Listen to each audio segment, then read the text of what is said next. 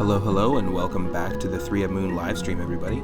It is Tuesday, June 29th, 2021. My name is Matt, otherwise known as 3 Up Moon, here on Twitch and YouTube. Today we're going to be continuing sort of an extension of our viewer request Retro Sundays. So every single Sunday at 6:30 p.m. Pacific, I go live and we tackle like an ongoing queue of retro games, and we had some technical difficulties on Sunday.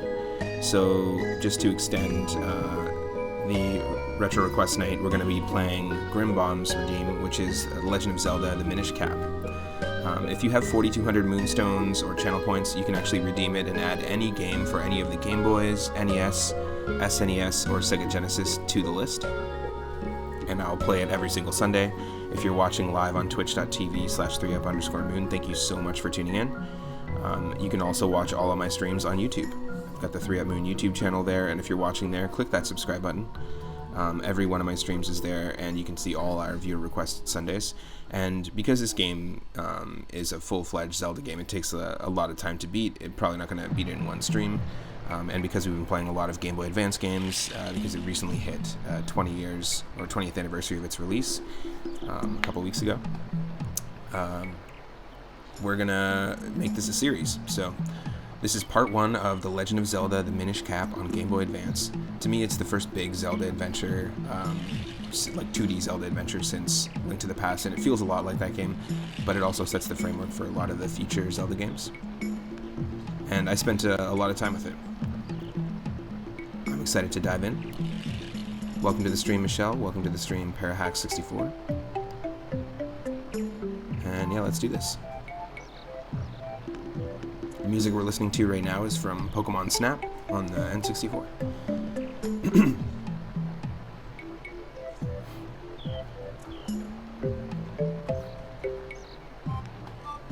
Alright, you should see me.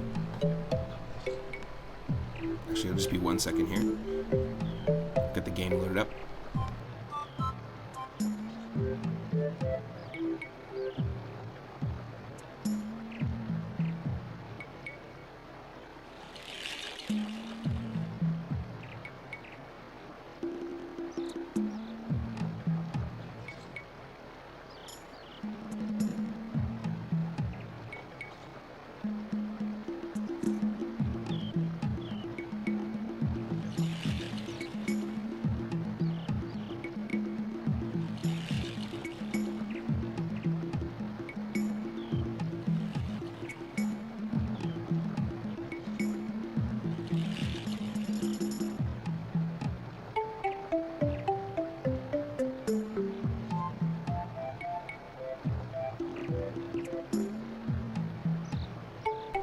Yes, Parahacks, I love those emotes.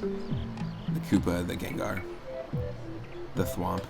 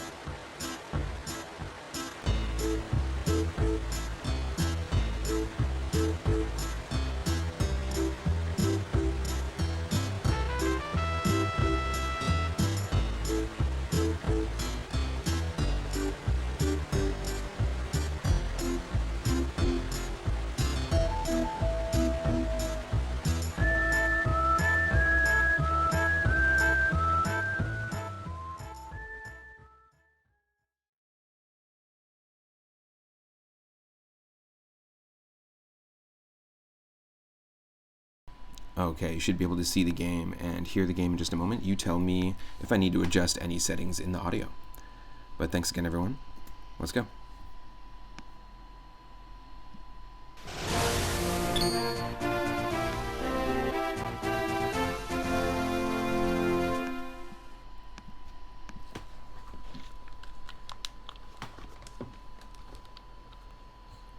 controller going? Here we go.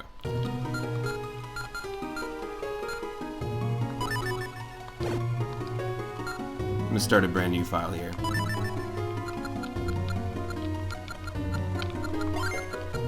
We'll just call ourselves 3-Up.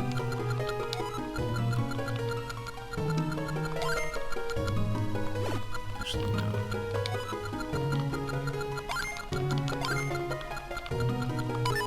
Nice.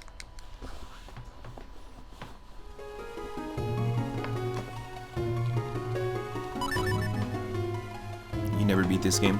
This is the first game I played along with Chain of Memories, Kingdom Hearts Chain of Memories, on my original gray DS, like the first Game Boy Advance game that I tried in it. It's really good. Interesting, hold on normal. Nice. Also, thank you to Emily K92 for the follow. Welcome to the stream.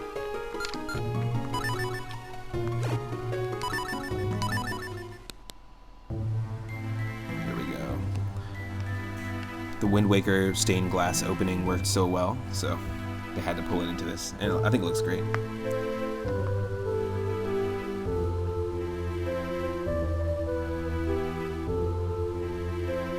Congratulations, Parahack64, on making affiliate as well.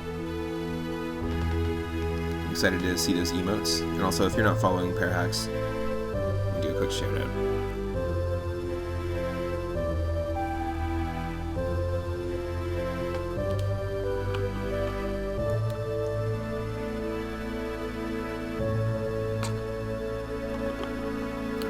Restored, the people enshrine that blade with care.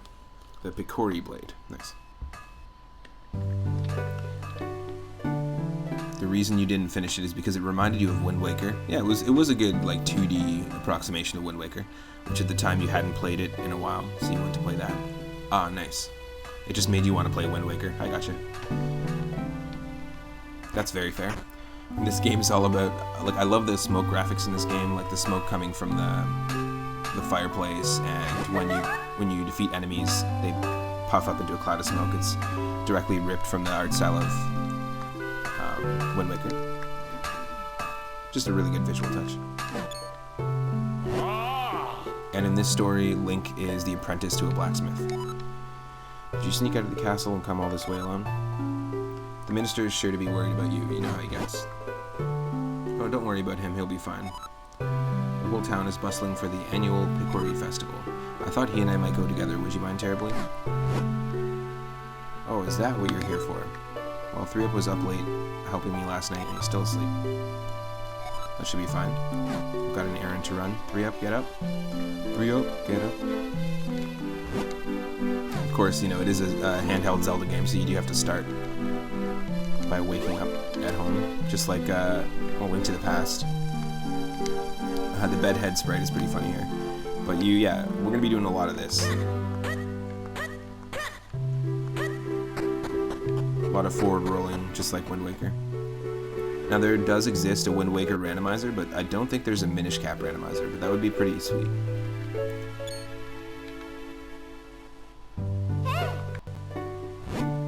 Hey, 3-Up. Zelda's here, and she'd like to know if you'd join her at the festival. Yeah, 3-Up, come on, let's go check out the festival together. Master Smith already gave me permission to take you.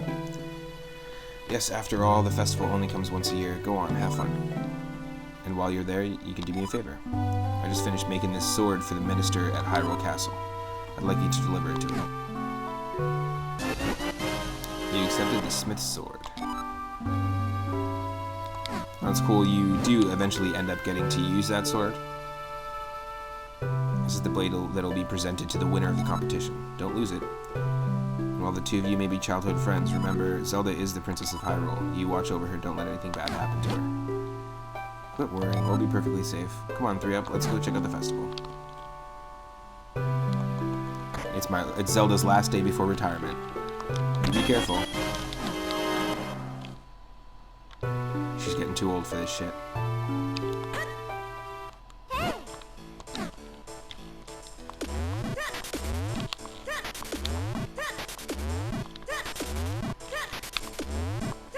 So this game was developed by Nintendo and Capcom. I don't know why I was going to say that. My brain just had a brain fart there. Capcom. They worked on Oracle of Ages, Oracle of Seasons, and they also did Four Swords with Nintendo, which is pretty cool.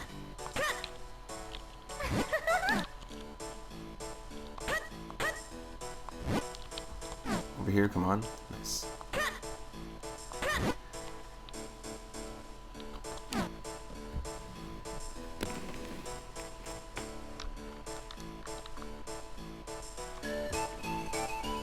Yeah, this music is very much like the Millennial Fair music from Chrono Trigger. It just reminds me so much of it. And it's very similar. It's just like a festival that you walk around and do stuff in the beginning of the game. Welcome to the Picori Festival. They say that every 100 years the Picori come to Hyrule, and this is the 100th year to the day since the last time the Picori were here. Cool. Phew, preparing for the festival left me absolutely exhausted. Still, I'm just enjoying watching people have fun. There's a storyteller here we should stop and listen to. Oh, I wonder what's over there. Long, long ago, and even longer before that, evil creatures appeared in the world of humans. They were powerful, frightening beasts, and they created such trouble. But then the Picori came from the sky, bringing humans powerful magic. With the magic light force and the Picori blade, the beasts were repelled. And the world of humans once more knew peace, thanks to the Picori. So as to not forget our gratitude, we hold this festival each year. Now remember, little ones, the Picori only appear before good little children. If you only do bad deeds, you'll never get to see them. So be good. Just on my way back from seeing the tournament at Hyrule Castle, let me tell you, watching all those sword fights made me hungry.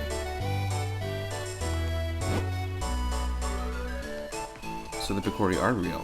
My father always told me they were. Oh, look at that. Only once every 100 years does the mystic doorway open. This is the door that links the human world to the world of the Picori. When this door opens, the Picori can enter our world, and guess what? This marks the 100th year since they last appeared here. I'm sure something wonderful is going to happen at this festival. All this set up, and you know something bad's going to happen. Also, this game's really cool because it gives you really kind of two perspectives to explore the entire map. You can explore the entire map, give too many spoilers away, but you can explore the entire map kind of in two different ways, which is kind of unique to Zelda at the time.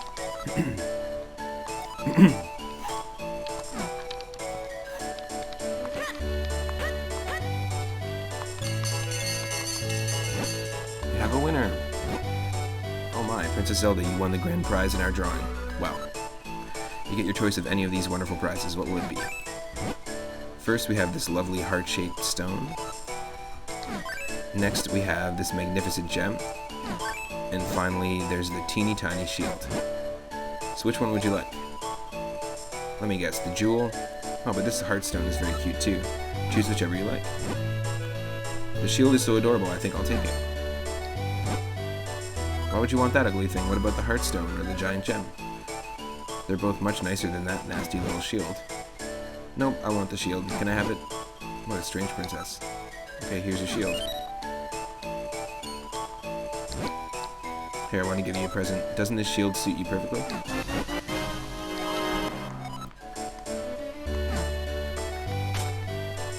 Nice.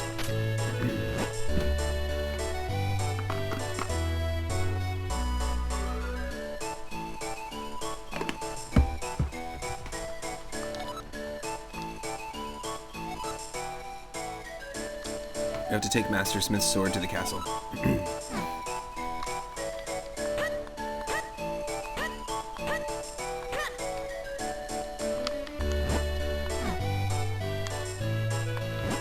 My sister and I came a long way to see the Picori Festival last year. Is it true the festival is named after the tiny people the size of my thumb? I want to see what they look like. Do you know where I can go to see them?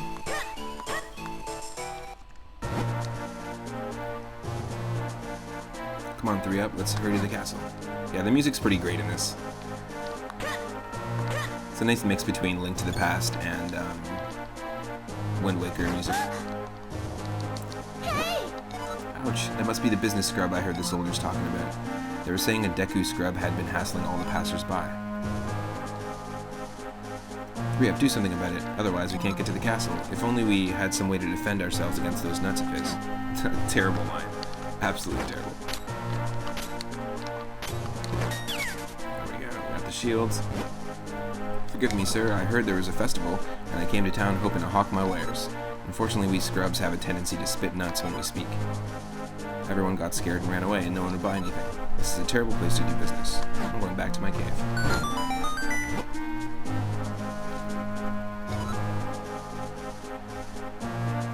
Oh well. He won't be hassling anyone now. We better hurry to the castle. Welcome to the stream, Serious Twitch. What is up? You've only ever played the middle of this game? Nice.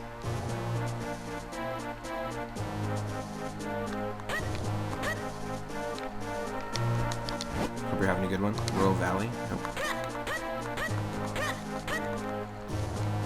I do like how this courtyard reminds me a lot of the Mario and Luigi Superstar Sega courtyard. It even looks like similar sprites. Like these, the hedges and stuff. Very similar palettes. If you start off in the beginning of Mario and Luigi Superstar Sega, when you start off in Princess Toadstool's courtyard, it's very similar to this.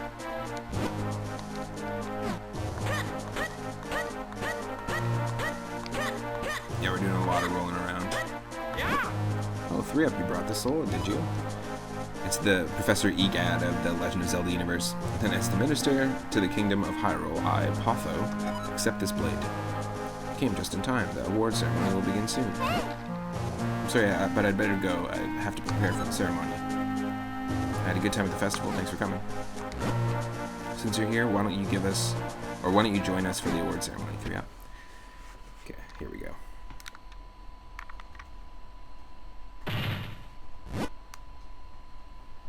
Do you know about that sword, 3-Up? It's called the Picori Blade, and it locks much evil away in that chest. The Picori Blade is sacred among the people of Hyrule. Legend has it that long ago, the Picori gave us the blade. Whoever wins the competition earns the honor of touching the sacred blade. It's the King of Red Lions.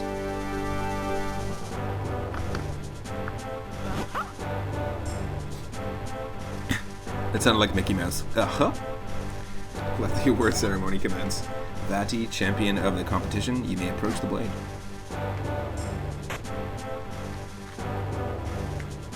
Vati or Vati? I think it's Vati.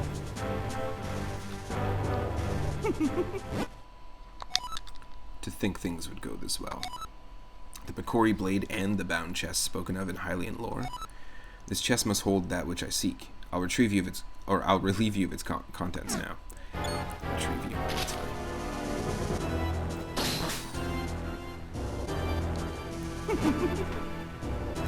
Do not interfere with me. As victor, I've earned the right to approach the Picori blade.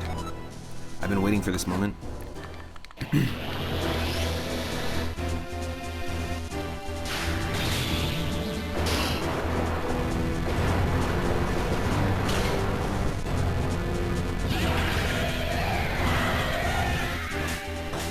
Looks like a Pandora's box thing.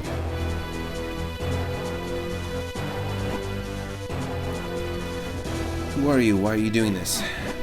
The princess with the mystic aura, the power that was gifted to the people of Hyrule, still flows within the veins of the ladies of its royal family? Interesting. If I leave you now, you'll only cause me trouble later. That will never do. To stone with you.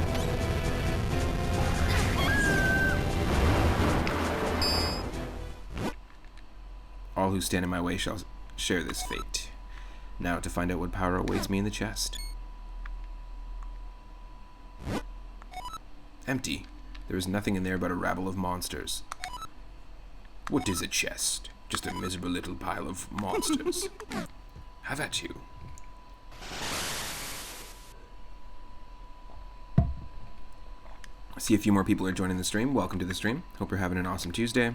Starting a little later today, and was dealing with some technical difficulties the last couple of days. But this is actually an extension of our viewer request Sundays. So this was redeemed by Grimbomb, and because it's a pretty lengthy game, I'm just going to be making it an ongoing series on the stream. And because we've been playing a lot of Game Boy Advance games recently, I'm really down to explore that catalog. And so far, the only Zelda game we played on stream has been Link to the Past Randomizer, and you can find a full playlist of that stuff. If there was a randomizer for this, I'd totally be down.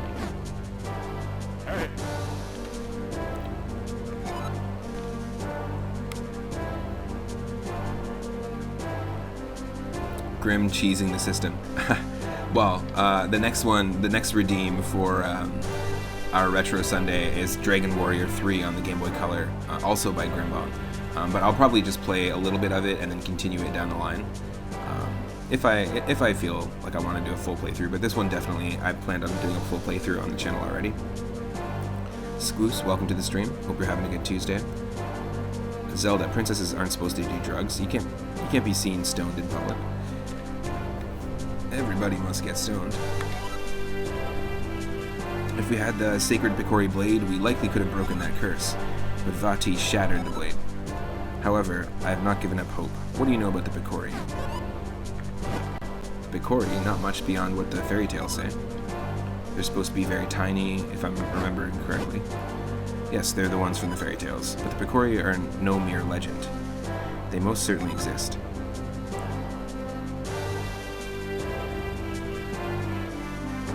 No one outside of the royal family knows the truth about them. The Picori who forged the sacred blade live deep within Minish woods. They should be able to repair the broken blade and reforge the sword. Scoos is saying, is that King Rome Bosphorus Hyrule? Roam Bosphorus Hyrule. Is that his actual name? Is that the King of Hyrule's full name?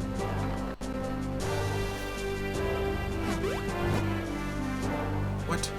We must dispatch the soldiers there at once. No, soldiers will not do.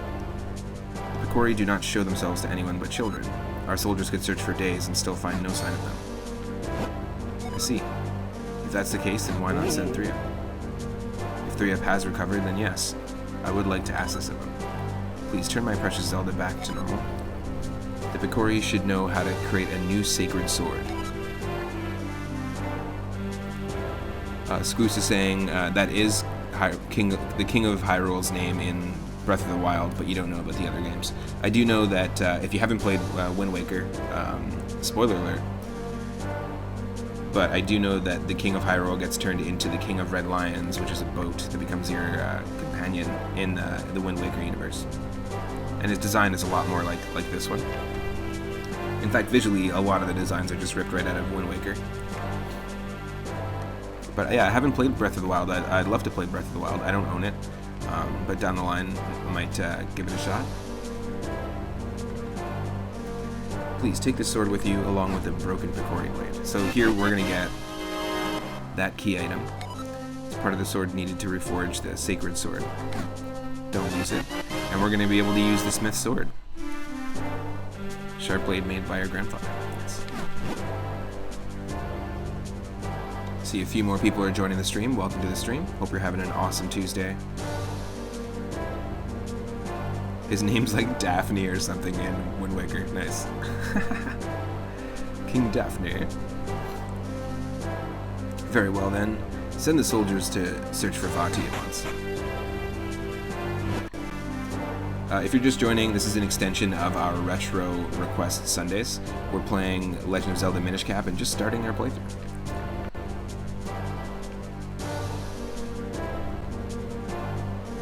Scoos is saying, I didn't even know Minish Cap existed until you were binge watching Breath of the Wild theories. Interesting. Parahax says, in Wind Waker, his name is Daphnis. So Daphne's no Hansen.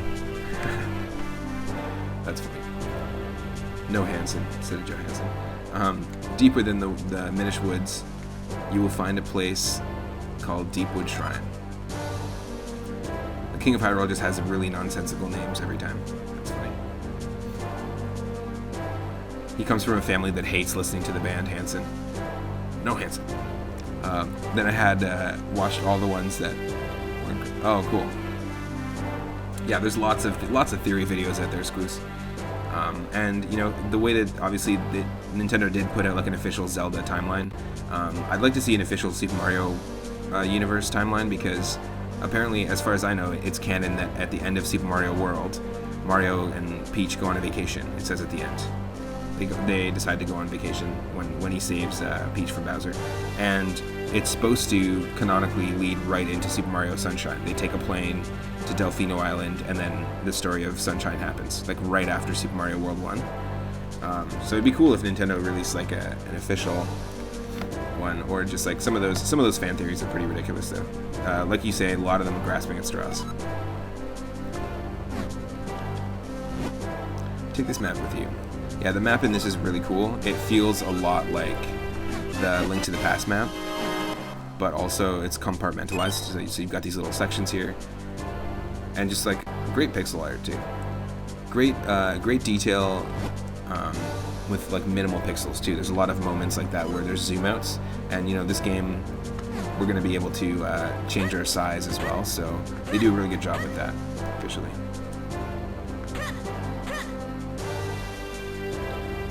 It does feel very much like the Link to the Past Hyrule Castle design too, which is nice, just in layout.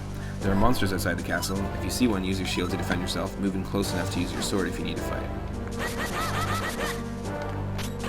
Nice. Okay.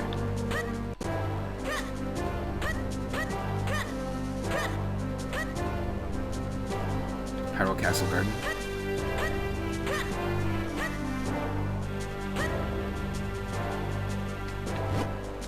Still won't let us pass.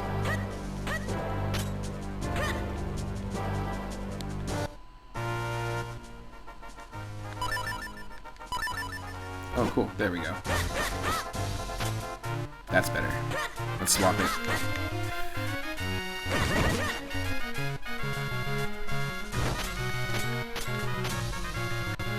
Crazy.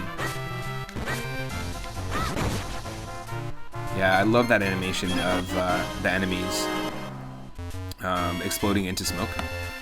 Just ripped right from the art style of Wind Waker. You got 1 rupee, it's green, don't spend it all over the place. Cool. Oh. Creepy. It's like all these monsters just appeared out of nowhere. The voice effects, that's funny. The name's Muto, I'm head carpenter around these parts. The King of Hyrule himself has trusted me with this project. See, that sorcerer's attack tore things up pretty bad around here. You know, kid, you shouldn't be playing anywhere near the construction zone. I'm so busy, gotta finish here so I can go repair those steps.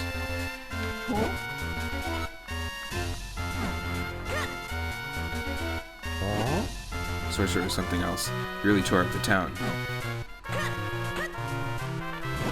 We've taken care of most of the monsters out here. Be careful around Minish Woods, though. The woods are thick with them.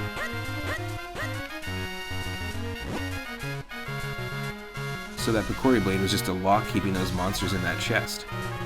The rumor is that Vati was looking for something inside that chest. I mean, something other than monsters. But nobody knows for sure what that is. I'll tell you, he sure has been nothing but a big headache to the rest of us. Let me know if you need less game audio or more game audio at any time. Spruce is saying, I've only played Breath of the Wild, so seeing everyone alive and not a century past the worst genocide in Hyrule history is whack. Yeah, because Breath of the Wild is totally, like, years later, right? Is that the most recent in the timeline? I don't know. Like I said, I haven't played it.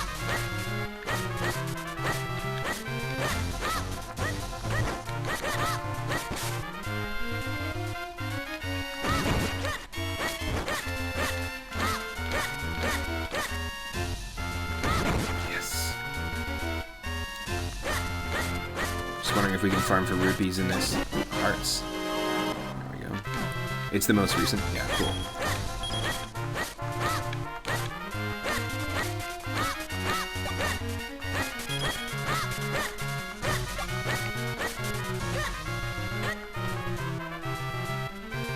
Lon Ranch. Oh. Yeah, I love the art style in this game. It's so good. Vale Falls, Minish Woods is south, and Lake Hylia. Cool. You can turn Link into a Diglett. Definitely a lot of animation smears going on as well here to create that fluidity of movement in these animations, which I appreciate. Animation smears, you should look them up. They're really cool.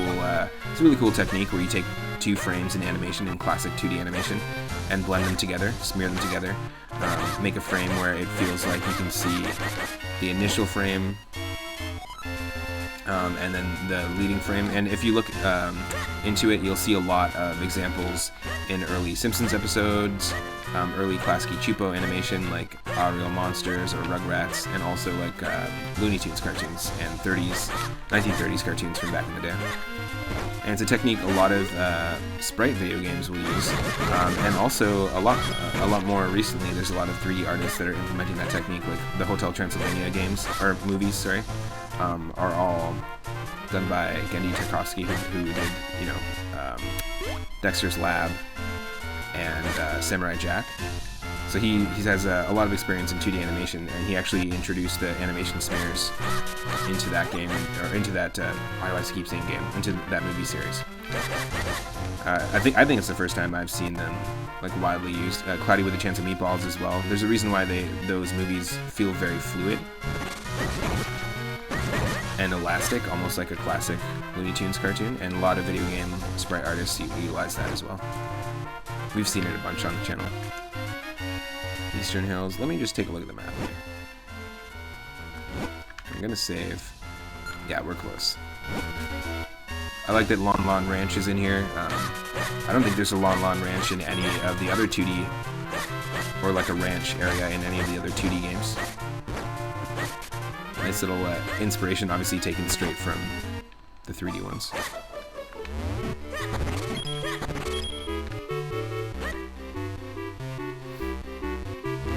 Link, I choose you.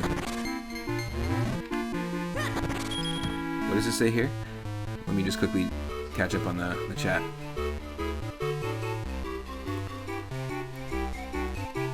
You watched a theory about how it really only fits in the timeline, though, if the first Hyrule Warriors is canon. Otherwise, how are the Rito and Zora both in the same world? Well, yeah, it's kind of like more like that game to me is more like it can't really be canon because it's kind of like Super Smash Brothers in a way, right?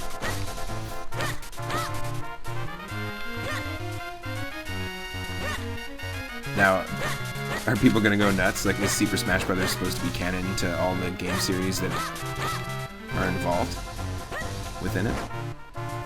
It's funny you say Link, you choose you, because I did find recently a bunch of really, really interesting Zelda ROM hacks. We've got some ROM hacks of Link to the Past. We're going to be doing a Zelda ROM hack stream. We've got Link to the Past ROM hacks. I've got a ROM hack of the first,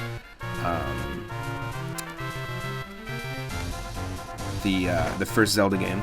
A really interesting one. And then we've also got a ROM hack of Pokemon Leaf Green.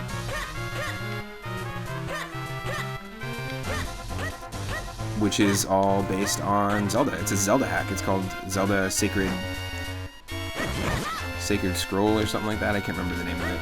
Oh, Sacred Paradox? That's what it is. But it's basically a ROM hack of Pokemon, but with Zelda characters. Squoos. Yes, it is canon. Smash is canon in Mario for sure. It's gotta be. No. Think about, like, where does Super Smash Bros. Brawl fit in the storyline of Metal Gear Solid 1, 2, and 3, and 4? Like, when did it happen? Okay. And where does Duck Hunt fit? Like, did Duck Hunt happen before Super Smash Bros., or did Super Smash Bros. Happen before Duck Hunt? Because you killed the ducks in Duck Hunt, so technically, Smash in the Duck Hunt canon, Super Smash Bros. Ultimate would have to have happened first.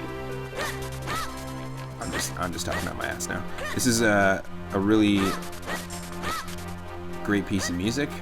I feel like the Lost Woods is one of my favorite areas in Link to the Past, and Minish Woods is just designed really well, really great sprite work.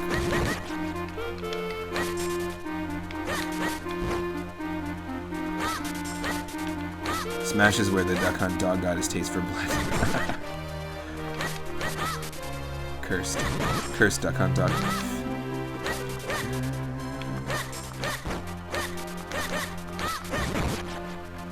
I know I can't get through this until I have a particular item. In fact, that's dirt, so we can actually use these like mole claw items that we get eventually, and come back here and dig through it. It's gonna be pretty cool. There's a lot of replayability in each area as well. You have to come back and do a bunch of stuff. Do I remember that Duck Hunt horror game, or is that a fever dream you had? It might have been a fever dream. Or a Resident Evil mod. Because there's a lot of funny ones out there. Oh. Oh.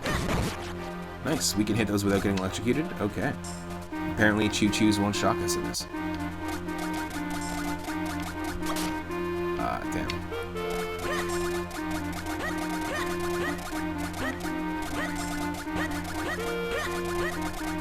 Okay, can't do anything here yet.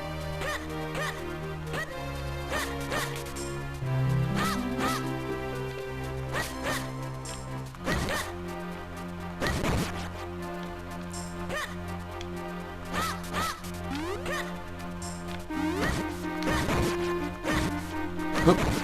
Yep, I love this. I love the art style in this game, like I said.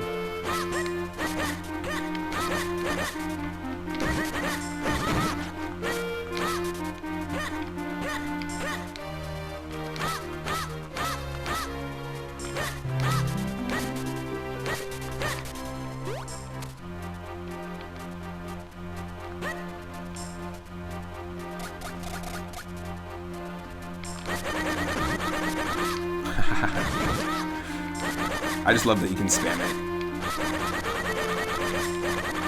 I love the game like doesn't limit you and lets you just constantly spam it. You can't really do that with Link to the Past as much. It also sounds hilarious. It's called Duck Season. Is it a really thing? That's got to be a fan game. That's got to be a fan game. Jacksepticeye played it. Help me. Oh no. Ouch, won't somebody stop them? Welcome, Jer Bear. Hope you're having a good day. Got that Minish Cap working today. I know that you played this on your channel as well, somewhat recently. Love this game though, love the music. Ouch, won't somebody stop them? Ow, ow, help. Somebody, can't anybody hear me? Where's this dude? Oh, I will take that though, you got a piece of heart. This one turned into one of your favorites. Yeah, it did for me too when I first got it. I mentioned earlier that my gray brick DS, I like to call it, like the gray brick Game Boy, the original DS. When I got it, I had this game and I had Kingdom Hearts Chain of Memories as like newer Game Boy Advance games in my collection. So I played those ones a lot on the DS. Like they were the first Game Boy Advance games that I played on my gray brick DS. Around the same time I was playing Super Mario 64 DS. Oh. Hey kid, you there. You there. Hey there. Don't just stand there and do something. Ow. What's wrong with you? Do you like watching me take this abuse? Help me.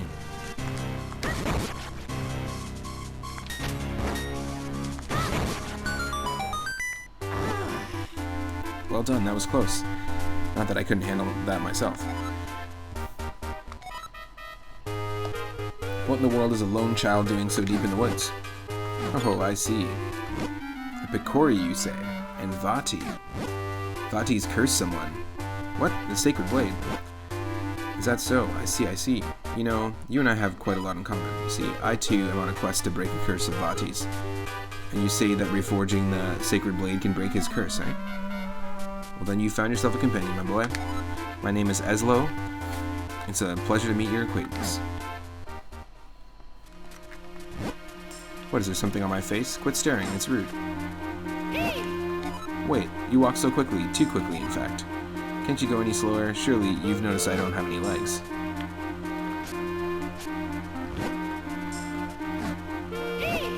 Boy, took a good look at me.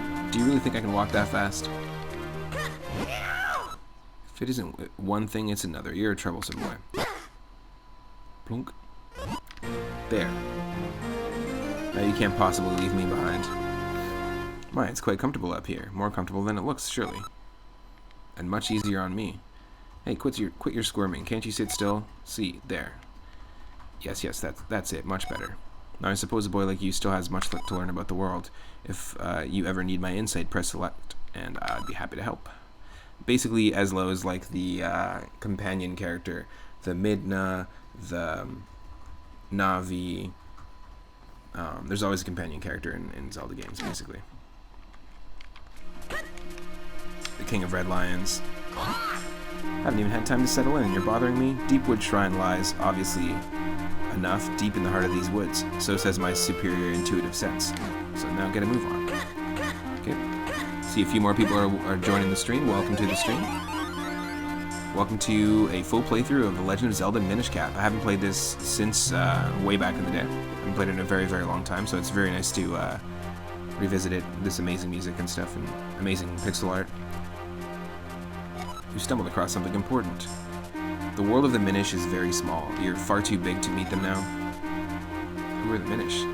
Ah yes, silly me, allow me to explain. You humans call them Picori, but they refer to themselves as the Minish. Strange how in the world of humans only this forest has kept that name. Anyhow, deep in the forest, they built a tiny village where many now live. But if we're to enter the village, we'll have to make you a touch smaller first. Look at that, at first glance it appears to be a mere stump, yes? Nope, that stump is a portal used by people long ago to adjust their size. With my help, you can use it to shrink down to Minish size. Just stand on the stump and press R to shrink. To return to normal, stand next to the stump and press R. Get me up there and we'll give it a try. Here we go. If you're new to the channel, go ahead and click that follow button. I stream every single day from 1 p.m. Pacific onward, and I do retro games, RPGs, randomizers of retro games, all sorts. We've got an ongoing, every single Sunday, we've got an ongoing series of viewer request retro Sundays, and you can use Moonstones to redeem any game on any of the Game Boys, NES, SNES, or Sega Genesis, and add it to an ongoing queue. And that's actually where what this game is. We're doing an extension of Sunday, so this is our most current game in the queue. And every Friday, I do a regular series called More Games About Eating and Food, and I started it last week. And basically I spin a roulette wheel and we have a bunch of games, a curated list of 400 games that are all related to food or eating in some way, whether it's a mechanic in the game or there's a food collectible, like Donkey Kong Country, for example, collecting bananas. And we did 2 of those streams so far, and they're really great. So we just spin a roulette wheel and we get any game from Atari 2600 all the way up to Nintendo 64. Yo, Dig, welcome to the stream. Yeah, it seems to be working. It seems to be working quite well. I think it was a heat wave thing. But it seems to be working, which is nice. Welcome to the world through the eyes of the Minish. So now we're really tiny, and like I said before, this game has really great pixel art, and they do a really good job of translating like the pixels using like a minimal, I don't know, minimal real estate, I guess, on the screen. Just like the smaller pixel art, in my opinion, I think is really refined. You were just thinking about playing this? Nice. Yeah, it's such a good game. This was redeemed by Grimbomb, another retro streamer. Portals that reduce your size are all around in different shapes and sizes. If you want to return to normal, stand next to a portal and press R. But there is one thing you must know. Being Minish sized is full of dangers. Mere puddles at your normal size are bottomless swamps to the Minish. And as your companion, if anything bad happens to you, it happens to me too. So proceed with caution, my lad. If not for your sake, then for my own.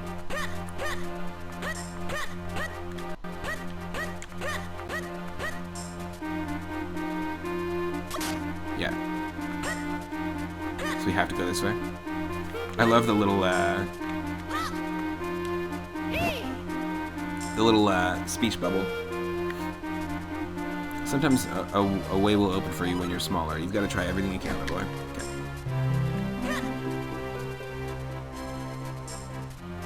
Oh no. For those dealing with extreme heat, I'm sure it'd be nice to fall into a body of water like that. And I hope everyone's having an awesome Tuesday. Yes, okay. Great pixel art here. Love it. Hold on, we got that leaf, you got that leaf. If you're a tier 2 subscriber, and I know we have a couple of them, you got that emote, that nod leaf emote.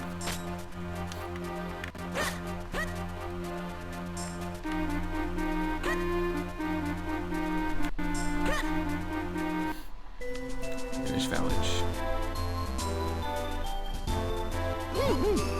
It appears we found the Minish village. Oh, there they are. Pico, Picori. That's why they call them Picori, is because their language sounds like it. That's so funny. Rippy, Ripico, Picori. Picoco, Pico, Ripico. I gather it's been quite some time since they've last seen a human. What's that? You didn't understand what they were saying just now? Ah, yes, so that was the language of the Minish. It's a little different from the dialect I'm most familiar with. I'm afraid I didn't catch most of what they said myself. But perhaps there is someone here who understands your language. You should look around. Pico, Riki, Poco, Tipo. Cool. Look at this, like, strawberry that's not quite ripe yet. That's what it looks like.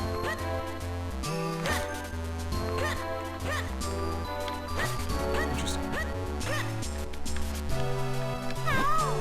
Pico, Riki, Piki. Cool, cool, cool.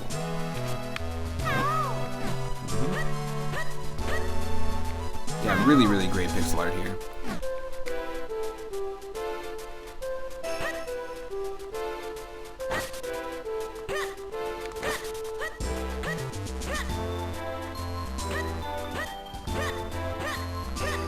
Should I miss anything?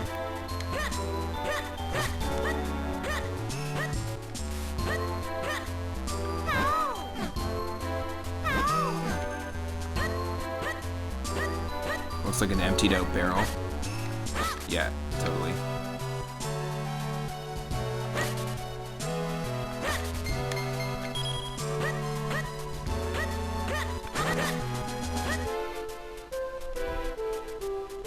Yes, please.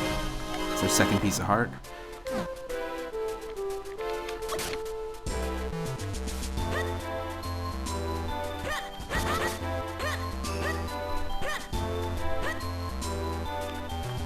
I always thought the Minish Village music was really great. And it has a little bit of like a Game Boy Color sound chip vibe in the bass line.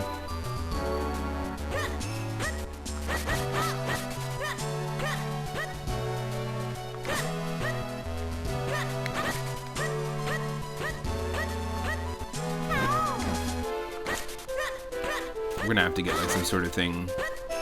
I think they cast a spell on us or something happens, then we can just translate what's going on here. Oh, I like these potted clovers. Because of course that would be like a potted houseplant, right? That'd be like a huge houseplant for them. That's like little touches like that, little aesthetic touches are pretty great.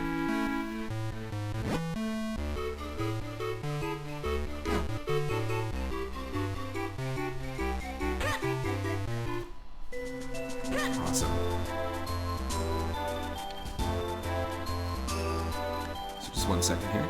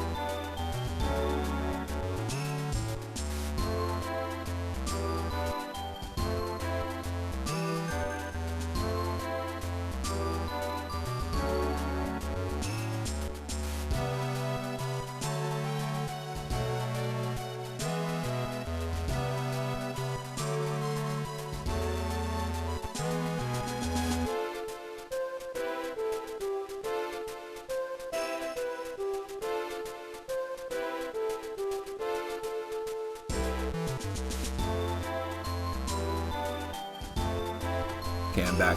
My partner just finished a long writing piece for work, and so I just want to take a second and be like, yeah. What's up, Mike? Did you ever play this game? And I hope you're doing really well. Hope it's not super hot for you. It was almost 40 here. Was it 40 here yesterday? Yeah, it was 40. But I hope you're staying cool.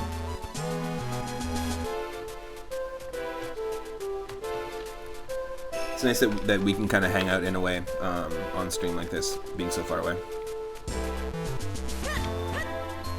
But yeah, really beautiful pixel art here. Like, Stardew Valley stands out to me as like some incredible 2D pixel art, but this there's just something, the environments of the pixel art here is just fantastic. Look at this, we just shrunk, and everything is like clovers, and it looks just like our yard, exactly. So we just shrunk, because there's these like little people here that live amongst the humans in this game, so you can actually explore the entire overworld as normal Link, and then you can also go into all different places as a shrunken or Minish Link. This is one of my favorite things, and I know Michelle's going to really appreciate that. One clover is a potted plant in their house. Right? It's like this little... As long as it's near window. Is it near window? Yep, they're near windows, and they're thriving, so... That's Michelle's main criteria.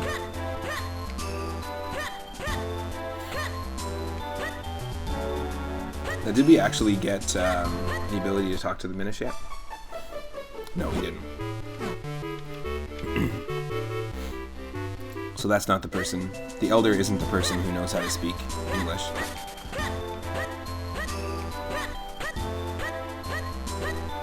Is it English or is it Hylian? And is it just translated to English for the player? Just something to think about. Ooh. Hell yes, maybe this is the Elder. I've never seen an outfit like that before. Are you a human? Oh my, it's been quite some time since any humans came here. My name is Festari. I watch the Abbey as well as the shrine to the north. You seem to be having some trouble with our language, don't you? You could use a jabbernut. It will allow you to understand our tongue.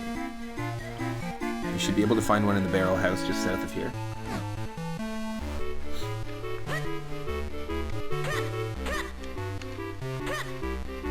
This is cool. This music, also the Minish Village, sounds like it totally could fit in, like, if they made a Castle in the Sky game or a Kiki's Delivery Service game, like a Studio Ghibli film. Sorry. Then this music totally fits. I'm not sure why. It just has that vibe.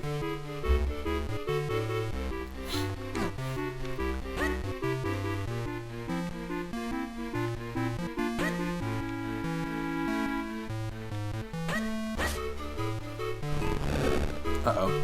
Screwed up.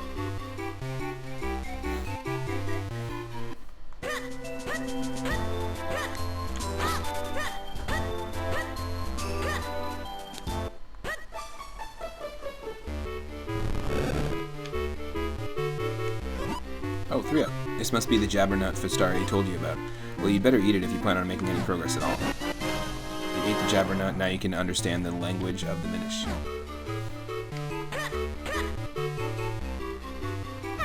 So you've eaten the jabbernut, now you can understand us. The Elder said that humans can no longer see us as they once could. It's amazing that you can see us. You've heard of travelers who find a kinstone and get really lucky? Well, that's all thanks to items made by us, the Minish. You see, we thrive on making humans happy, it gives us energy, but we only do it in secret. Well, you just told me. That guy just loses all his energy, becomes just like a pile of clothes. Yeah. That's 5 rupees, that's kinda nice. You probably haven't noticed, but lots of Minish live right in Hyrule Town. We Minish live in Hyrule Town and other places too, not just in these woods. I'm getting set to leave for town and visit some of my Minish friends there. Cool. Oh, so you've eaten the jabbernut, now you can understand us. Sorry, but I know little about swords. I'm sure the Elder can help you.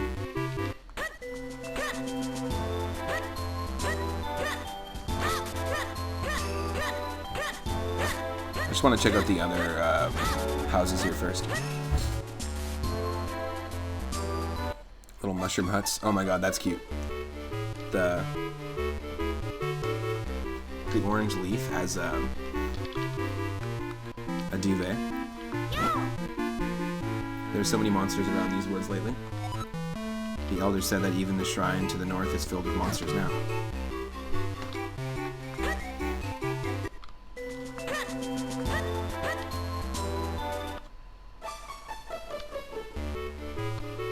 Yeah, all of them. All the duvets. That's so funny.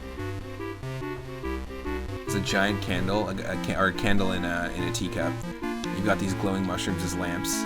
Buttons as the oven, or like plates, I guess. That's really funny. And then they have a leaf tablecloth and a leaf duvet. Just good art design. If you want to reforge that sword, you'll need the help of an expert smith. Master Malari and his 7 apprentices can help you. They live in the mountains, where they can find all the ore they need. I'm sure the elder would tell you about him if you asked. Cool.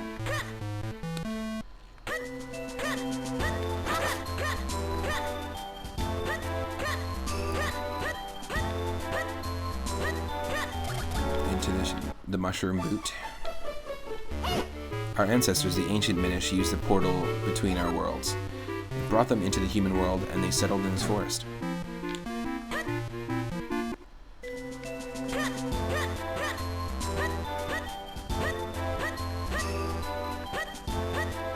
I think I've seen every house now.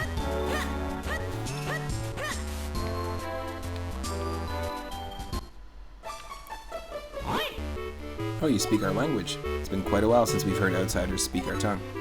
We have little to offer you in these woods, but please enjoy your stay. Thank you for your offer, but we have no time to relax. My name is Ezla. This child is 3-up. We need to break a curse that has been cast on the Princess of Hyrule. To do so, we'll need to reforge the broken Picori blade. Ah, yes. And you've come here now, hoping to have the blade reforged? Well, if that's what you're after, you'll need 4 mystic elements. These elements are the crystalline forms of the energies of this world. Only by infusing the blade with these energies can a new blade be forged. Here, give me your map. I can mark where these elements can be found. That's going to be our dungeons. 4 main dungeons.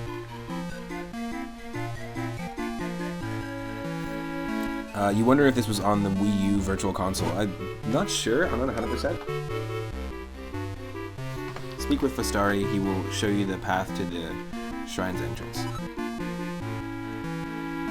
Go with caution. Evil creatures have lately made their home in our shrine. Return to me at once after you have found the earth element. So this guy's basically like Sahasrara. Oh, it is available. Nice. Very cool.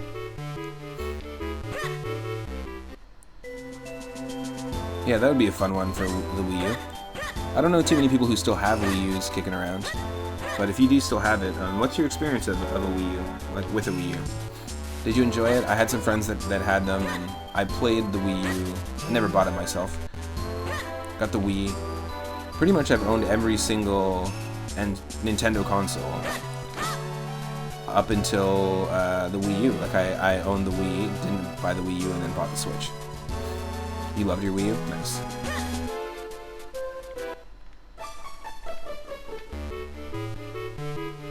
And your Wii, the Wii as well, yeah. The Wii was fun.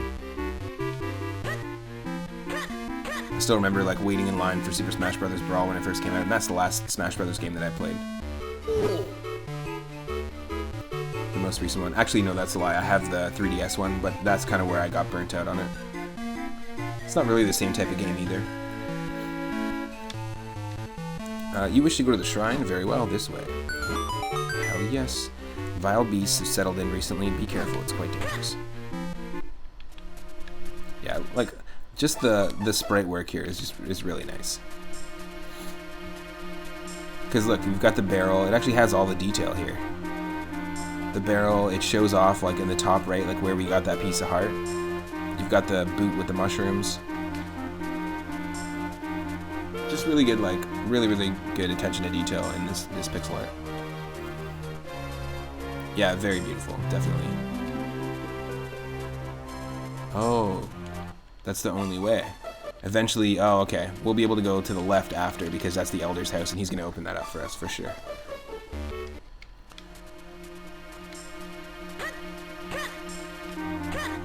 I love that we can still roll when we're small, though.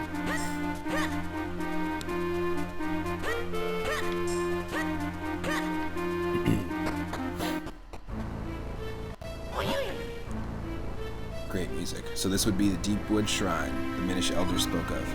He said something about there being monsters inside, didn't he? Hey now, no reason to be afraid or anything. I'll be waiting right here. No, wait, what am I saying? I'm not letting you leave me alone out here. He's like 6 pixels big and still rolling around. Exactly. I like that. It's a good visual. Like the animations still come across brilliantly and feel good. Like it doesn't change the flow of anything. This I appreciate. The amount of times that I've had to go through the frustration in a Link to the Past randomizer or like just Link to the Past in general when you don't have a lamp or a lantern. I think in the OG game you get the lantern right away so you don't have to run into it, but the randomizer, so many times we're stuck in a dark room. And yeah, we have a little bit more illuminated around us in Link to the Past, but you definitely can't see anything. The dark rooms here are super visible. You got a small key. Use it to open locked doors and blocks. Oh yeah, locked blocks. Those. That's actually right out of Oracle of Ages and Oracle of Seasons, which was also made by Capcom. Yeah, this was a Capcom game and a.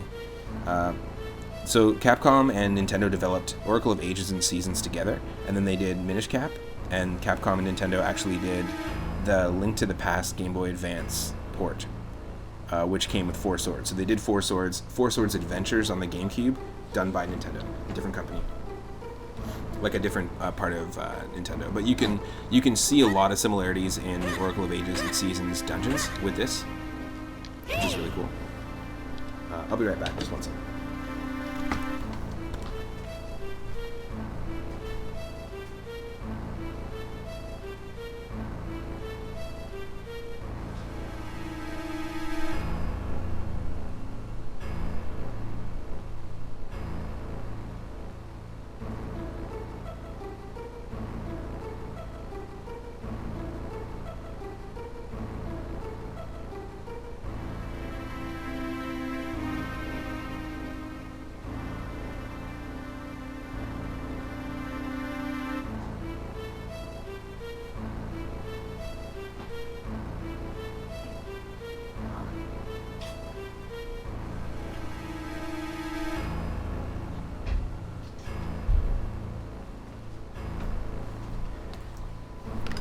Alright. There's a locked door here. See if you can find a key to open it. Duh. You already did it.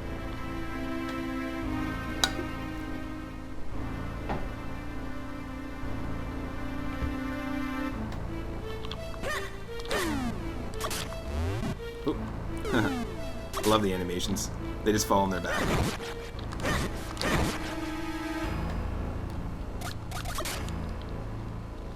Can't cheese it like in Link to the Past. No, no, no. You see that lever? I think you could pull it. Just stand in front of it and press R to grab it, and press down to pull.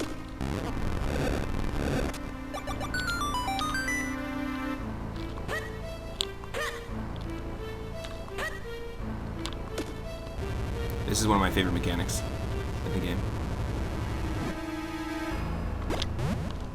Wait. Yes.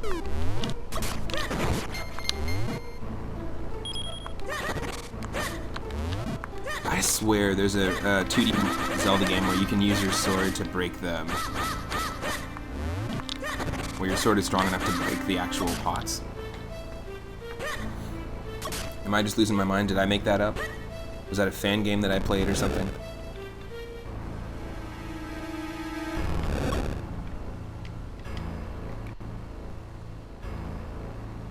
Oh.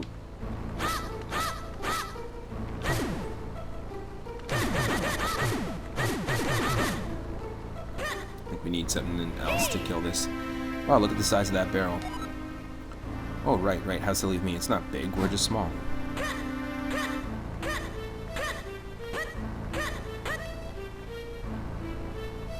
This is a cool part. Whoa.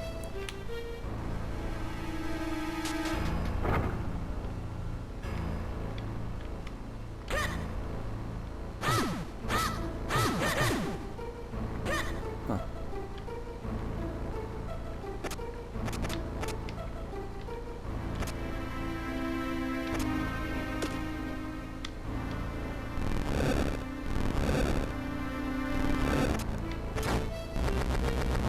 Oh, cool.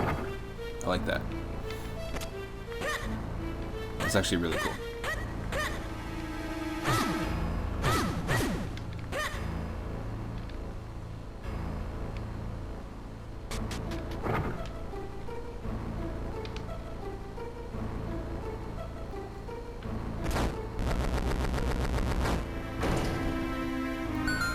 Nice.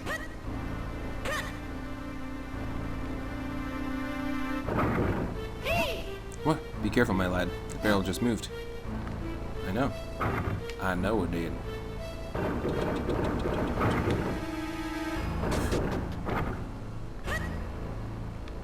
Nice. That's one of the monsters that we saw visibly come out of the chest. It also looks like a Dr. Mario virus.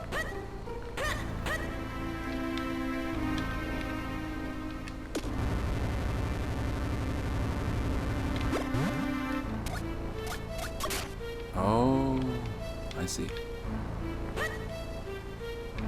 Huh, okay.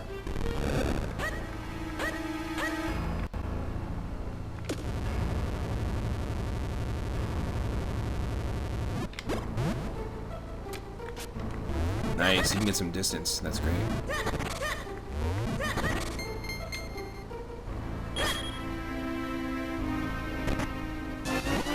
Found a dungeon map. Check it on your map screen. Lighter rooms are ones you visited. The blinking rooms are your location. Press up or down on the D-pad to check different floors. Yeah, I also really appreciate the design of the maps, dungeon maps here. They just look super clean and concise. A lot cleaner than in Link to the Past, but clearly very inspired by it. Just gonna save real quick.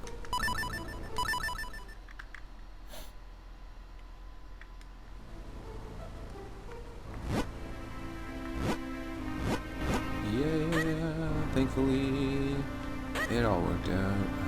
What do we do? So we have to do this.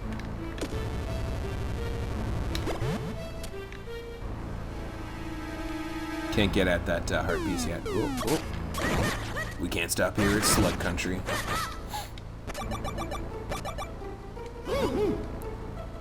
What the world needs now is something to hold down this switch. Sweet something to hold down this switch. Alright.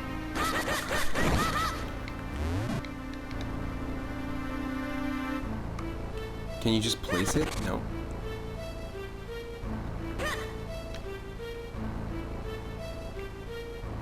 Huh.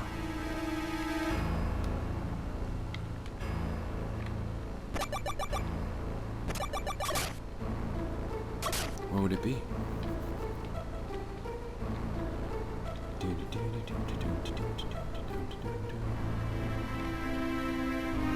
Oh. Interesting. It's the first time I've seen a pot that you could push in a Zelda game. Once you take hold of something with R, use the D-pad to push or pull it. It's extremely important, so I hope you take pains to remember it.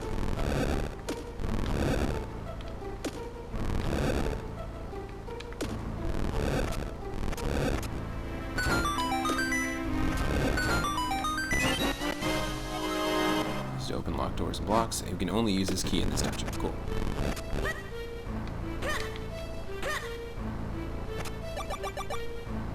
Was there something locked, though?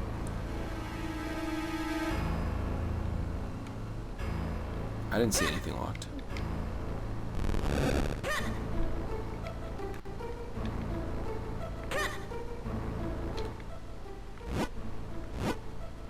one to use the maps that much, but I guess we should.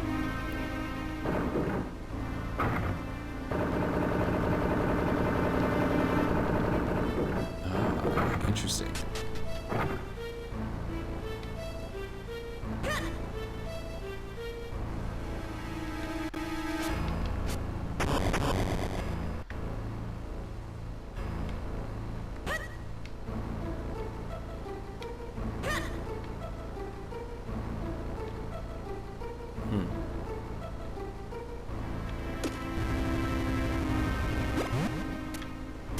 Oh.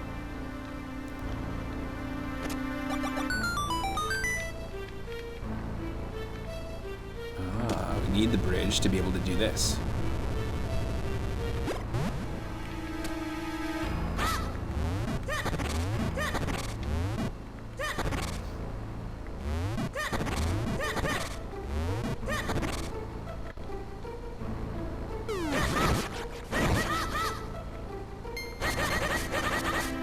I love that.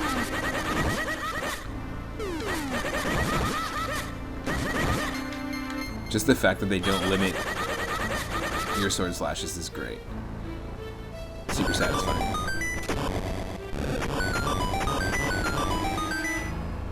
Oh no, we don't want that. I see. That's silly. You know, like, this is such a small room. Each room in the dungeon is super small, but like there's so much great like visual candy basically.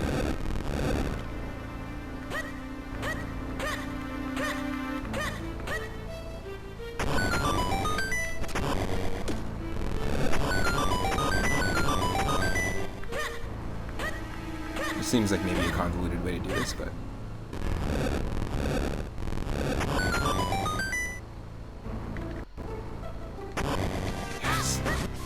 more Dr. Mario viruses.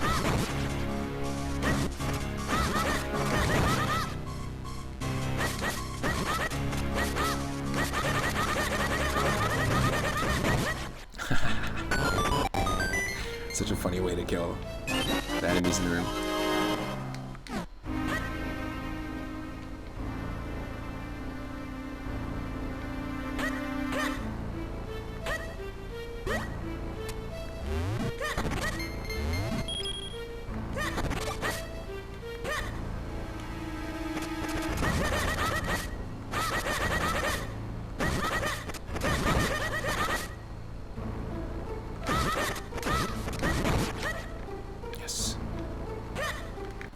Go left first before we go down.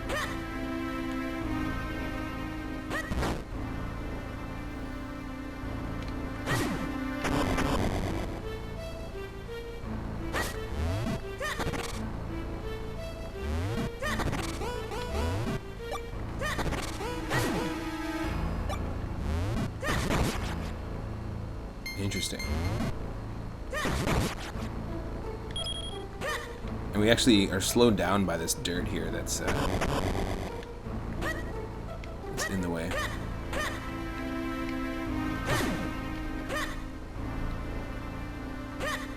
Yep, we know what that is. It's just the quick way back.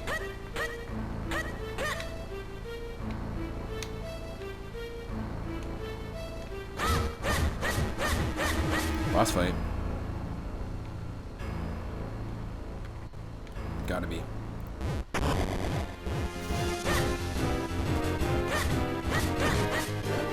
gotta hit his nose, and okay, I see.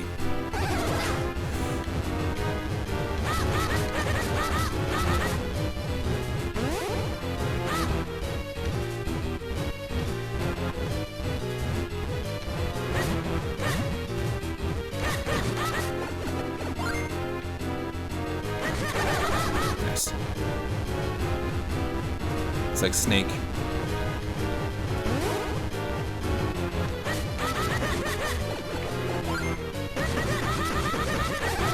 Spam it. Let's go.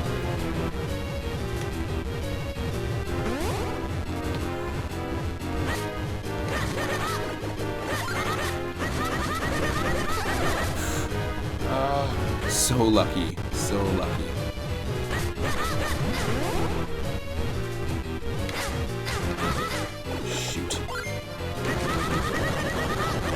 Done. Let's go. I do think this game is easier than Link to the Past. Just in general. It feels a little easier. We've got the Gust Jar. It's got some unique items as well, which is really cool. Hold the button to draw things in and release it to fire them out. Set it to A or B on the item screen to use it. Okay.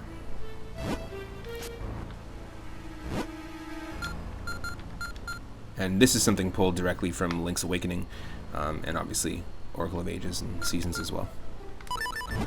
So here's the Gust Jar. So we can charge it.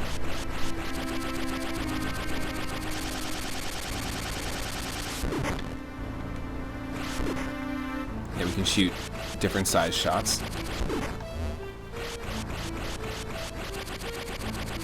Almost like Mega Man style. It is Capcom, after all.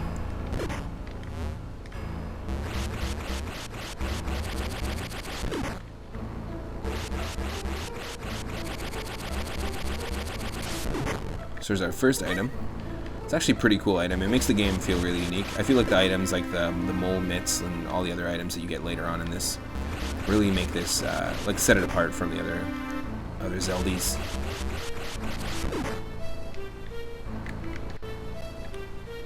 Interesting. Where does this take us? Ah, yes. And so now that we have the Gust Jar, we can also clean up this nonsense, which is nice. I think you can get rupees that way.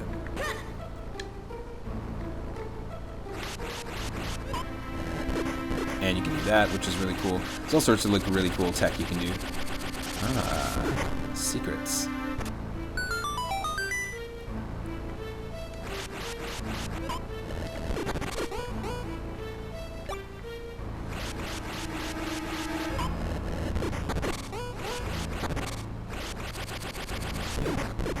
Definitely worth exploring.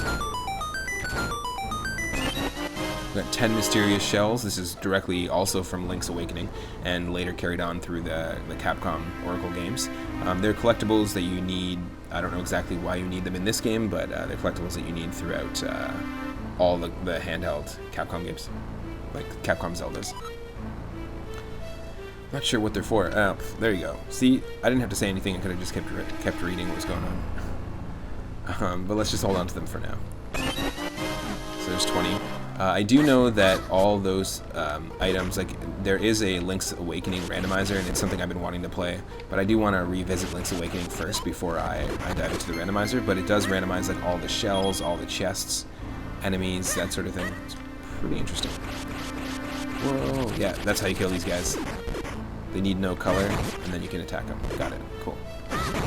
That's a cool idea, actually. They kind of look like mushrooms from Fantasia or something like that.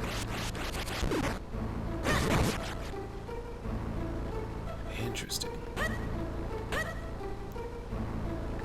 So I like this because there's going to be all sorts of like discoverable stuff.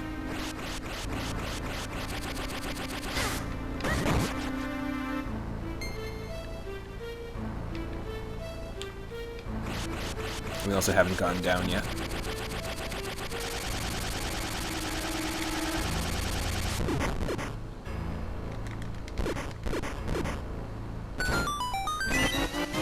Mysterious shells.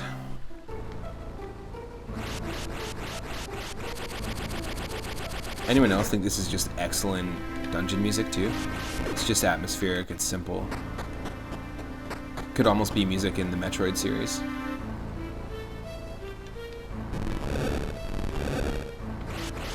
Yes, all enemies can be killed that way. That's so good. Very useful. We got the compass.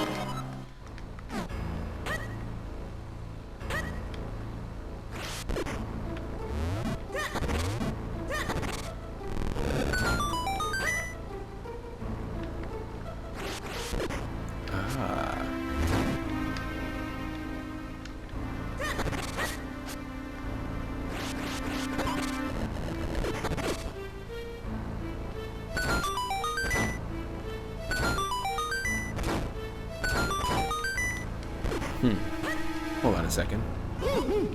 There's a puzzler. I suspect there's not much more we can do here right now. Let's press on. Perhaps we can work this from another angle later on. Well, thank you, game, for letting me know so I don't have to waste my time. It's a very kind thing for the game to do. Nice.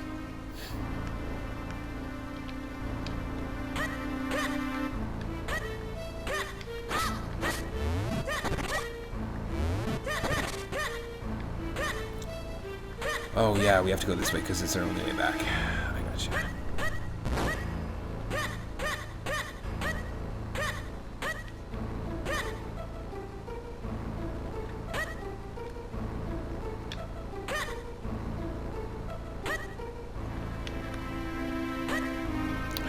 Why am I so dumb? It's here. It is here.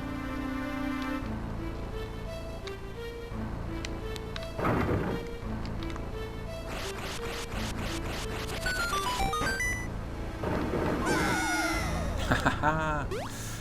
Cool. Now what? Unless we find a way to travel by water, we won't be going much farther. I love this. This is just a cool idea for a mechanic. Remember those 3 lily pads that we were on when we were zoomed out? Well, we're going to be using these lily pads. And you know, this is very, very, very similar to Wind Waker. I'm pretty sure the leaf item, you end up having to do this in a few dungeons using the leaf item. Nice. Really cool idea.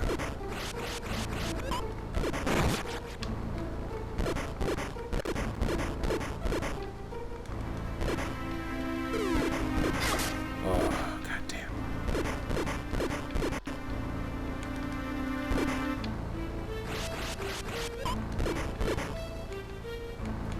Oh no.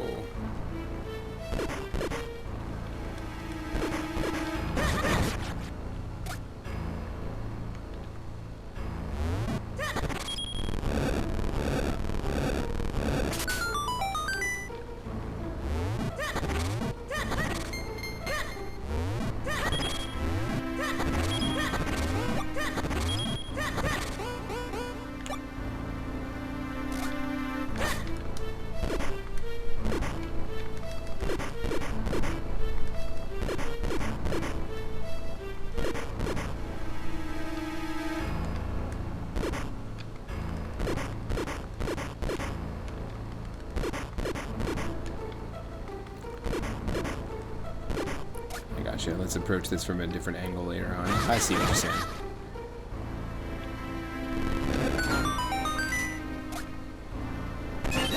Another key.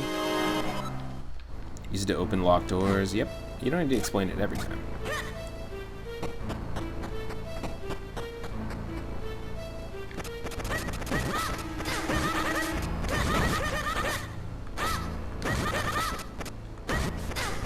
Ooh.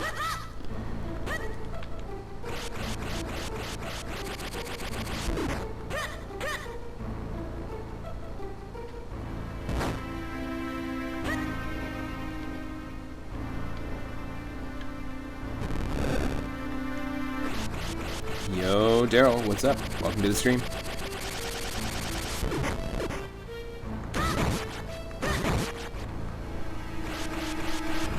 We just got the Gust Jar. It's our first item in Minish Cap.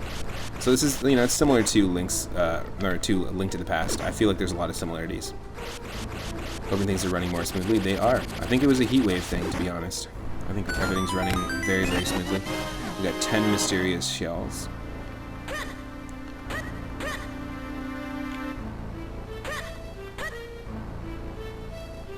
You like the cartoon style? Yeah, it's really cool. It's borrowing a lot of inspiration from Legend of Zelda Wind Waker on the GameCube. Okay, we went that way. Ah, interesting. Can we use the Gust Jar on the mushroom? Yes, we can. Very cool.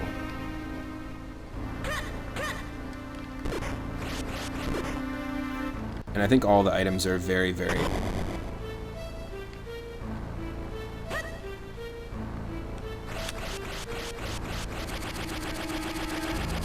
very unique in this game. Dude, I would just love to hang out. So yeah, definitely. If you want to come visit Vic, absolutely. Come do it. Thank you for offering that. Appreciate that. Big time.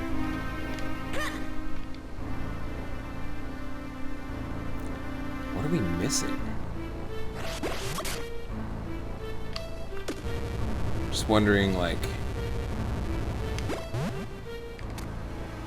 is there something here we're missing?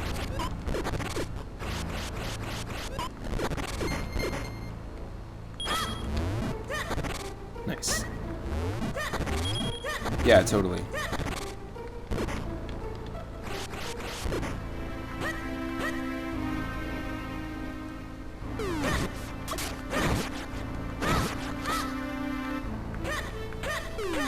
I just don't want to have to redo this if I don't need to. The music has Luigi's Mansion vibe, definitely.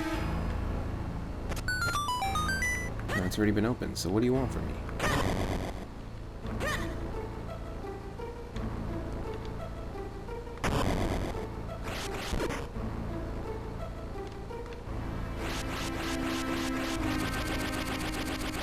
Slurms McCool. Slurms Mackenzie, I think was his name. Oh, I don't know. I have no idea what the hell. The hell to do.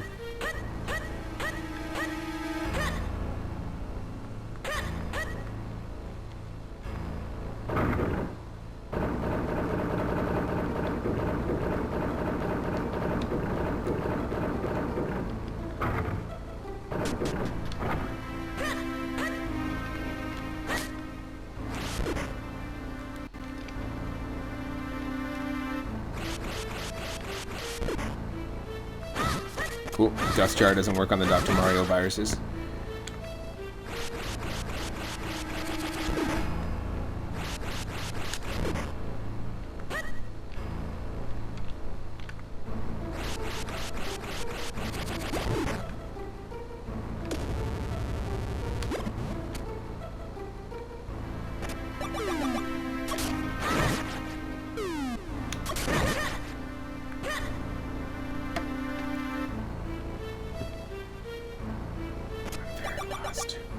Very lost. I hate looking at the map, but we gotta look at the map.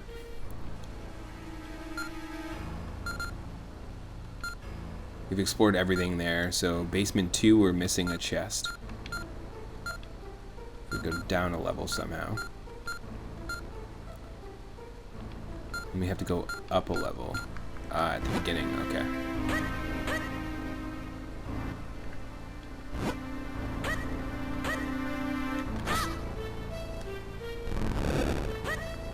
How puzzling.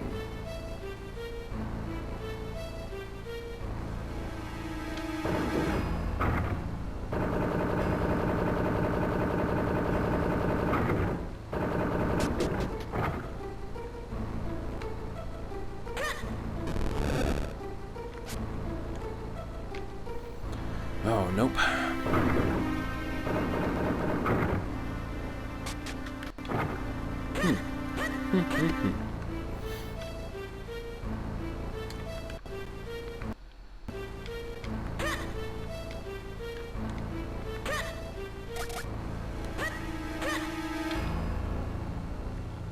We're missing your chest somewhere.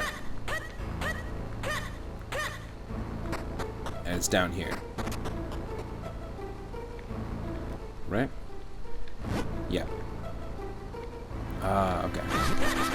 Yeah, because we didn't fully explore. That's what it was. We didn't fully explore this section. That's cool.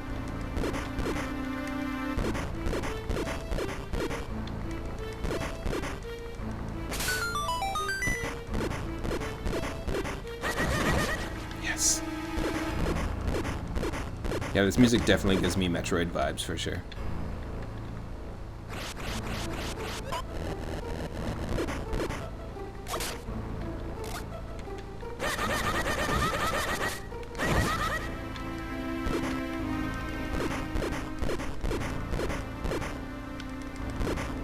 Oh, no, no, no. We came this way.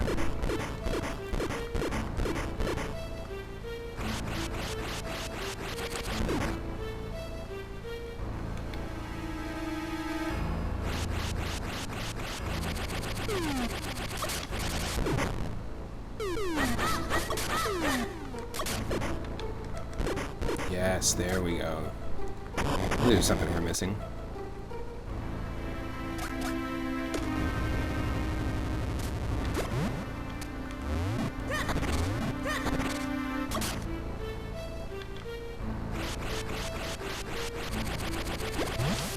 Yes. Oh no. Oh, come on.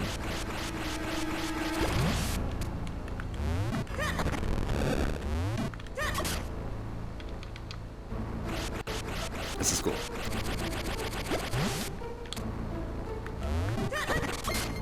Oh no. Don't do that.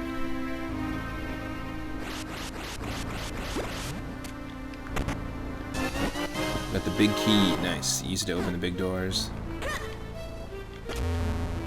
Hell yes. And another thing right out of Oracle of Ages. Of course, it's in the other games as well, but it just reminds me so much of Oracle of Ages and Seasons. Ah, here we go.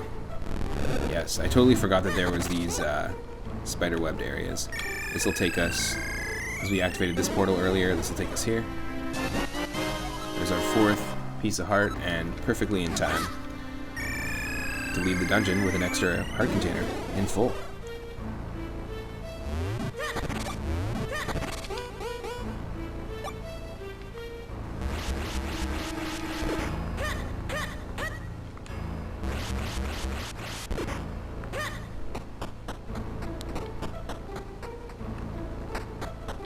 There's our big key. Looks just like the big door rather. It looks just like the boss doors from Wind Waker as well. Nice little touch.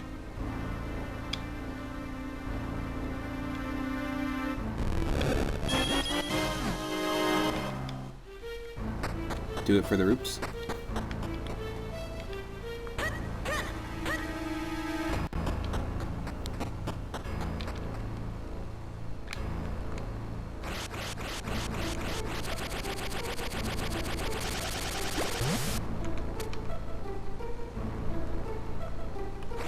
I thought we did the boss already, but that was a little mini boss, that little Super Mario Sunshine looking Wiggler boss that we fought earlier. Here we go, folks. Oh, never mind. Interesting. So it... Oh, no, there is a boss. I forgot. I totally forgot that there's a boss here.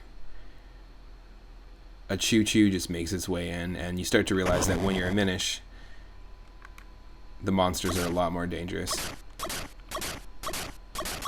An enemy we can normally just kill with our sword, which, weirdly, I don't know why it doesn't shock us here in this game, like choo-choos normally do.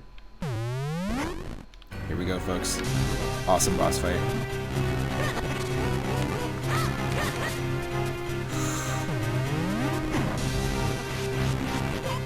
This is what we gotta do. Oh. Ooh.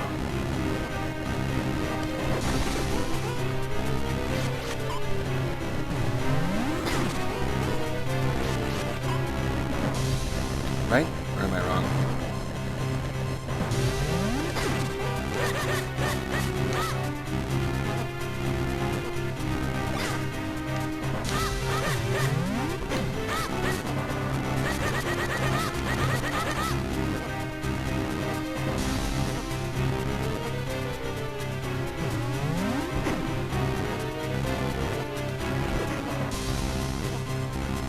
Just wait for it.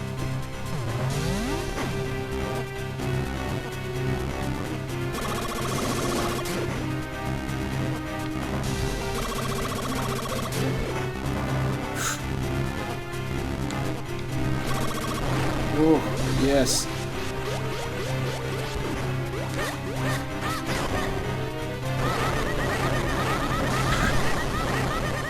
Yes, the fact that you can spam that sword so quickly is just so useful.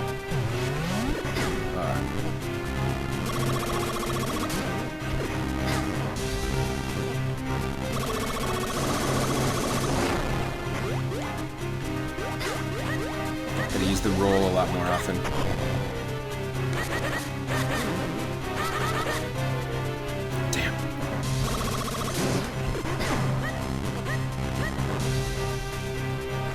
Great boss music too. This boss is your spirit animal. Your face.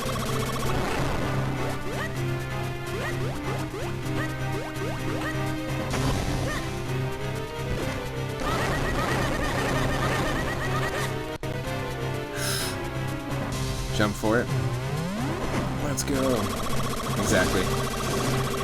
Oh.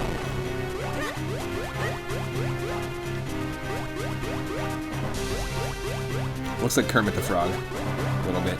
Meme Kermit. Stoned Kermit.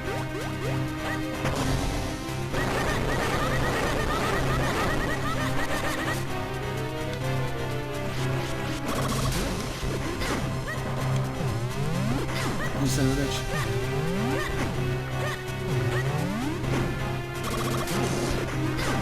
What?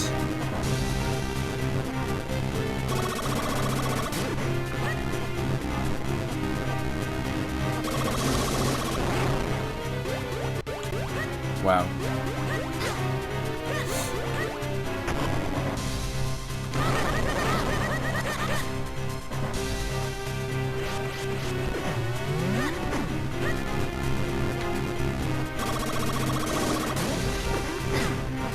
No.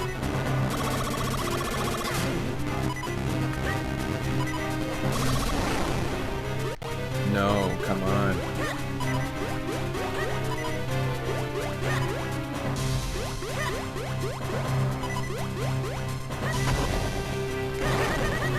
Yes, there we go. Finally. It's a pretty tough first boss. I love that they gave us the mini boss ahead of time too, beforehand. Hell yes, we got that first element. Earth element, let's go. Just beat Brock, got our first badge. You got the boulder badge. The power of the earth is the source of all living things. The earth element is the embodiment of that power. Cool. And we got a full heart container. Thank you, thank you. Hell yes. We've got the earth element, so now we must go tell the elder at once.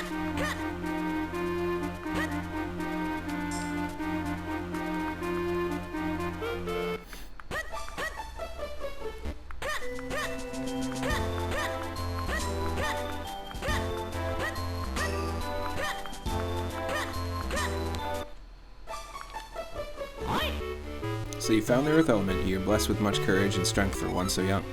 If your conviction holds strong, head to Mount Crenel. There you will find a man named Malari. Among all the Minish, there is no one more able to repair your sword. If you ask him, I'm certain he will reforge your broken Picori blade. I shall send word to him in advance. Travel safely, you are brave, but there are many evils now in the world.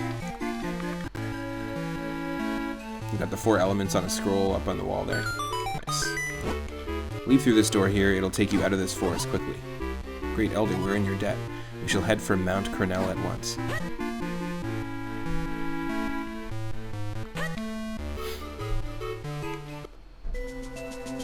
Nice.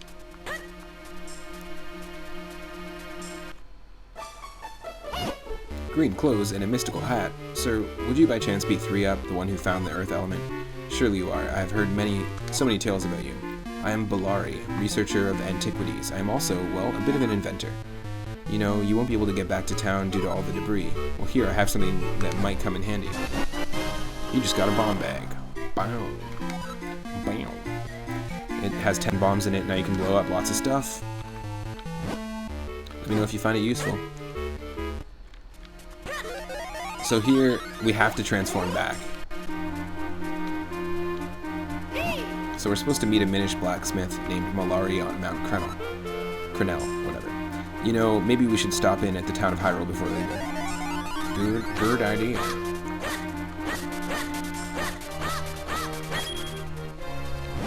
Holder of the sacred powers, we grant you the power of wind. Interesting. Whoa, it blew up. Hey kid, look at where that stone marker used to be. There's some strange symbol on the ground. Yes, of course. Why, this must be... Oh, I haven't the foggiest, to be honest. I think there's going to be something related to music, like a musical instrument, like in all the Zelda games. Wind Waker... The Wind Waker being an actual, like, you know, conductor's wand, conducting the wind.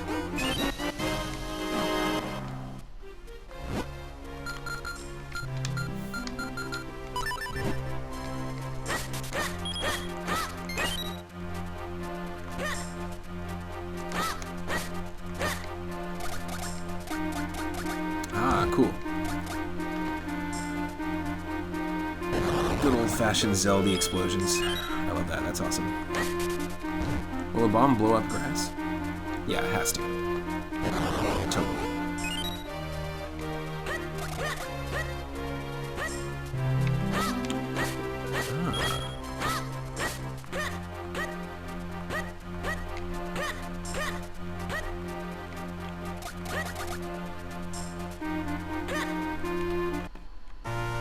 Eastern Hills. All right. I'm going to take a quick break and make coffee and some food, and I'll be right back. Ooh, a little spiny. Definitely an enemy that reminds me of a Mario enemy for sure. And I don't know, if you've played any of the handheld Zelda games, you know obviously it's Zelda and Mario are designed by the same creator, and there's a lot of crossovers. There's obviously like Chain Chomps and Goombas in the Zelda series that have shown up.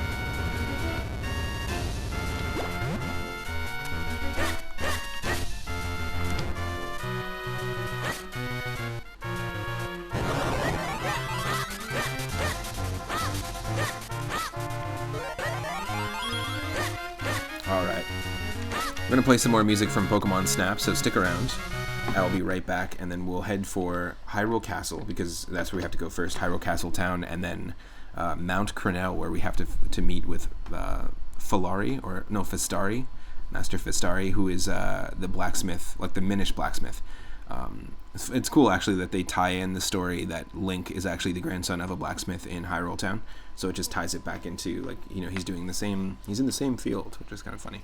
But yeah, we'll play some more Pokemon Snap music. Stick around. Hope you're having an awesome Tuesday so far. Thanks to those that have been hanging out. And yeah, I'll be back in a short while.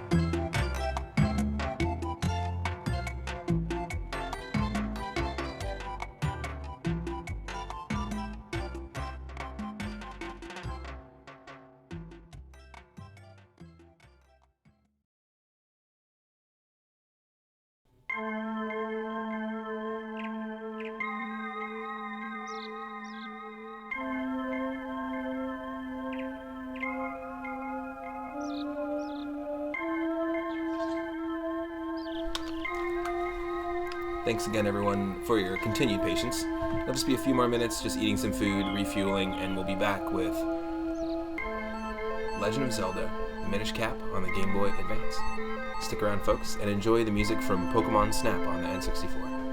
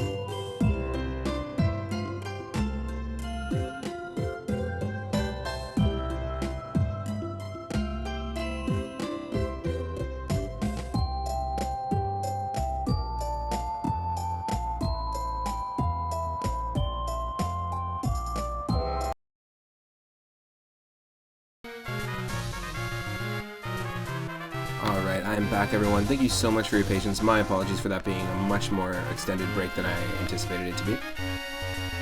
Looks like there's nobody watching, so that's totally cool. I don't blame you. We're going to dive back into, after we've done the first dungeon in Legend of Zelda Minish Cap.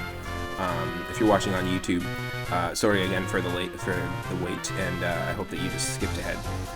But we are now that we've gotten the first Earth element, we need to get 3 more elements. We need to head to Hyrule Castle Town, now that we've beat the first boss and dungeon of Minish Cap on the Game Boy Advance.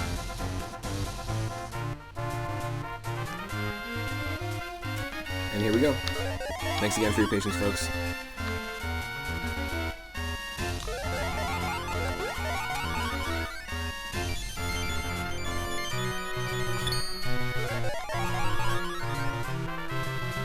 Okay, so all the grass resets when you transform. Hey, look at this kinstone piece. Have you ever seen one like this? What? You don't know what a kinstone piece is? I'll tell you what, why don't you come back and see me when you get one, okay?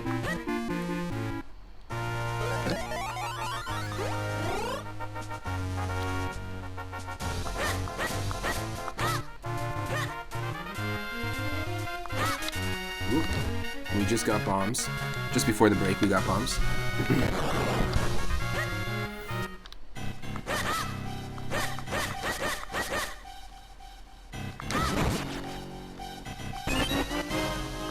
20 mysterious shells.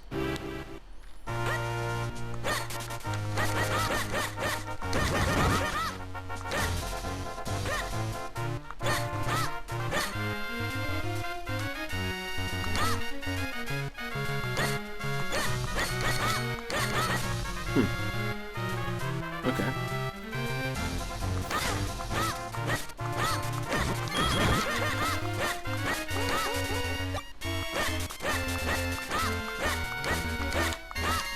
₹100. That's our max. Okay, cool.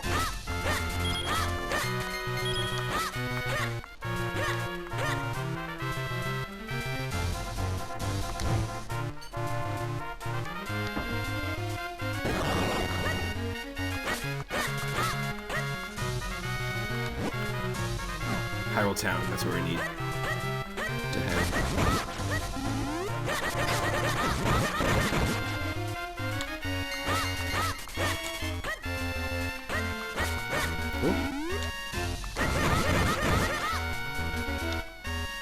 No graceful way to eat pasta. No, not really.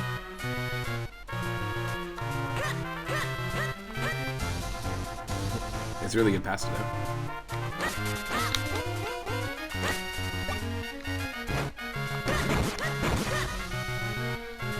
Only the shovel-it-in method. Same with popcorn. Yeah, as much as you can. What if you just took fistfuls of pasta and ate it that way? Yeah, no, don't do it. No. That's funny.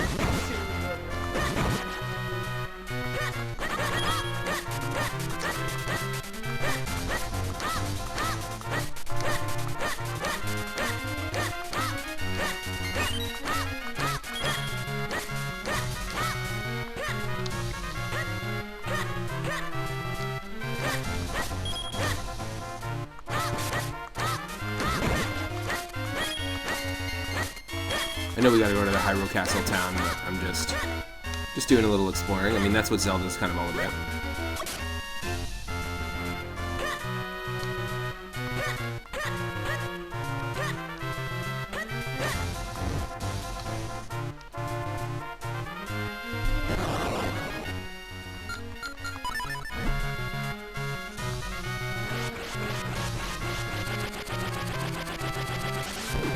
Well, there's something glowing in this bush here. I imagine it's a Minish portal, but we just can't access it yet. Because that's the same sparkling graphic that overlays the stumps that can turn you into a Minish Link.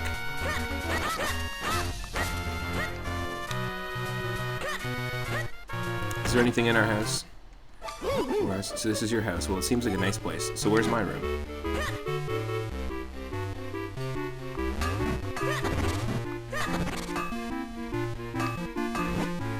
Welcome back. You're looking so much stronger. If you get tired, go ahead and take a nap upstairs in your room. I'm busy making swords for the guards to keep monsters at bay. I wish I could do more, but for now we need you to save Zelda. Cool.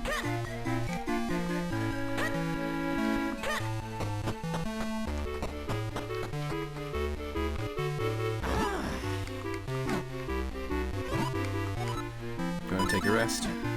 I'm assuming we can heal here. That's cool. You can't normally do this in the OG Zelda. Oh my god, that's so funny.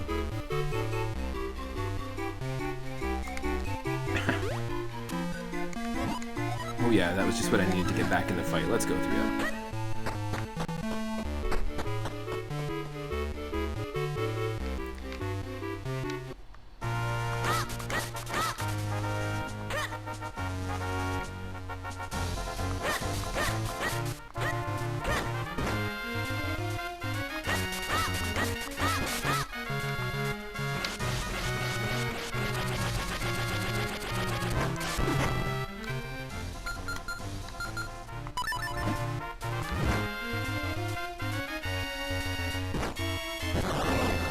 Nope.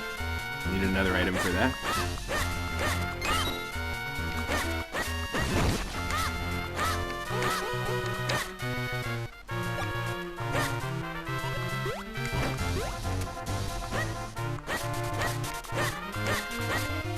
Ooh.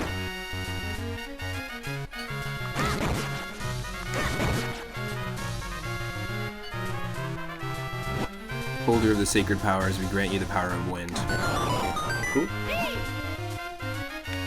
That stone marker crumbled. You know, no matter how many times I see that happen, it still rattles me. It's only happened twice.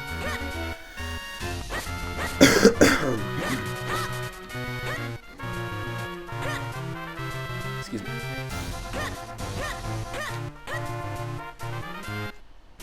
Here we go. Okay, we're in Hyrule Town now. The festival is no longer going on. And we can transform into a Minish now, so there's tons to explore. Come on, come on, see how many kinstone pieces you can collect.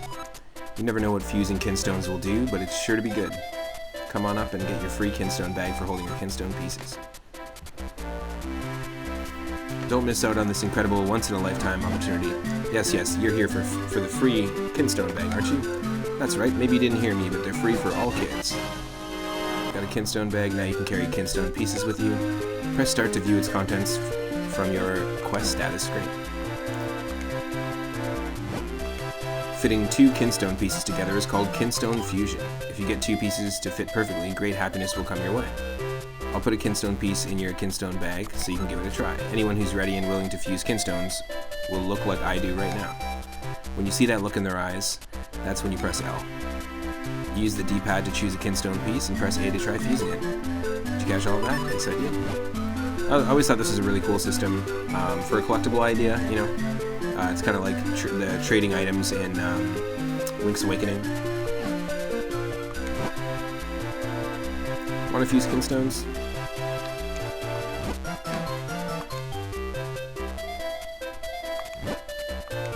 Press L and you can see the kinstone screen. Okay. He's the hurdy-gurdy man. It's a nice little Donovan reference. I like that. And that is an actual hurdy-gurdy, which is an instrument that exists in reality that he's playing there. Yeah, looks like this is just our example one. The two kinstone pieces fit perfectly. Maybe something good will happen.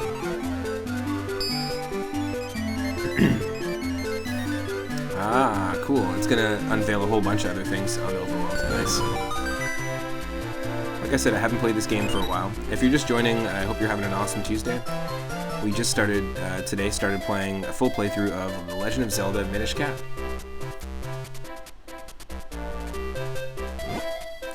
Perfect fit. That means we're both due for a little happiness. See ya. Cool. So Southern Hyrule is where we need to be. Let's go get it before we...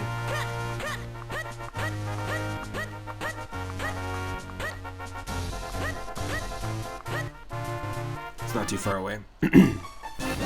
Nice.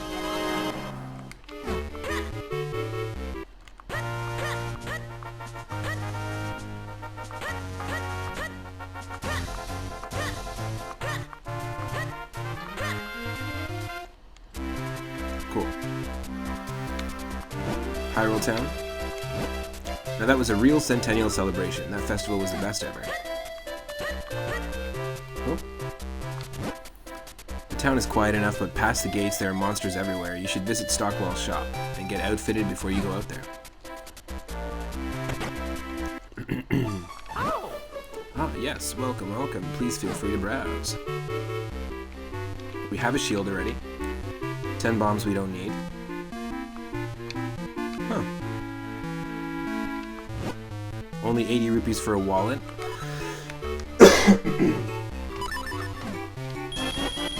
That's a good idea. We can carry more rupees that way.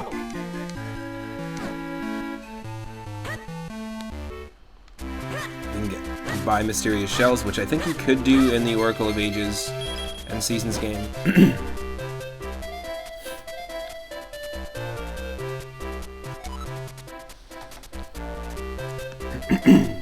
Excuse me.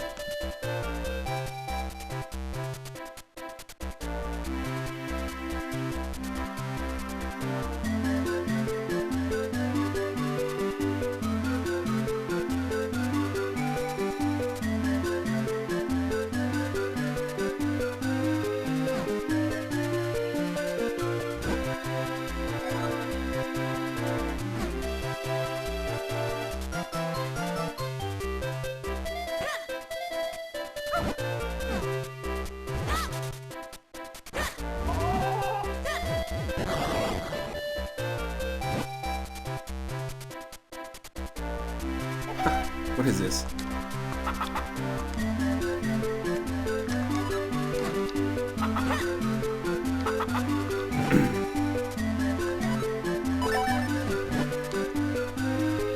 Try to catch 2 Cuckoos in 25 seconds. You can't go into buildings or leave town.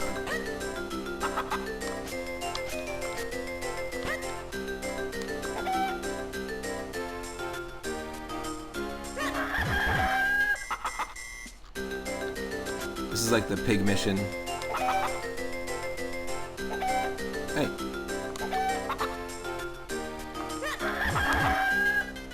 It's like the pig mission in Wind Waker. Time's up. There we go. Where you have to like rally a bunch of pigs into a pen. Thanks, here's your reward. 10 mysterious shells. Cool. Let's try that again. Let's try and get that golden Cuckoo. Let's see what happens.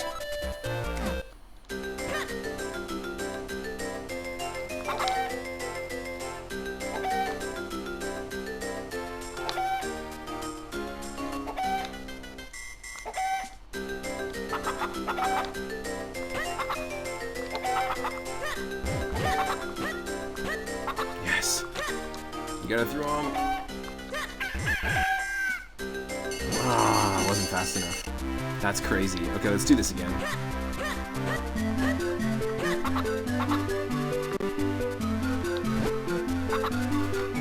That's a pretty crazy minigame.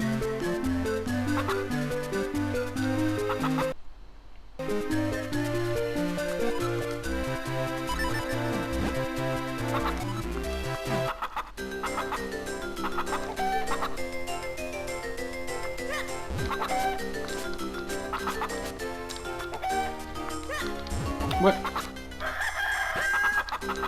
Super not cool.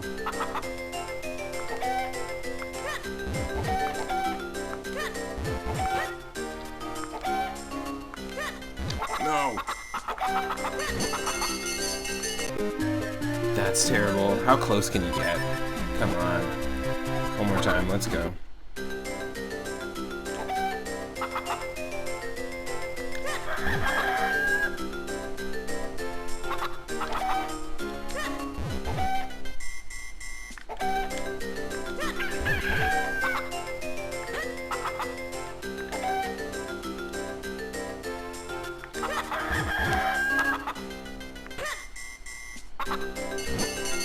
Time's up, that's it. Let's see what happens here.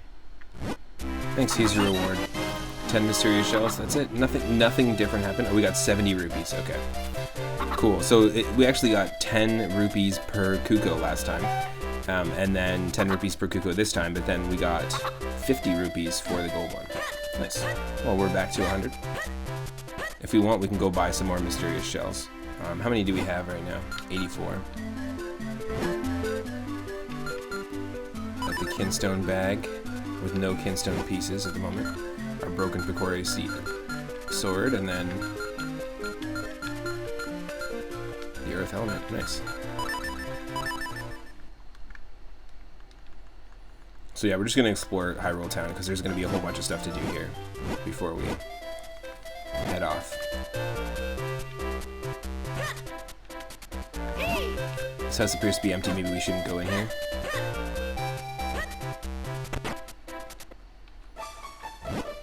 Hey, what do you want? My sister's not here. She's at school. Oh, cute little dog. Look at this little floofer.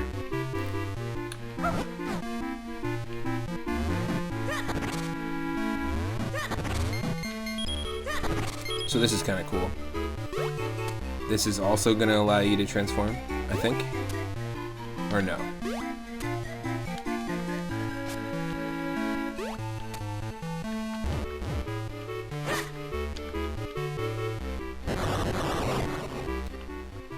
This guy's like not even reacting to the fact that we're dropping bombs in his house.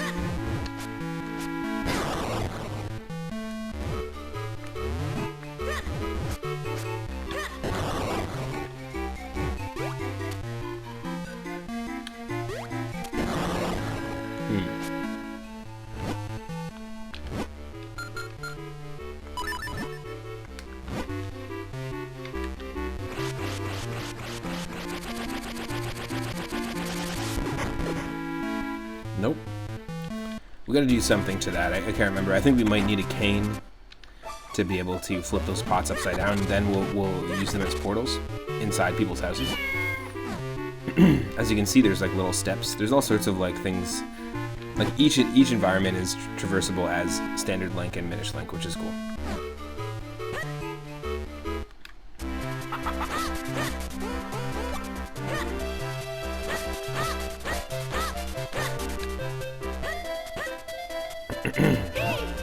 That's unfortunate, they're not open yet. Oh well, we'll just have to come back later, won't we? Oh, shoot.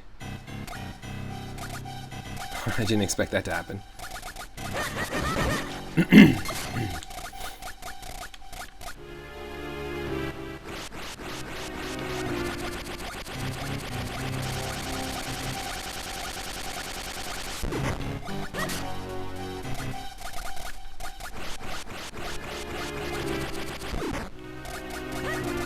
Huh.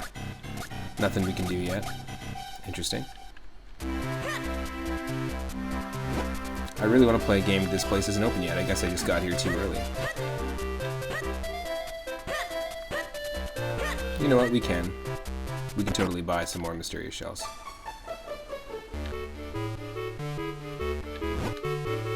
$200 rupees? Oh my god. No, thanks.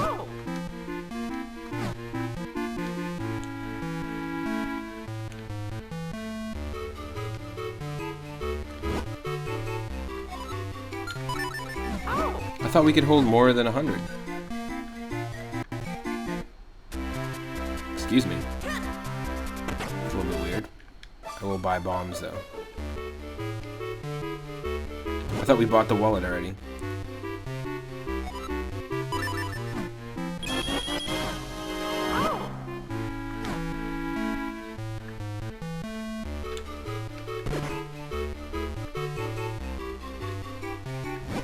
It's 80. Damn it.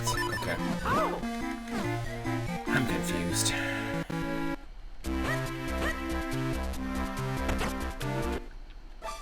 Nice, this little cafe.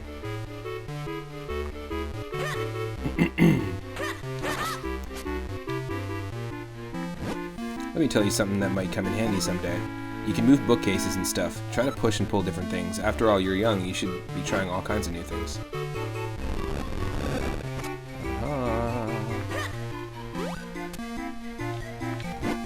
Cheers, yay, cheers. Raise your milk for a toast. I wonder what I should have for dinner. We hear all sorts of interesting gossip in here. Stop by from time to time. Just try fusing kinstone pieces with a lot of people. There are a lot of people out there looking for someone to fuse with.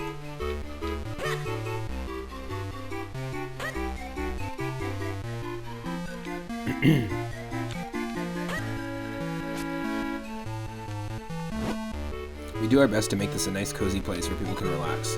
My ideal cafe is a place where everyone can just let it all hang out. Oh yeah. I'm a laid-back, easy-going kind of guy, not a care in the world, and that's just the way I like it.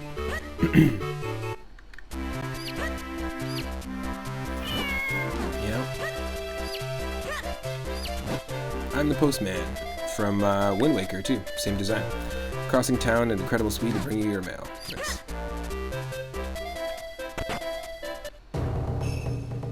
Ooh, nice. I'm gonna learn a technique, just like in Wind Waker. I'm Swiftblade, finest swordsman in all of Hyrule. If you train with me, I guarantee that you'll increase your skill dramatically. So would you like to train here, please? No thanks.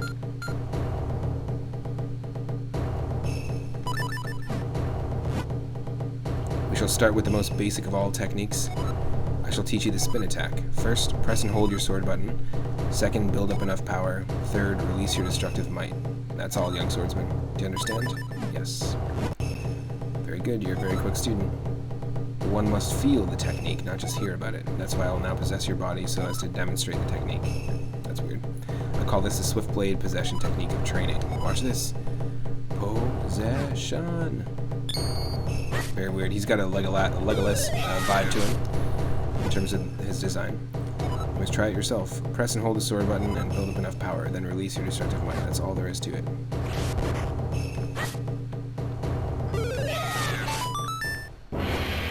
Fine work. You're a quick study. I will now give you this Tiger Scroll. If you ever forget this technique, you can review it with the scroll. You can view it any time from the quest status screen. Nice. It's the first sword technique you've learned from Master Swiftblade. There are no more techniques I can teach you with your current sword. Come again when you have a new sword. Cool. Nice. Now we're feeling more like Link to the Past. There you go.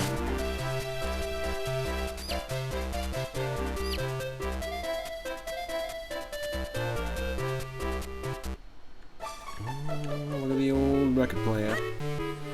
That's cool.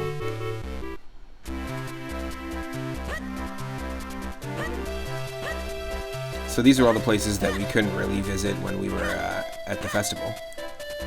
So let's just pop into each place, like the bakery here. That doesn't smell spectacular is how I read that, but doesn't that smell spectacular? Perhaps they would give out free samples. I say, would you ask for me? Welcome. Please bring whatever you'd like to buy up to the register. Must make deliciousness. What are we gonna go for? We're gonna go for the croissant.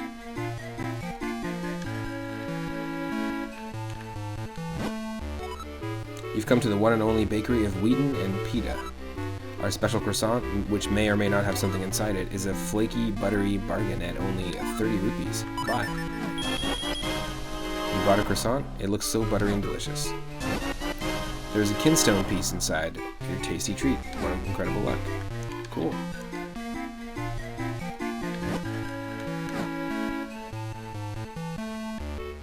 Let's try a pie. A slice of our fantastic fruit pie, which may or may not have something inside, is a snacktacular bargain at only 40 rupees. Why not? You bought a slice of pie, one bite, and you're in heaven. Nice. Nothing this time. Too bad. Ah, cool. So it's like a little gamble minigame. That's interesting. I just love shopping. Oh, and I mustn't forget to buy some of that surprise-filled bread from Pita. Howdy, howdy. Come get your fresh veggies grown by Eenie and Meanie. They're fresher than fresh folks, and they're good for you. Hey, fresh fruit. Get your fresh fruit here. Interesting. You can clean up part of town, that's funny. Nothing but fruits and veggies. What should I cook tonight? The store is shut, we can't open it from this side. Okay. It's unfortunate they're not open yet. I'll have to come back later. Cobbler's open though. Oh, welcome. Welcome to Rem's shoe shop. REM's shoe shop. Because it's the end of the souls as you know it. Lately, whenever I take a nap, all my shoes are done when I wake up. Oh, That's a nice little fairy tale woven in. You know, if I can make shoes in my sleep, I must be in the right job. Well, let's see what happens here. Let's see what's going on. Investigate a little bit.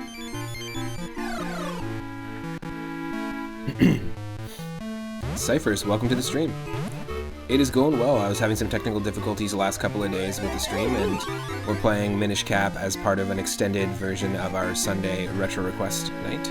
This is redeemed by Grimbomb, another retro streamer. In fact, let me just do a quick shout out to Grimbomb. Thanks again for redeeming these points, and also a shout out to Cyphers. If you're not following those channels, go give them a follow. But I'm really enjoying it so far, and you know, I remember enjoying it instantaneously when I played this back in the day. It's a fantastic game. I did the first dungeon. We got the Earth element, and it's very similar to A Link to the Past. I feel like it compartmentalizes things a lot better, and it also allows for better overworld exploration, like the fact that there's all these parts that you can explore in every area as Minish Link and as Standard Link. Really, really cool. I was just saying multiple times on the stream earlier today, we took a little bit of an extended break to eat some food, and I was saying earlier that the Minish Cap randomizer would be the coolest thing if it existed. I don't know, you couldn't randomize like Minish locations. It'd be tough to do. There's like a lot going on in the game. Yeah, this is cool. So he's sleeping, and then we can come up here. Or can we? No, we can't yet. There's a Minish up there on his desk, 100%. Okay, we can't leave that way.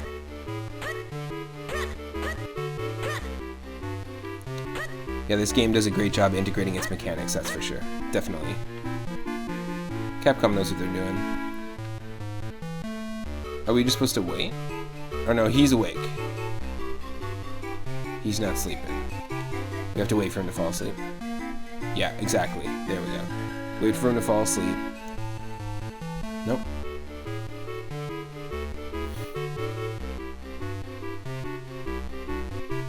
Maybe we have to come back at night. Is there a night mechanic in this? I don't know. I have no idea. Oh, don't tell me you've forgotten already. What's wrong with you? The Minish Elder told us to see Molari. Oh. Come on.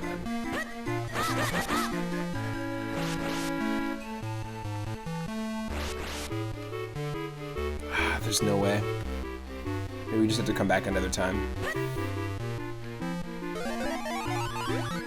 But you saw in some of the other houses in Hyrule Town that those giant pots exist. Hey, I want to see the Picori too. Can I? You want to know what I heard? I heard that only kids can see the Picori.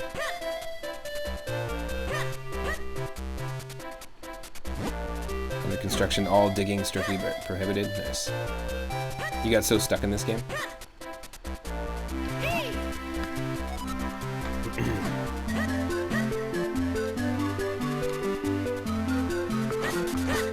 Just making sure that we've hit every single house.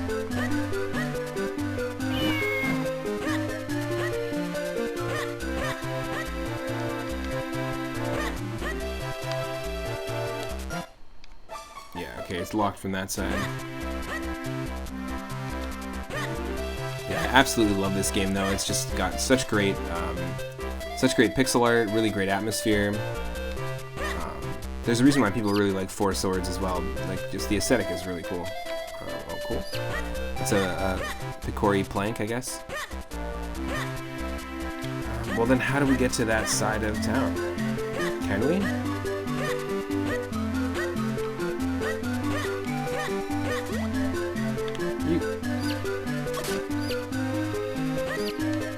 Great. He taunts me too. He's like, okay, go ahead. Okay. Perhaps we should visit Hyrule Town first. I mean, that's probably all we have to do. Let's just go north again here real quick. Yeah, see, there's more stuff. There's an old legend that something big will happen when Hyrule's bell rings.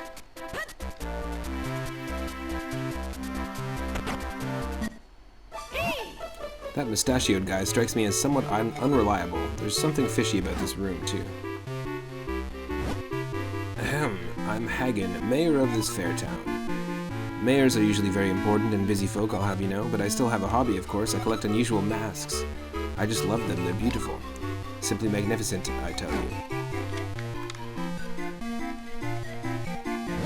You want to fuse kinstones? Oh, please, please, yes. We don't have that.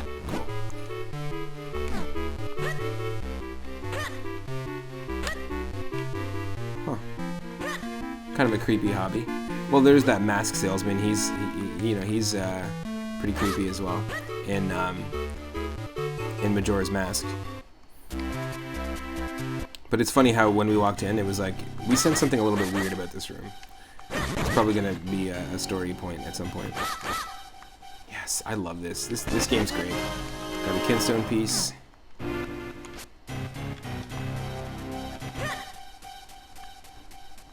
We need an item to do this, but we can actually. The concept of that came about in Four Swords Adventures actually came out in Four Swords, the Zelda game, the first one. All came about from this, and we're gonna be able to like create clones of ourselves to solve puzzles in the dungeons. Which is really cool. Yeah, the music's great. The music's fantastic. The art style's fantastic. It's just really immersive game. I think the mayor is doing a fine job, no matter what people say. Like, imagine if Link's Awakening was remade like this, or Oracle of Seasons and Oracle of Ages. Or remade like this, with this aesthetic.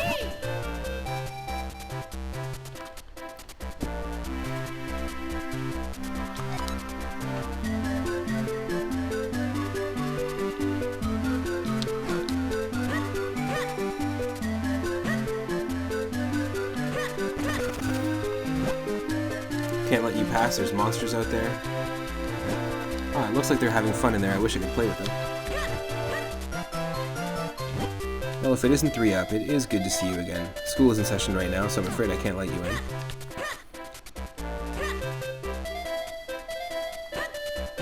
Just making sure I'm not missing anything. Holder of the Sacred Powers will grant you the power of the wind.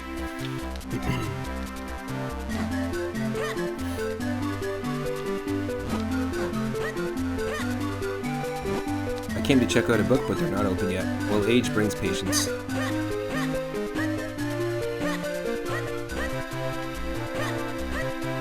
Yeah, we gotta go Minish to explore most of this town.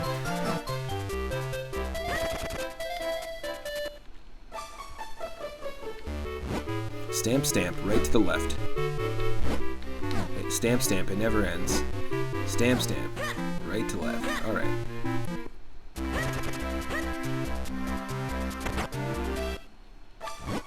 I come from a faraway land. You can tell by my clothing, can't you? You want to fuse kinstones? Let's see how they fit. Oh no, I think we had this piece will actually work with the mayor. Let's go back.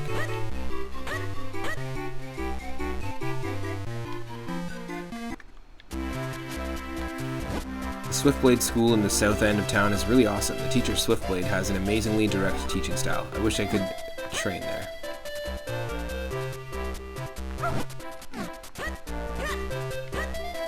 Okay. There's dogs and guards blocking us.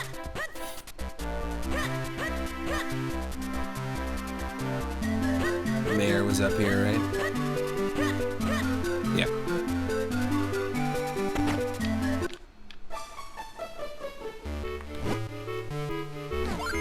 Here we go. Yep. The two kinstone pieces fit perfectly. Maybe something good will happen. Let's see.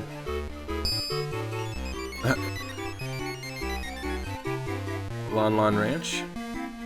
That's Lon Ranch.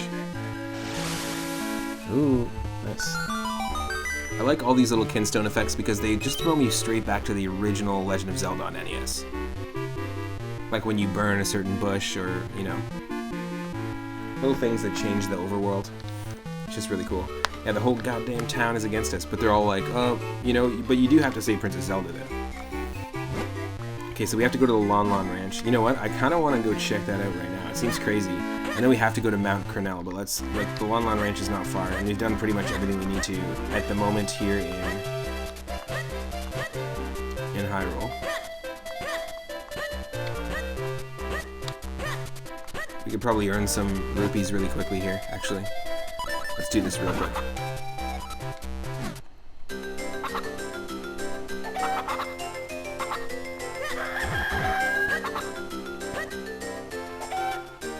You gotta throw this guy ahead of you, that's the only way. Just to quickly do it.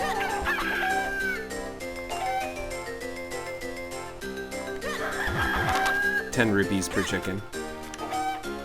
Oh, we can do it. We can do it. Oh, we didn't do it, but we're getting raided. Welcome, folks. Welcome, raiders. Hope everyone's having an awesome Tuesday. My name is Matt, otherwise known as 3 Up Moon. Feral the Feral with that rate of 57. Wow. Welcome, everybody. Vault. Feral, I hope you're having an awesome stream. What were you streaming today? Thank you so much for the raid. Really appreciate it. Wow. My name is Matt, otherwise known as 3 Up Moon. I stream every single day from 1 p.m. Pacific onward. I'm a session drummer, I make my own ambient electronic music, and I love randomizing retro games. That's one of my favorite things to do. I play a ton of Super Mario Bros. 3, Super Mario World, and Link to the Past randomizer. I do Super Mario 64 randomizer. I have an ongoing co-op right now where I'm doing a randomizer Nuzlocke challenge with my good buddy Rathe V. Marie, doing Pokemon Emerald randomizer Nuzlocke challenge. So we do all sorts of content on the channel. I have a viewer request night every Sunday, and this is actually an extension of Sunday. Somebody used 4,200 Moonstones to redeem a retro game for me to play. Any game on the Game Boy, Game Boy Color, or Game Boy Advance, NES, SNES, or Sega Genesis. You can add it to the list if you have Moonstones, and every Sunday at 6:30 p.m. Pacific, I dive in and just tackle the queue in order. And we had some technical difficulties on Sunday, so this is a redeem by Grimbomb, another retro streamer, and we're diving into Minish Cap for the very first time since I played it way back in the day. It's one of the first Game Boy Advance games I played on my gray brick DS, my original DS. So yeah, I'm really stoked. We also have a regular series of streams that I do where I spin a roulette wheel, and whatever themed game that I get, I have to play it. You were streaming Splatterhouse 3. Those games are very difficult. Were you playing it on Sega Genesis? I remember trying out Splatterhouse 1 on TurboGrafx way back in the day. Like way back. And yeah, it was also not kind to me at the time. Yeah, thank you so much for the raid. Hope everyone, like I said, is having an awesome Tuesday.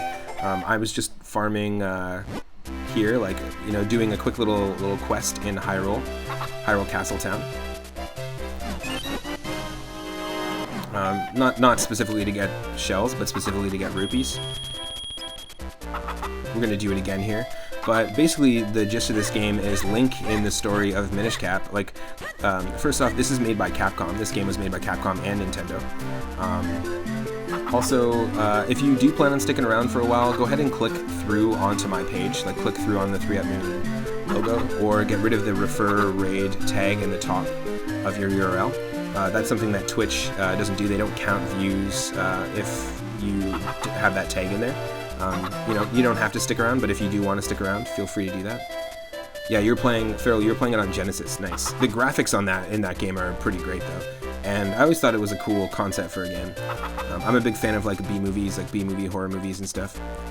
And yes, Rug, this was made by Capcom, just like Oracle of Ages and Seasons. And you'll notice that when we do this mission, we're going to get mysterious shells, just like in Link's Awakening and stuff like that. But Capcom developed this game, Oracle of Ages, Oracle of Seasons. They ported Link to the Past to the Game Boy Advance and developed Four Swords. But Four Swords Adventures, I think, was developed by a different company. But this came out right after Wind Waker, so there's a lot of similarities in that you have to, like, learn from a master swordsman your different techniques, and we just learn the sword spin. So it's starting to feel a little bit like, a little bit more like Link to the Past. There are 4 elements that we need to get here, and we got the first one. We did the first dungeon in Deep Shrine, or Deepwood Shrine, or something like that is the name. It was really cool. I love the pixel art in this game. I love the music in this game. To me, it's very refined, and just before the stream I was saying it would be pretty great if Oracle of Ages and Seasons were remade in this style. That would be like super cool. I do play a lot of fan games and stuff and ROM hacks, so maybe there exists a really cool ROM hack out there of this. I'm just gonna do a quick shout out to Farrell as well. Welcome to the stream, Cosmic. Welcome to the stream, Rug, as well. And yeah, it's pretty standard Zelda fare. There's kinstones as well, which is this cool little mini quest thing where when you find somebody willing to trade, they might have the other half, and if you combine them, something can happen in the overworld. And it really, really makes me think, this is what I was saying before the raid as well, it really makes me think of the original Legend of Zelda, like when you go burn a bush or move a rock or something like that. Of course, we have a very great looking pixel map here, and we can zoom in to each area. Hyrule Castle Garden looks so much like Princess Toadstool's garden in Mario and Luigi Superstar Saga. But I do really like the visuals here that you can zoom in on each section. It does give you a little more depth, and I love the detail that they go into here with the like minimal pixel art. Whenever they're drawing something from far away, they've done a great job with the art and the music here. South Hyrule Field, we already checked that out.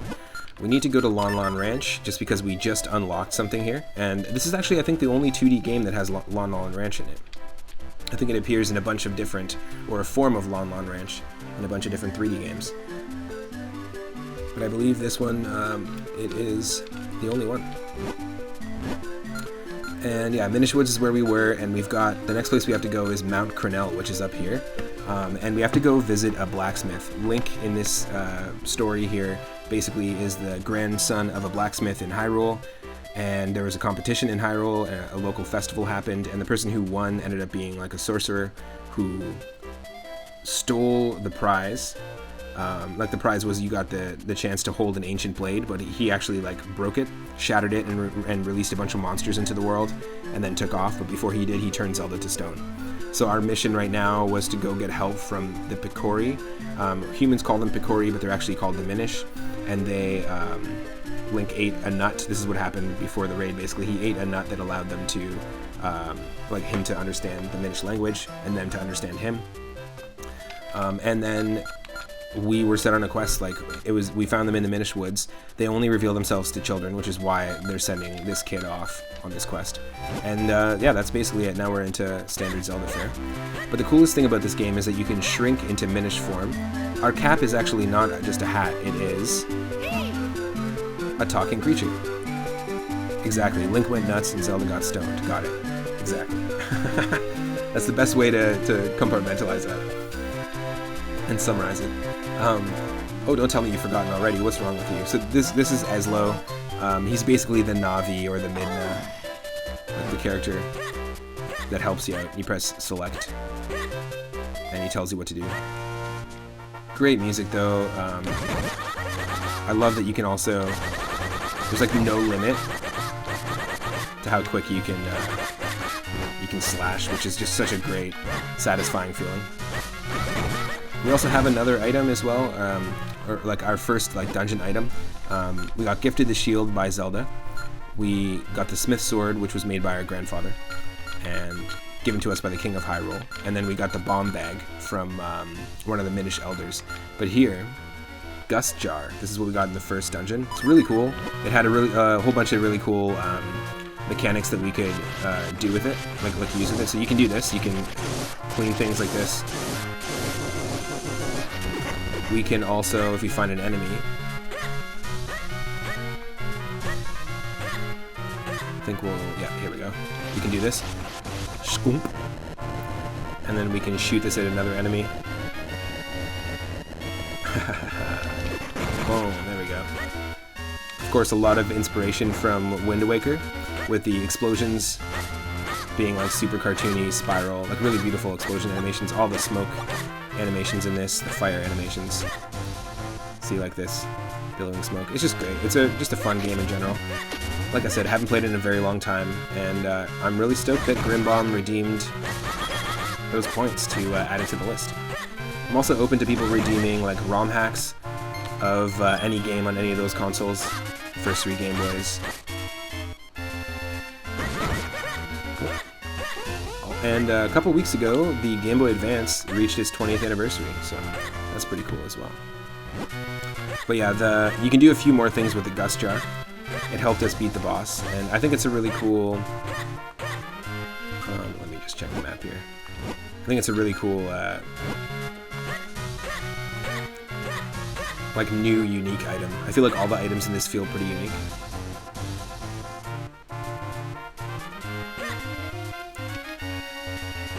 I hate looking at the maps. And yeah, just because there's more people joining, and I usually, whenever I do a raid, I just do a quick little intro. I always end up just kind of getting confused and have to just recenter myself. Yep, the Game Boy Advance had a birthday.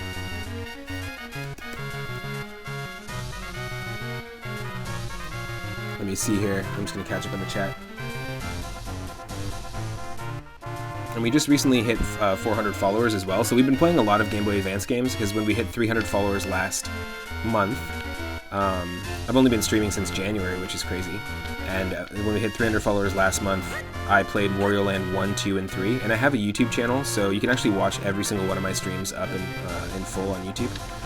And then Wario Land 3 took us like 6 or 7 streams, and then we just hit 400, and our 400 person celebration, 400 follower celebration, was Wario Land 4. And it's a very, very short game. It was released within a year of Wario Land 3, which has so much content in it.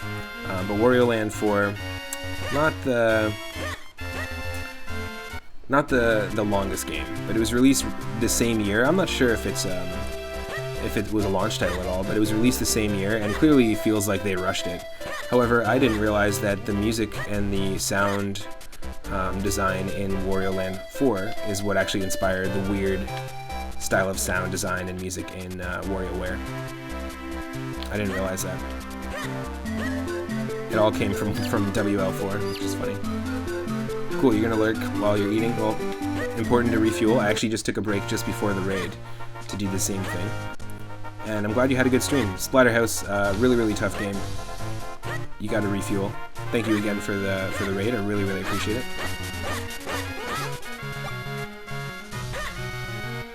So maybe we can't go to Lon Lon Ranch yet? Is that what's been determined here? I don't know. I don't even know.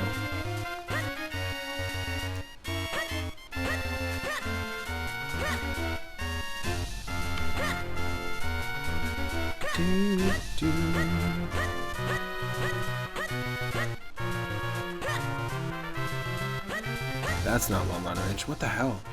Okay, it's north. Can't go north yet. I gotcha. The name's Muto. I'm head carpenter around these parts. The King of Hyrule has entrusted me with the town's reconstruction. This area you're standing in right now it's a work zone. It's way too dangerous for a little kid like you. Aww. There have been a lot of creatures on the rampage lately. As a result, we're in a bit of a rush to get things repaired around here. Thank you, Rug, for the follow. I really appreciate it. Yo, Central Scrutinizer. Welcome to the stream. Hope you're having a great day. Gotta throw those shoutouts out. Go check out the Central Scrutinizer TV and Raxine TV. Both awesome streamers. They've got a co-op going on as well. Really cool retro gaming stuff. Right now they were playing the Halo Master Chief Collection.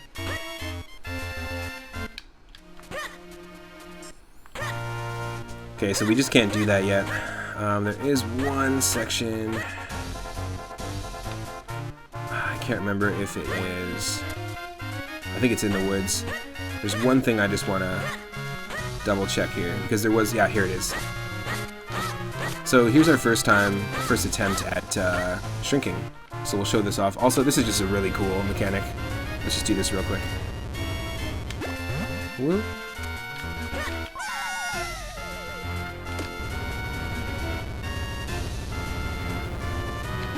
Whoa, there we go. And anytime we find a stump like this or an upside down pot with a crack in it that looks the same, we can shrink into Minish Link. So really tiny, but things like grass we can't walk through.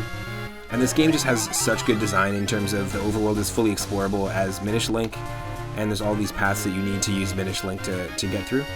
to progress the story, and then there's also a ton of stuff you can do as standard Link. They just did a really good job with that. Instead of having like a light world and a dark world like Link to the Past, I think it's a much better way to do it. Also, I love that like their giant houseplants are just single flowers or like single clovers, and their duvets are like golden leaves or tablecloths or leaves. Like they're utilizing what they got, right? That's funny. I just planted a big old bean. It hasn't sprouted yet, but when it does, it's going to be a big sucker.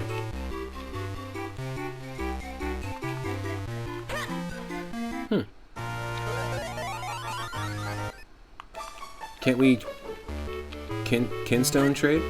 I thought that this initially that Minish was saying come back when you have a kinstone, and we have one, so that's all I wanted to check. Oh well. Okay, let's try to go to Mount Cornell. That's the next spot. You hate to leave. It looks great. You've never seen this particular one. You have heard of it though. Well, Rug, if you subscribe to me on YouTube, you'll be able to see all my streams in full. I obviously have my VODs on Twitch as well for like 2 weeks after they're done, so either way, thank you so much for coming in with the raid, and thank you for the follow and for the support. I appreciate it. Definitely recommend checking this game out in general if you're looking for like a new Zelda adventure. This is the one. It's a good one to do. And I have playlists of every single one of my playthroughs, like all my Link to the Past randomizer runs, all of our viewer request nights. Oop. Hey. Get out of here. I might find some hearts. Ooh, nice. Oh, thanks for the subscription. I appreciate that. And take care. Have a good Tuesday. We got a kinstone piece. These mystic stones are said to bring happiness. Cool. That's cool. So it is worth cutting the grass every once in a while in this game.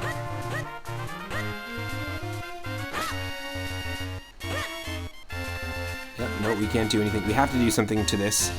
Obviously, we can probably remove the leaves here, or we can just like run into it. We'll get another item that'll allow us to mess with the tree. I think I tried this before already. It doesn't do anything.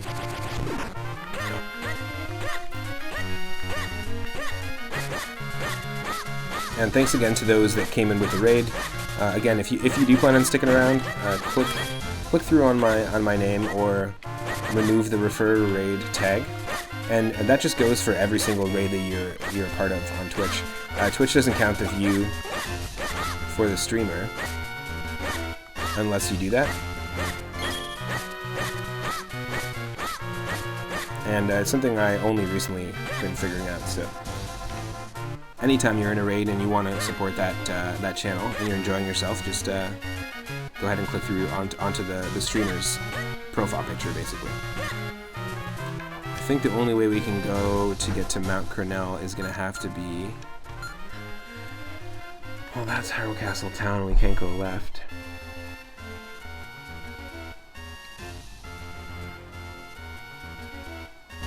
Yeah, interesting.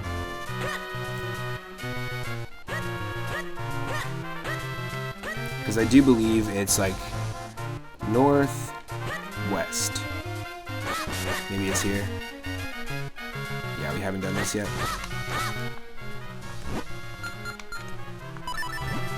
Yeah, and very much like Link's Awakening and Oracle of Ages and Seasons, you've got this, you just like, you set your items to A and B. Oh nice, J Cox, I saw that message too. J Cox is streaming Oracle of Ages and Seasons. You found a fairy. This reliable ally will replenish your life energy. Cool.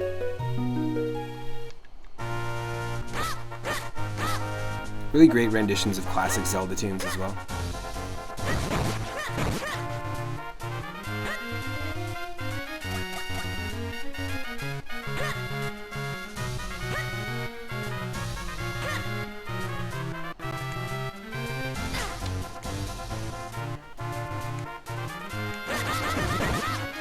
Western Wood.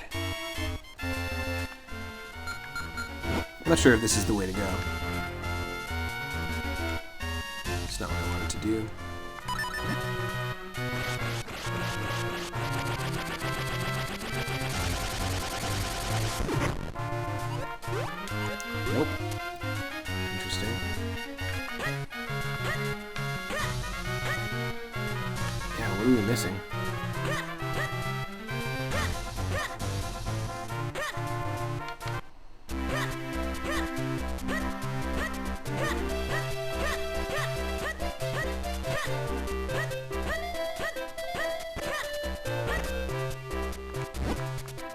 So you learn the spin attack. Oh, nice.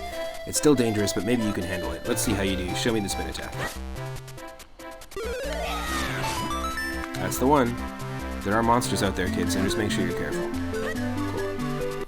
The Trilby Highlands. Nice.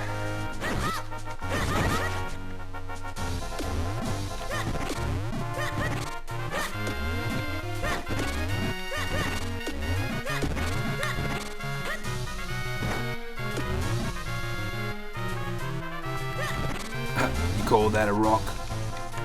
This is a rock. Bye-bye. Bye-bye.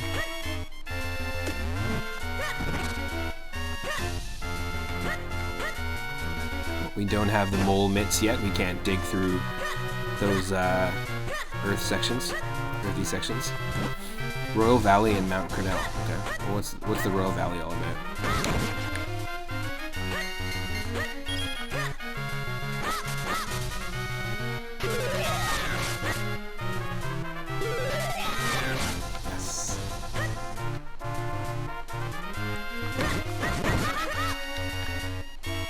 I love that you can turn Link into Diglett from Pokemon.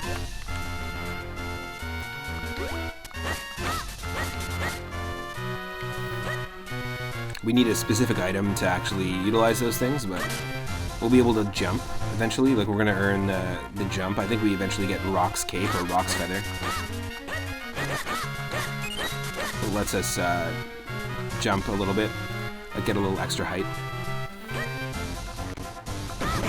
Just a great feeling Zelda game though, like in control, and music, and look, and visuals. Ooh. Yes, please.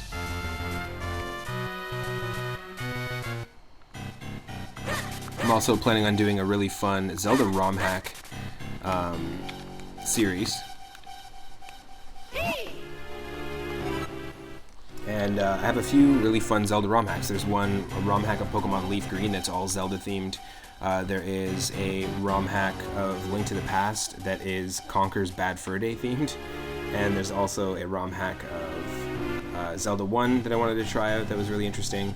And there's an Ocarina of Time ROM hack that blends Super Mario 64 and Ocarina of Time. So I'm going to be playing those all in one stream in the future. And just be sure to follow the channel. I'll let you know when and what I'm streaming next. I don't think we can progress or use any of those like Four Swords style cloning puzzle, like those rainbow tiles in there. Like, we can't activate them yet. I think we need a specific item to be able to do that. Pretty sure. I know the game is being very clear and telling us multiple times, just go to Mount Cornell. Like, go exactly to the place we're telling you. But I like exploring, and I feel like a lot of Zelda games is about exploring, you know? A lot of the fun of a Zelda game.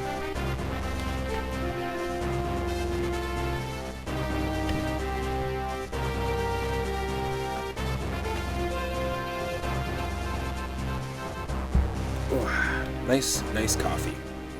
Delicious coffee.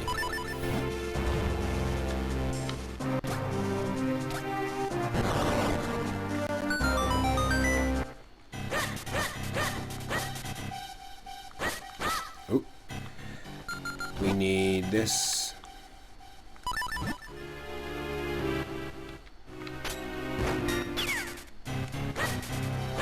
This is the same business scrub that was messing with us earlier. Okay, you got me. I'll make it up to you by telling you something good. A friend of mine in a cave just east of here in Trilby Highlands has an item. If you're planning on going up Mount Cornell, I think you might need it. It won't get you to the top, but it might just give you a start. Just east of here.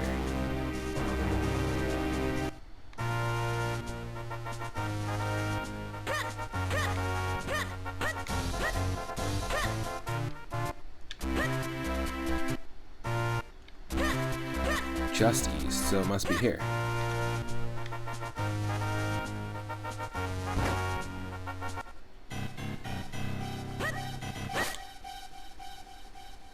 Oh, haha, I didn't see this. Look at that, just hiding on me. Boom.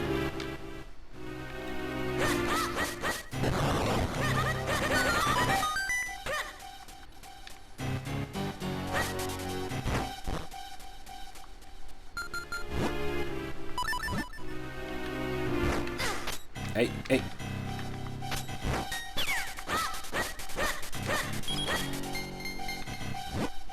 Okay, you got me. Let me make it up to you. You can have this most deluxe of all bottles for only 20 rupees. So what do you say?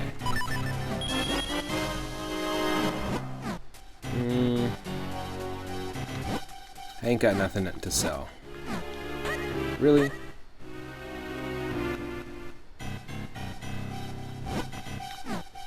Okay.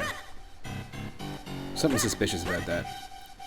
But we got a bottle, which means we can bottle a fairy if we wanted to. I'm pretty sure we don't need a net like in Link to the Past to bottle a fairy, but let's see. Okay.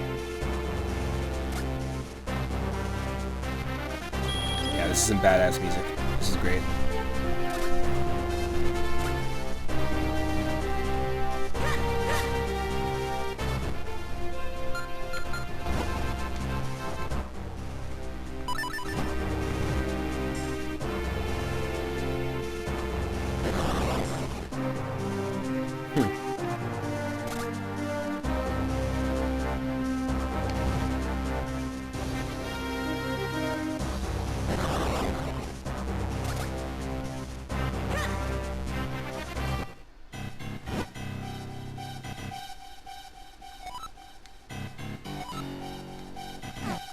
What? You're saying just east of here?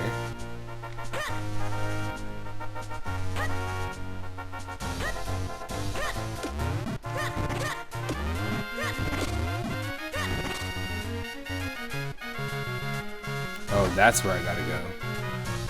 Well, how do I get there?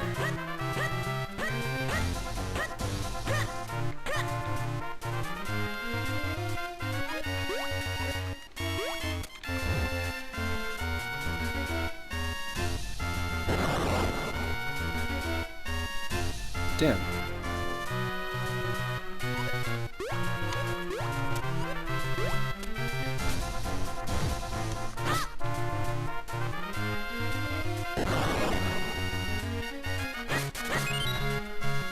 Yeah, there's nothing.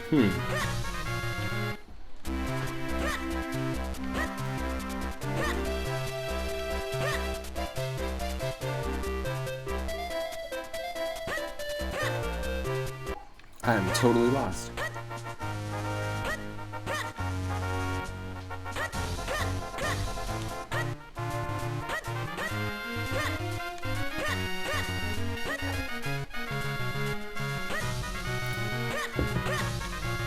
Nothing. That's so crazy. Thank you.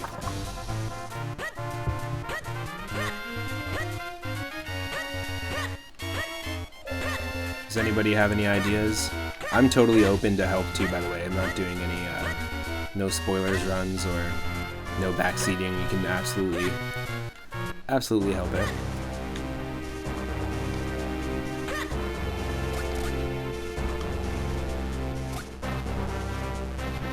Oh, if we have a bottle, maybe we can fill it with water? Ah, okay. Here we go. There we go. Look at that. We draw ourselves that. That was a very, very Super Mario-esque sound effect, by the way. I think that was very intentional. Ooh. I hate tech-tykes. They're always annoying to deal with.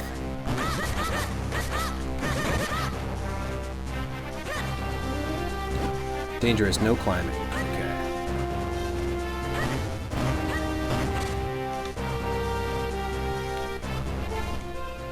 Nice. Okay, let's do this. Hope everyone's having an awesome, awesome Tuesday so far. And everyone's staying cool.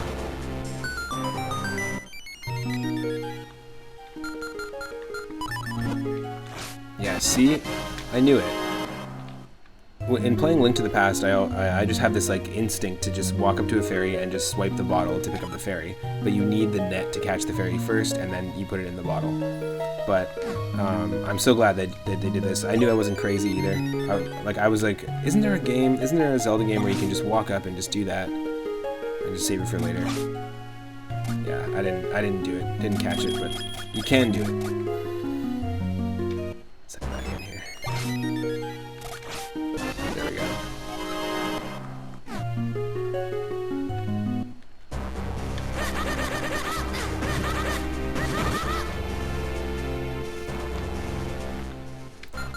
I'm gonna switch to this.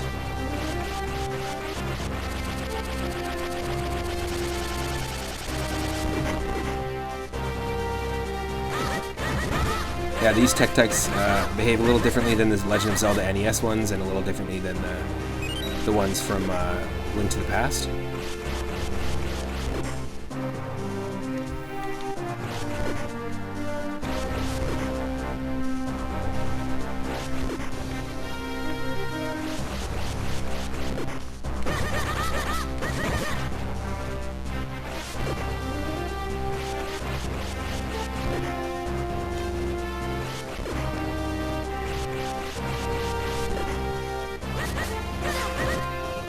Oh, there we go. Beware crumbling walls, blasting strictly prohibited. Interesting. Well, obviously, there's got to be something here.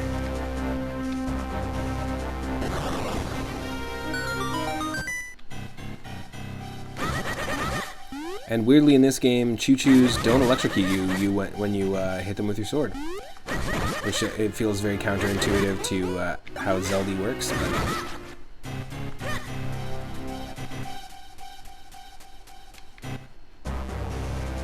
ooh, cool.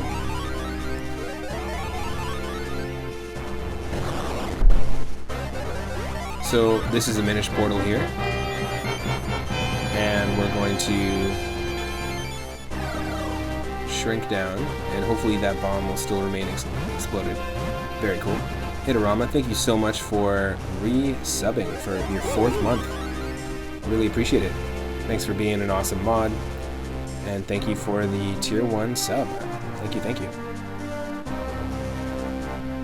This perfectly normal looking stone happened to be another portal to the Minish world. There may be other rock portals, so keep your eyes peeled, boy. Yeah, sweet. So we had to blow that up first, and then now we can do this. Which is just awesome. I love the aesthetic of this. These Dr. Mario virus enemies, let's get them. Let's go.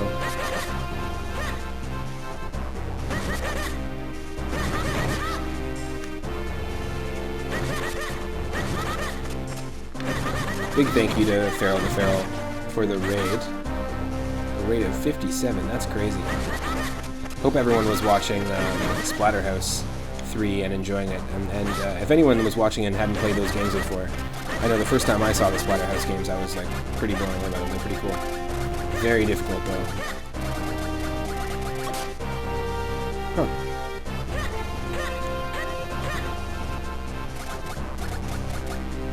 Oh, maybe we can do this?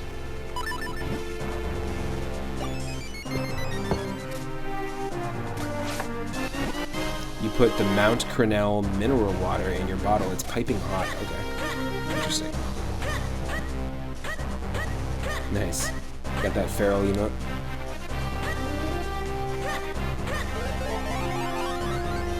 Oh, cool. So these textural rocks actually block us. So that's the only thing we could have done there as a Minish. It's just a really good design.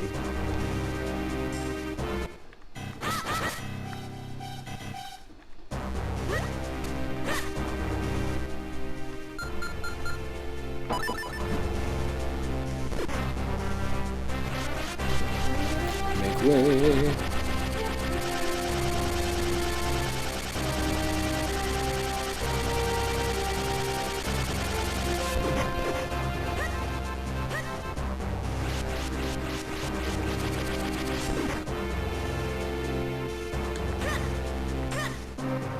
These tornadoes also remind me so much of the tornadoes in Mario & Luigi Superstar Saga. There's been a couple of like actual really similar like tile sets and concepts that are used in this and Superstar Saga, which I think is really interesting, considering they're made by completely different companies.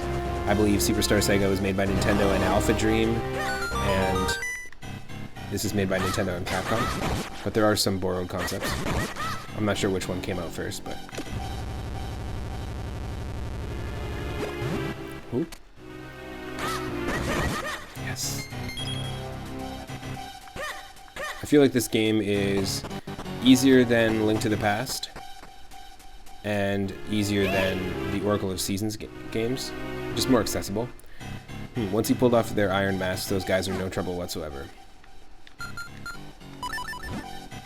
Look like Wario Land enemies.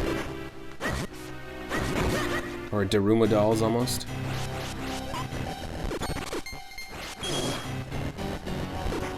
No. Yes. There we go. That's what I'm talking about. Yeah, we bought the wallet for 80 rupees, and it said it expanded how many rupees we could hold, but we already default had 100 rupees. So did we get scammed? I think we got scammed in the Hyrule Castle Town shop. I would love if there was a randomizer in this game.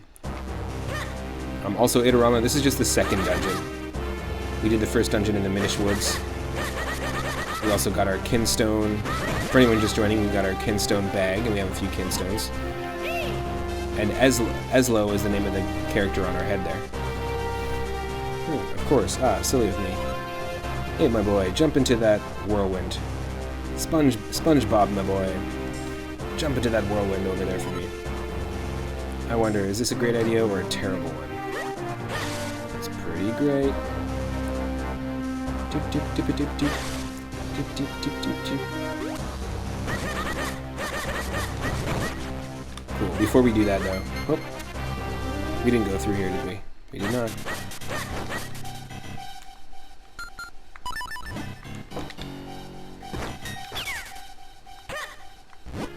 You got me. I'll make it up to you by selling you bombs, 10 of them for 30 rupees. Sure.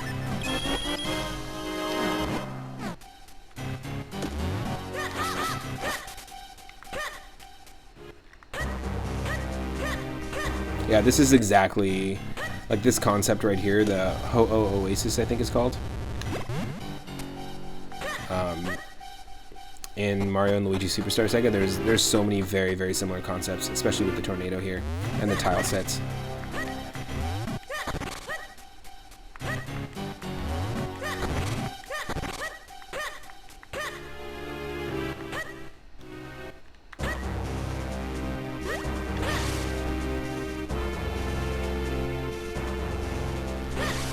Stegosaurus McCartney, thank you so much for the lurk.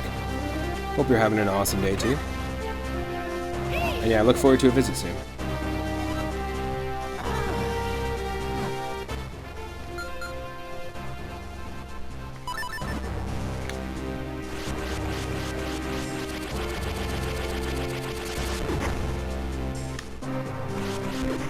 These things are worth clearing out at least once. Every time you see tiles that can be cleared out like this. Because I've already found tons of secrets in the last dungeon by doing that. Tons of more rupees, mysterious shells, kinstones.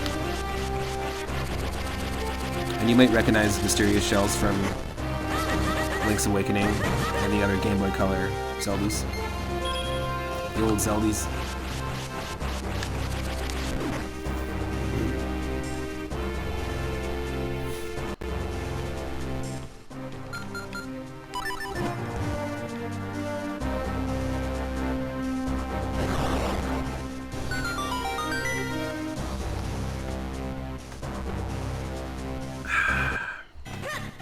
Love that coffee.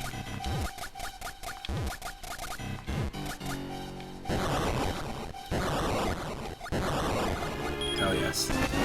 Got ourselves our first blue Kinstone piece. Nice. Got 50 rupees that we can't hold because we got scammed.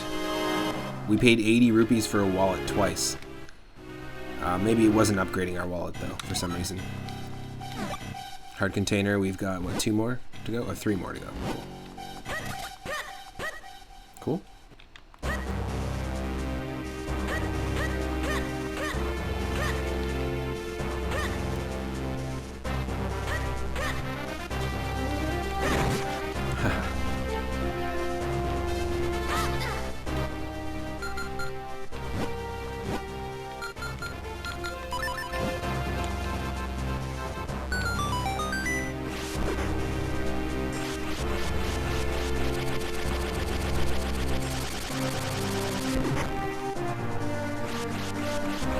Nice.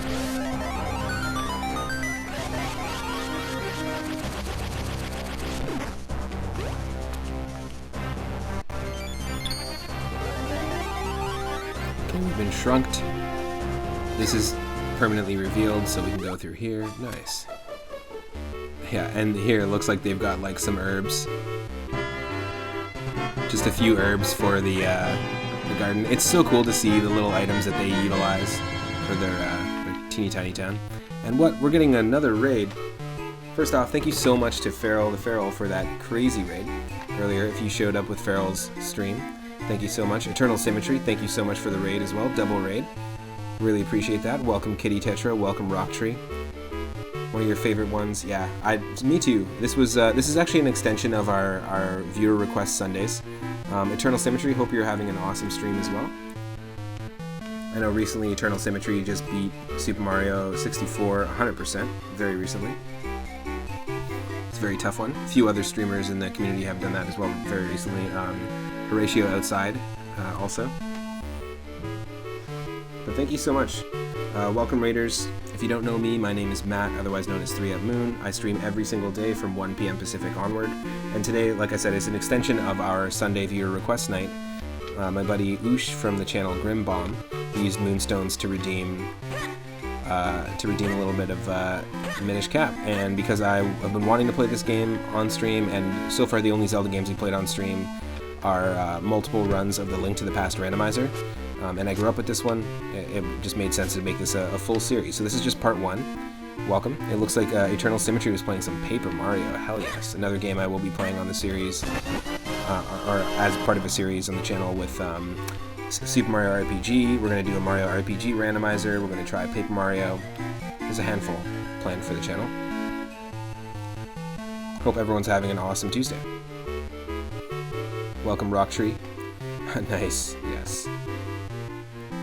You got a kinstone piece, perfect.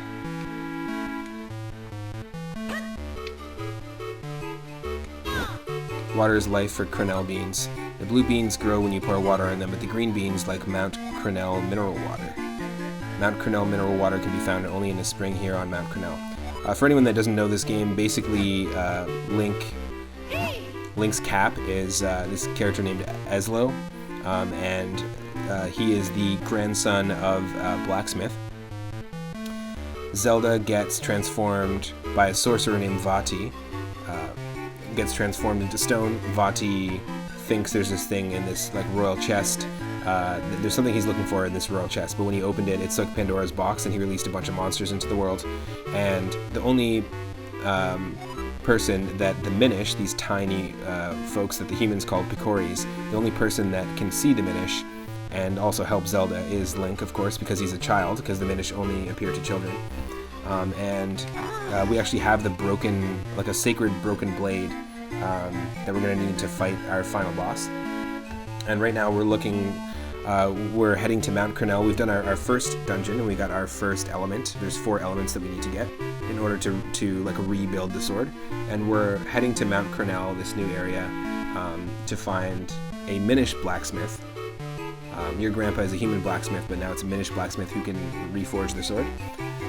And this is going to be our second dungeon as well. One of the things I love about this game is it's fully explorable as standard Link and fully explorable as Minish Link. And there's a lot of really cool touches, like you can see here. That's just a couple of like herb leaves that are like as a potted houseplant for these Minish folks. And some of them have had like clovers and like single flowers. I thought it was pretty cool. I really like the pixel art and the music in this game. Clearly a lot is inspired by Wind Waker. But if you haven't seen this game before or haven't played it before, I highly recommend checking it out. It is just does a great job at showing you 2 perspectives of the same overworld map in a completely different way than Link to the Past did with dark and light worlds, overworlds. And yeah, you can usually catch me streaming here every single day. I also have YouTube though. And if you can't catch me from 1 p.m. Pacific here live for whatever reason, every single one of my streams is there, so you can go watch it. Check them out.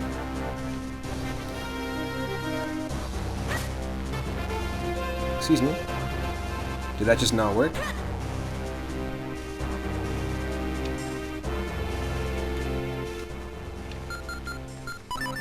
got the right water.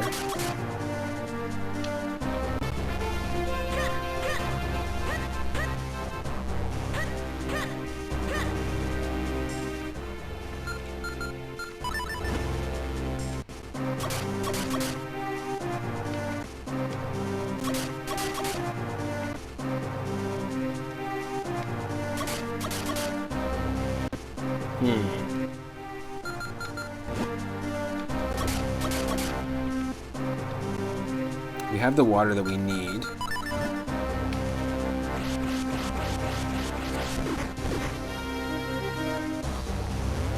Oh, you can literally pick it up. What? What? Okay, that I did not expect. At all. Okay, that's funny. Yes.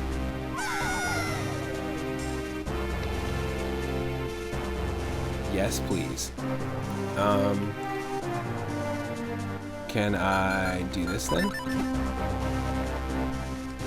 No. I have to transform back. That makes fair. That makes sense. It's pretty fair.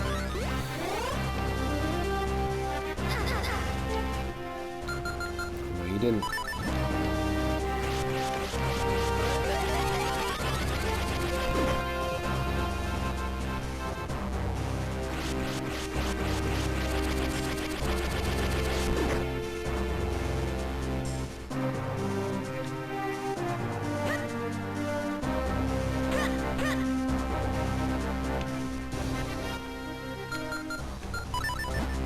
Did anyone else grow up with this game? This was one of the first games that I played on, first Game Boy Advance games that I played on my gray DS, like my original gray brick DS. Played it around the same time as I played Super Mario 64 DS and Kingdom Hearts Chain of Memories. Those three games kind of all, like, I associate them in my mind just because I played them all around the same time for the first time, years ago. Oh, choo-choos don't electrocute us for some reason.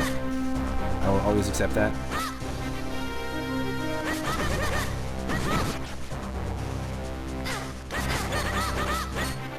Yo, buddies.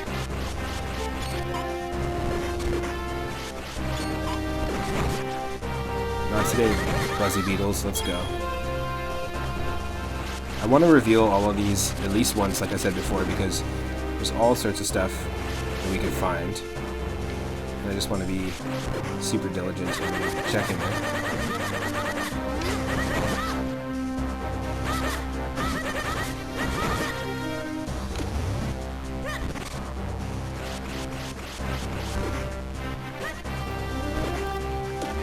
I hope your Paper Mario stream went well, Eternal. Did you just start it today? Or have you been playing it for a bit?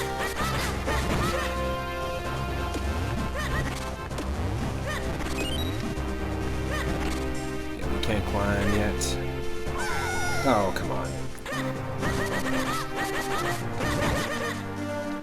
That was silly.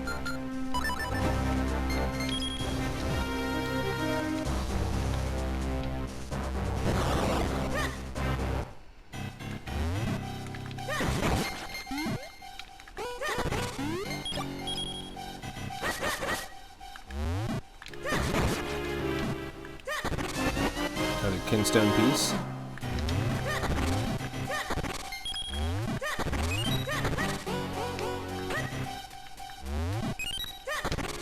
Does anybody know of any Link to the Past? No, sorry, not Link to the Past. Minish Cap ROM hacks out there. Does anything like that exist? Like fan-made quests that people have done? Because I know there's Link to the Past ROM hacks, but I'm very curious.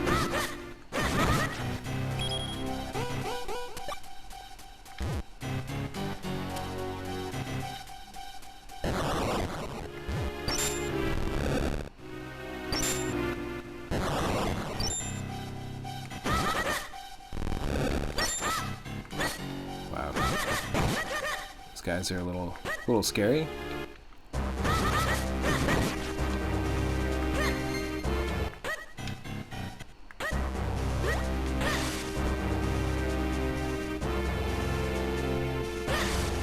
Straight out of Superstar Sega. That's funny.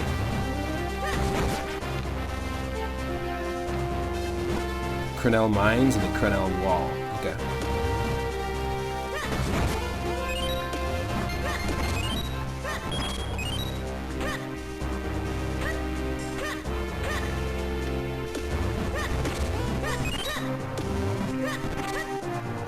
I don't want to explore down there yet. Let's go to the mines first. So then we have to come all the way back around if we go down that way. Crenel Mines, shortcut to the bottom. Cool.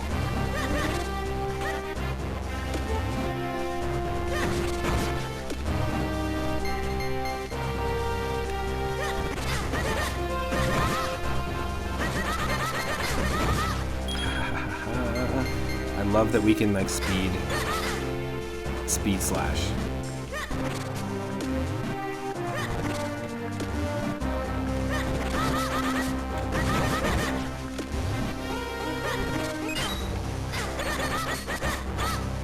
Damn it. Gonna make me do it?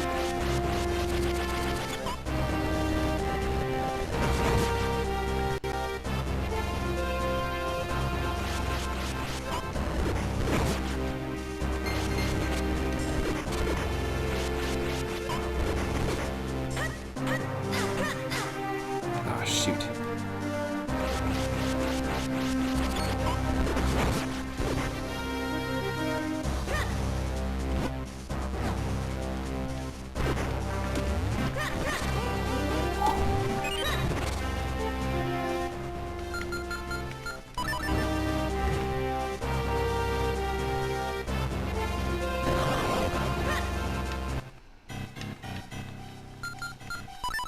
The Deku Scrub music is just so intense. It's like one-winged angel. One-winged Deku.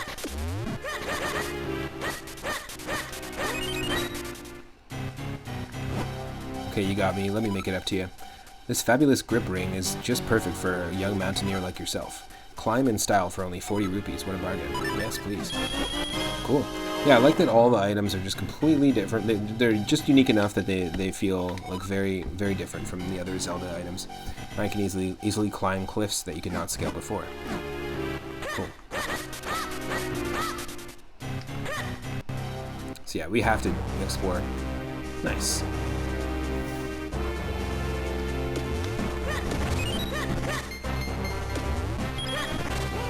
Need some hearts. We can't do these warp pad or like rainbow tile puzzles yet. They are very much like Four Swords basically takes the same concept from this game. It's gonna be we're gonna have to make clones of ourselves.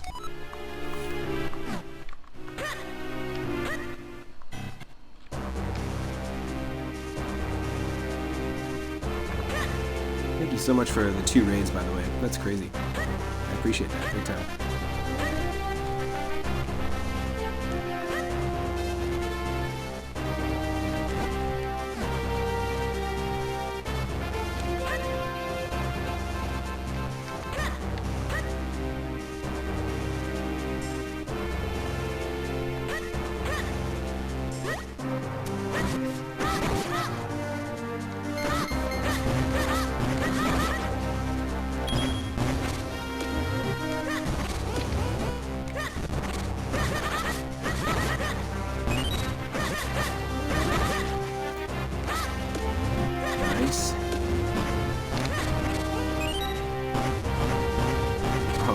That's an unfortunately familiar foe, the falling rocks from Link to the Past.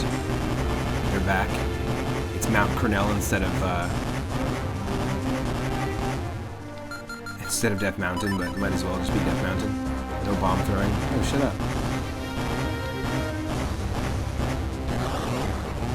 Yo, shut up, sign. Let's go. Hell yes.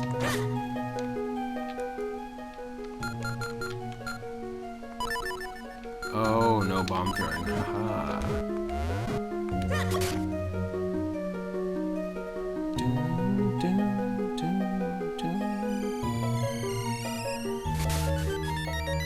Hey, listen. Welcome to the Adventurer's Spring. Did you throw the golden bomb into the spring or the silver bomb? Neither. You are honest. I must reward such an honest adventurer with some of my power. You just got a big bomb bag. You just got a big bomb bag. Nice. You just got a big bomb bag. Exactly. It's a hook. May light shine on your quest. Cool. Nice, now we can hold 30 bombs.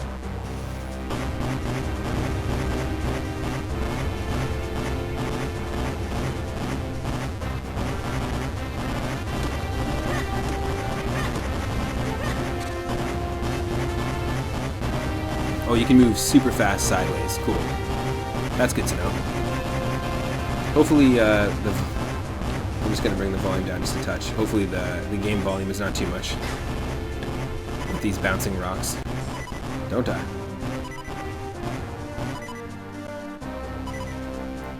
Don't die.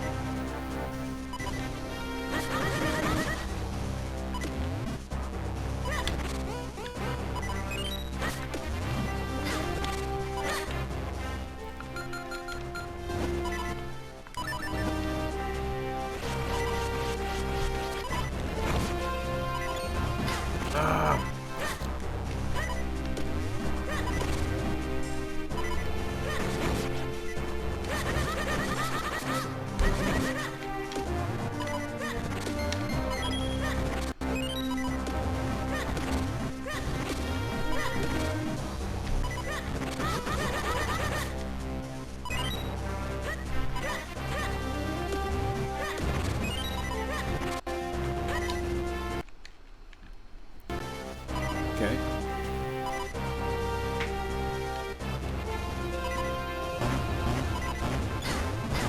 Oh no.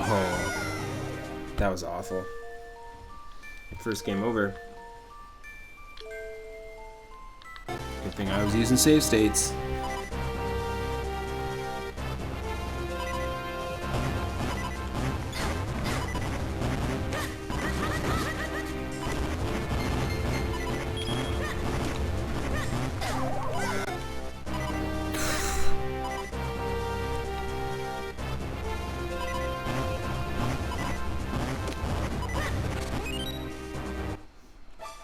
What the?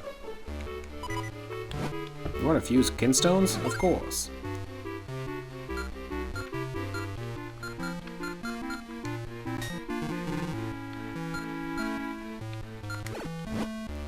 We have two of the same kind. Okay, cool.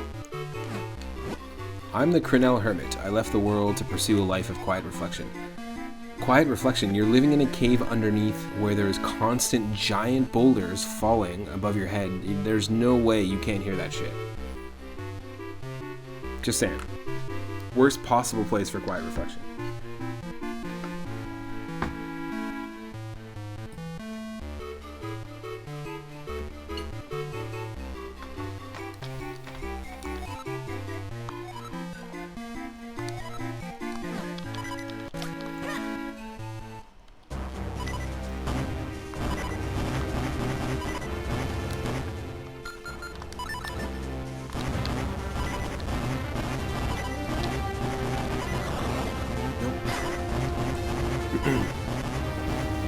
Wow.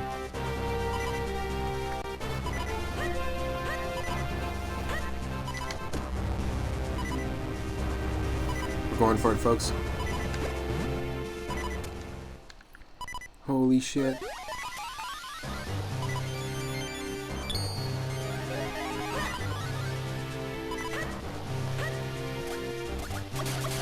Oh, whoa. We have a quarter of a heart.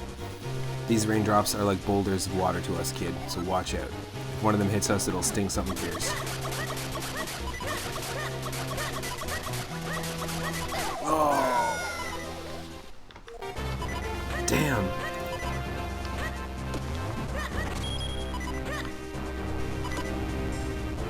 That's pretty crazy. Really great game design, though. This game's fantastic. If you haven't played it, you gotta check it out. And we confirmed earlier that apparently it is available on things like the Wii U Virtual Console, or it was available.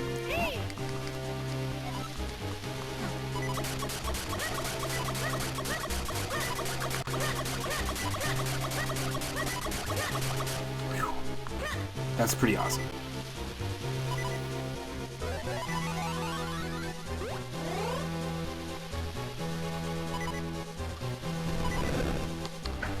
Oh god, what is this?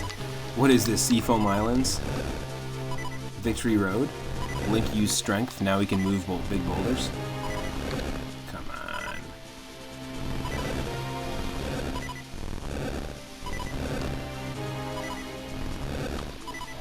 Okay, maybe if we do this... Ah.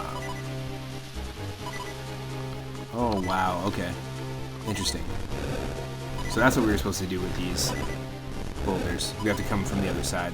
I thought I could blow these up earlier when we saw them in the Hyrule Field, or Southern Hyrule. South Hyrule Field. Also, every time I say Hyrule Field, I always think... It makes me think of, like a Zelda-themed Garfield comic, or a Zelda-themed sitcom. Like the Ocarina of Seinfeld. If you haven't heard that one, that one's amazing.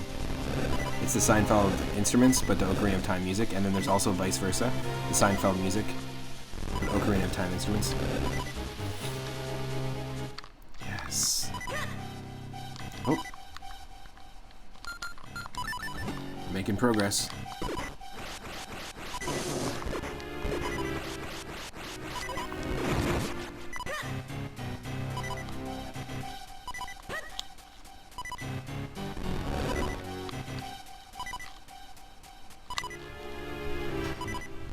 Ah, okay, so there's like only certain things that I can push.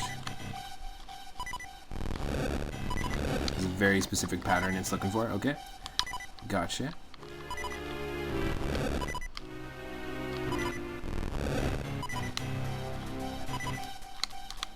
Oh, wow. Do we have to do this?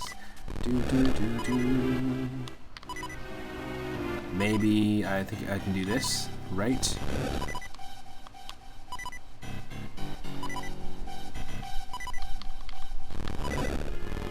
There we go. Whew. I was like, hold on a second here.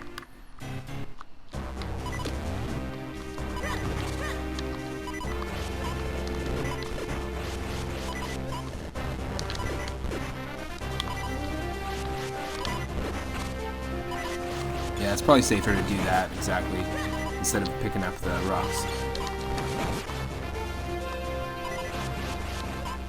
This area kind of gives me vibes of Dragon Roost Cavern and also Death Mountain.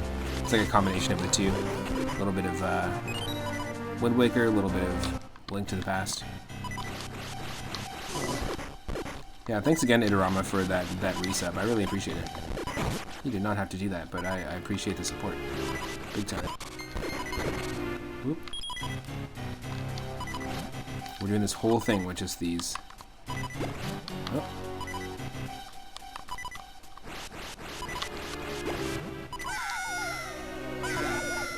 No! With just one health. Okay, I think we have to pull it. We can't use the... There we go. What? Oh, we gotta do this. I'm a Dumbo. There we go. That's what I'm talking about.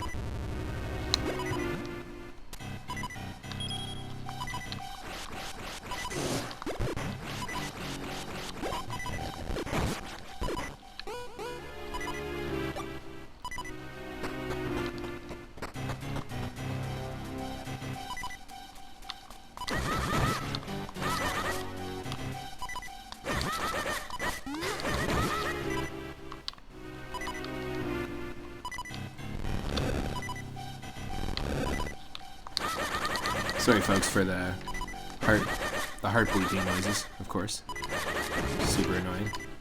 Oh. Hopefully we can find a heart.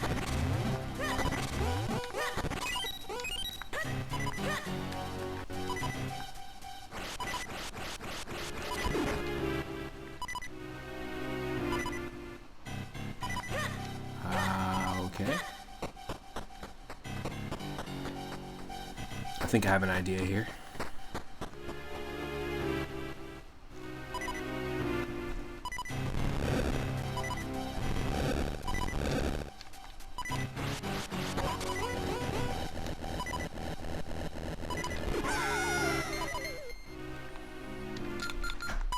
maybe it's a bomb situation. Because the bombs we can lift and throw. Yes, it is. Nice. Yes, it is. Damn.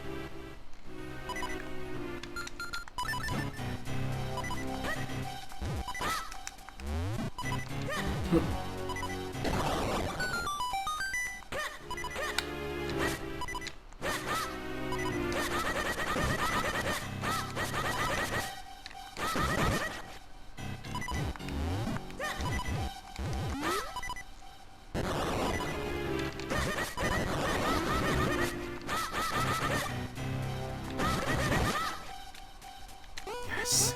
Thank you. Thank you, choo-choos.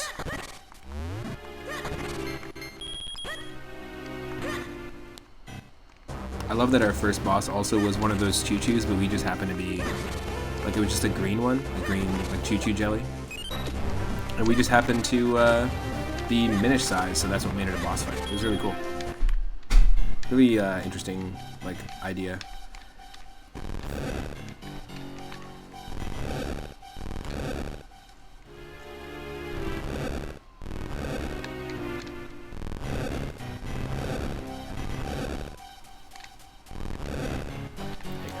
With this one.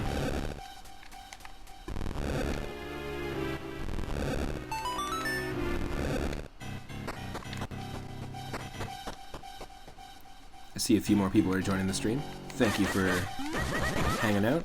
Hope you're having an awesome Tuesday. Hope you're enjoying the game. Maybe it'll make you want to dive into the game yourself.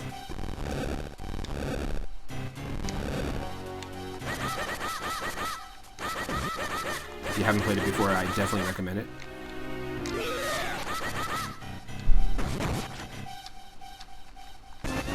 Another Kinstone piece.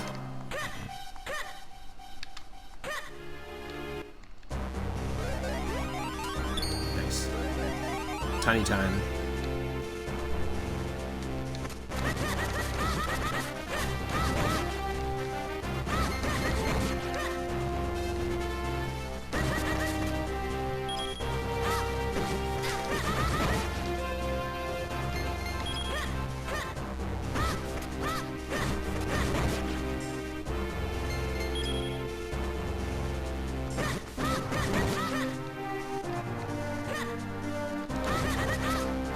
You can't attack these with the gust jar at all.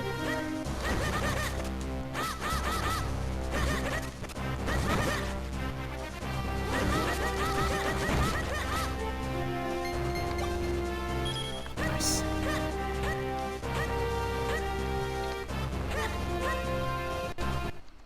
Malari's Mines. Okay, cool. We found it. Found where it needed to be. Ting along, tong along, dig along for iron.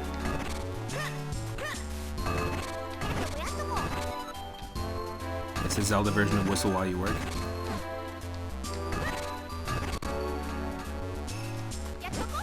This mine belongs to Malari and us, his 7 apprentices.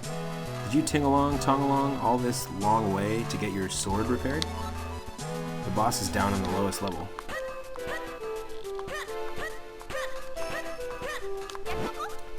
Ting tong tong along. Alright. If you head outside from here, you can see the mine the humans dug, but the boss doesn't let anyone go in there without permission.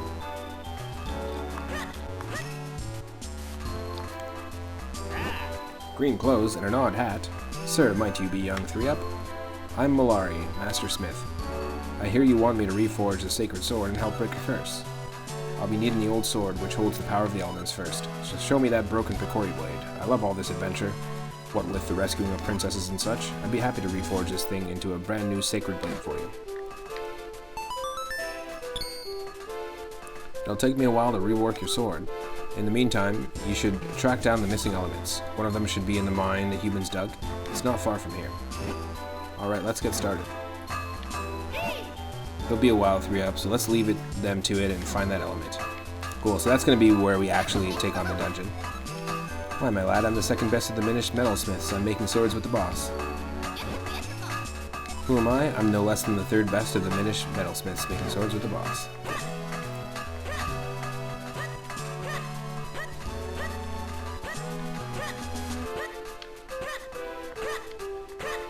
Let me just explore the mines really quick before we actually head on.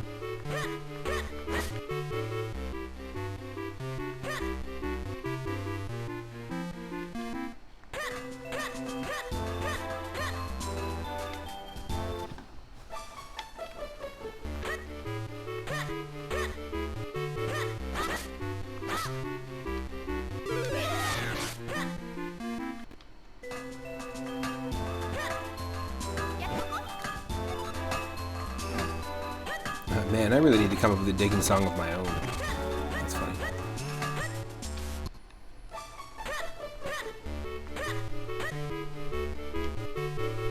This room right here reminds me of an old Max Fleischer cartoon called The Woman in the Shoe.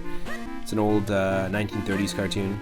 We'll eventually be adding a brand new channel reward as well, inspired by my buddy Stegosaurus McCartney, called Animation Break, where you can actually redeem points to have a little animation break, and we watch a classic cartoon from the 30s, 40s, 50s, maybe even 70s, 80s, 90s, which is really cool. I'm a huge fan of animation, so that's part of the reason why I'd want to do it. And Daryl, Stegosaurus McCartney, is one of my old roommates, so he knows very well how much I love classic cartoons. I've got 99 mysterious shells, that's cool. But this reminds me so much of the Max Fleischer cartoon. Right now, with Moonstones, you can unlock emotes, you can make your own versions of our emotes, you can remind me to hydrate, posture check, you can also add games for 4,200 Moonstones to our viewer request list, which is how we started playing this one. This was requested by Grimbomb. And then we also, you can name characters in any game. I play a lot of Pokemon games, I play a lot of Pokemon Nuzlocke challenges and randomizer challenges, so you can redeem that to name our characters. But we've also played Final Fantasy IX on stream, and the chat named all the characters. Just super fun. So right now that's our standard channel rewards, but there are more coming, and I will be trying to do like a story writing stream eventually where we'll have channel rewards where you can add a sentence, and we're going to be using AI Dungeon, which is an AI generated story writer. Basically, it learns, you can write a story with it, or a text-based RPG, for example, or a D&D campaign. But it learns from your writing style, and I've loaded a bunch of recipes into it before and had the AI spit recipes to me. I've also loaded a bunch of Seinfeld scripts into it and had it return like ideas for Seinfeld episodes, which, there's no humor intact there, but it's just pretty interesting. It's an interesting tool, and I want to do some streams where we write a story together. We collaborate as a chat and with the AI, writing a story together. Maybe like an epic adventure, an epic RPG adventure, or who knows where the story will go. Maybe it's a murder mystery. Who knows? You'll get to decide with channel points. So if you hang out and you participate in raids when we raid other people, if you subscribe like Itarama did, then you also can earn Moonstones quicker. All different ways to earn Moonstones, and just by showing up, you can earn them. So I think that's pretty cool. Okay. So this is going to be the dungeon like right here. Look at that. Very cool. I'm going to take a short break though. I'm just going to use the washroom, have a coffee, sit with my partner for a little bit, and then come right back. Don't go anywhere though. I'm going to keep going. We'll probably end up taking on this dungeon and then call it for part 2 once we're done the dungeon, but we'll play for a little bit longer. And yeah, I'm really stoked about this game. Like I said, I stream every single day. If you're not following, click that follow button. It will let you know when and what I'm streaming next. It helps the channel to grow. We recently just hit 400 followers and celebrated by playing Wario Land 4, and that's all available on my YouTube channel. So I'm just going to mute the music, and we're going to play some music from Pokemon Snap, which is what we've been listening to earlier in the stream. And again, thank you so much to Eternal Symmetry for the raid, and thank you so much to Feral the Feral for the raid. Really appreciate it. Thank you, Itarama, for resubbing at Tier 1 for 4 months, and thank you, Rug Sulo, if that's how you say it, for the follow, and Emily K92. Welcome to the stream, and thank you so much. I'll be right back. It will not be long, and we'll continue with the Mount Crenel dungeon, our second dungeon in our Link to the Past. Sorry, oh my god, I did it again! In our Minish Cap playthrough. I play so much Link to the Past randomizer that I just always end up doing that little Hyrulean slip, so to speak. Hylian slip. I'll be right back, folks. Enjoy this music from Pokemon Snap. It's one of my favorite soundtracks. I feel like it's pretty underrated. And if you haven't checked out the new Pokemon Snap on Switch yet, you definitely should. Stick around.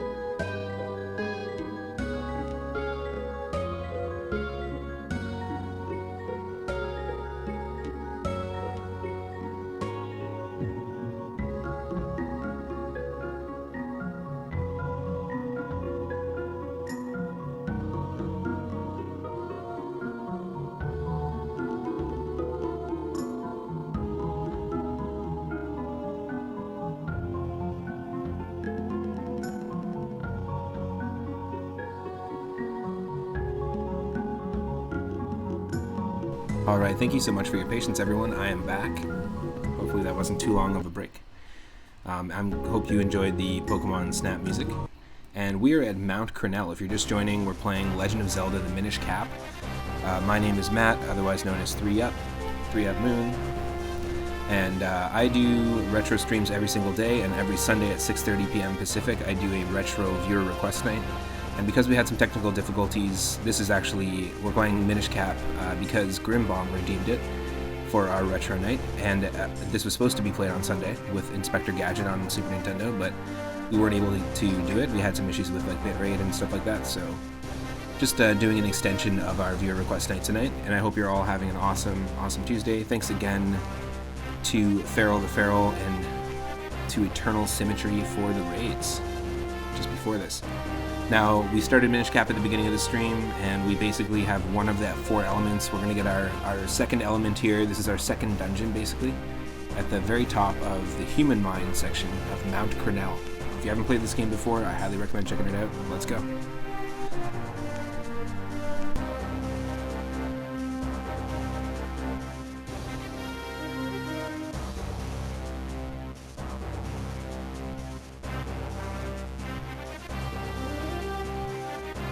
Might need to just reset my controller just 1 second.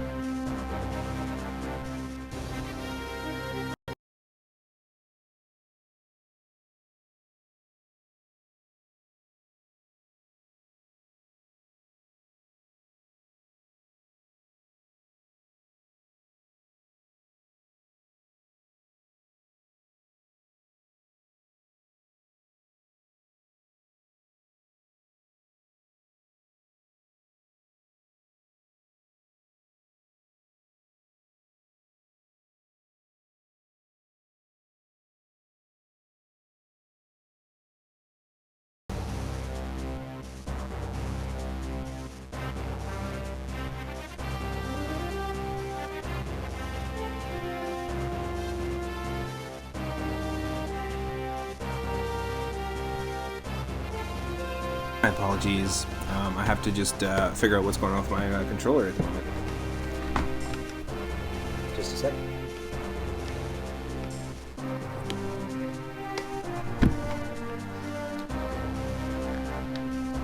Sometimes it likes to be plugged in, sometimes it likes to be wireless. I don't understand. You don't tell. This has happened multiple times to me. Just a second here.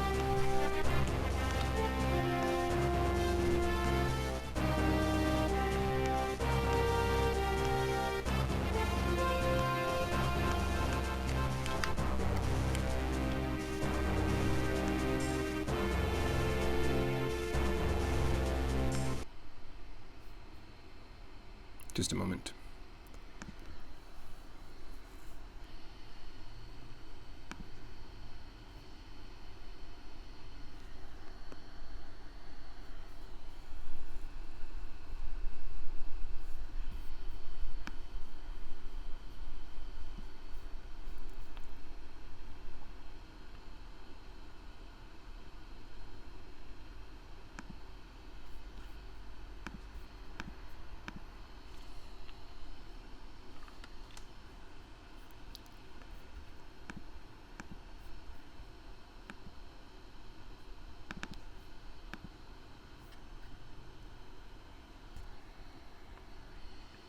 We got this. Oh yeah, we got it. Oh yeah. There you go, folks. You let me know if I need to adjust the volume at any time. If you need more or less game volume. And for anyone just joining, basically we started off in Hyrule Town. We went to Hyrule Field and Hyrule Castle Garden. And then north to Hyrule Castle, basically to celebrate a big festival that was going on, and then we took on our first dungeon in the Minish Woods, and then we were told that we had to go to Mount Cornell, so then we went through the Trilby Highlands, Mount Cornell's base, and now Mount Cornell. We have a few decent items as well. We've got the Gust Jar, which has a bunch of different uses, and we just picked up the bottle. And the Grip Ring, and the Grip Ring right here allows us to climb walls. And we already have one of our 4 elements that we need. So it's a lot like Wind Waker inspired Link to the Past. And also, I mentioned it before, it would be really cool to see the Oracle of Ages, Oracle of Seasons games remade in this style. I'd be so down to play that. Wow, it's so hot in here. Come on, let's not stand around wasting time. This is going to feel very relatable to a lot of people during this current heat wave right now that's going on. Hopefully everyone is staying cool, staying hydrated. Find that element so we can get out of here. Okay, let's do this.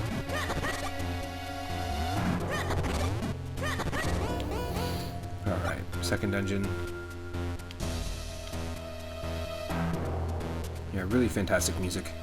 Here, I wonder who did the composition. Like, it's got to be a team of people for sure.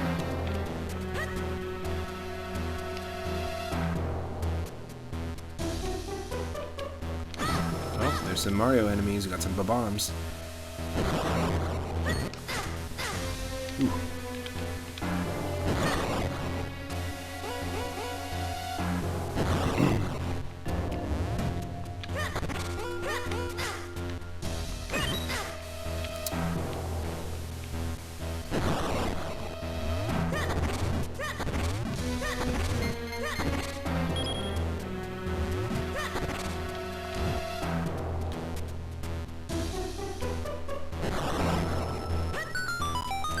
See a few more people are joining the stream. Welcome to the stream. Look at these Spinies. Another set of Mario enemies. Your sword won't make a dent in their thorny armor. Flip them over before you strike.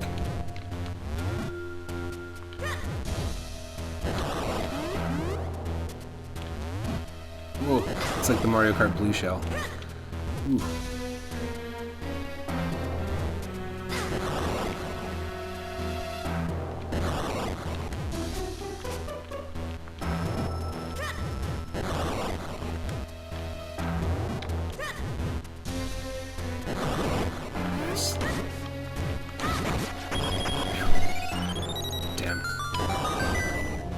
That was close. Got the compass.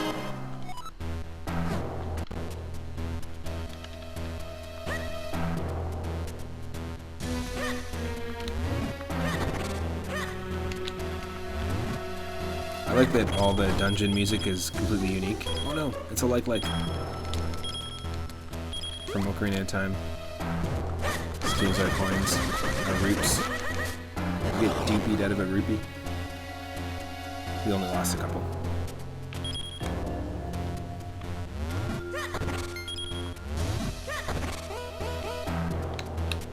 Yes.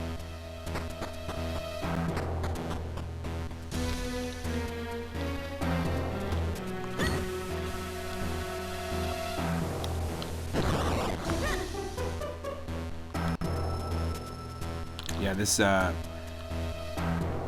the puzzles here with the minecart tracks are very, very reminiscent of Oracle of Ages and Seasons.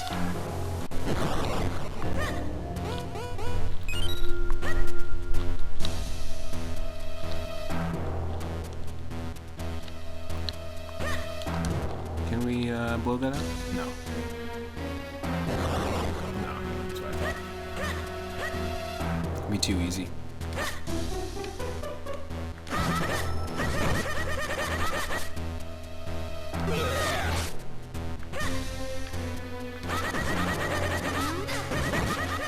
And for those that haven't played this game, definitely check it out. And if you haven't played the Oracle of Ages, Oracle of Seasons, or Link's Awakening, I highly recommend it. A lot of people have recommended the brand new Link's Awakening on the Switch. The art style is really interesting. Oh, there's lots of treasure in here. Nice. I never use the map unless I absolutely need to. That's just my Zelda steez. This must be what the humans who built this mine used to get around in here. Maybe we should hop in. Yep, this mechanic exists in both Oracle of Ages and Seasons. It's a little bit frustrating in those games, so hopefully it's not going to be as frustrating. What? After all this, you don't expect me to believe you're scared. There's nothing to be afraid of here. Come on, let's go.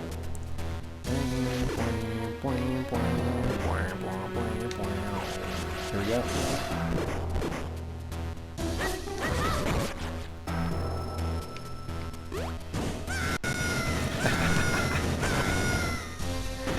That's amazing.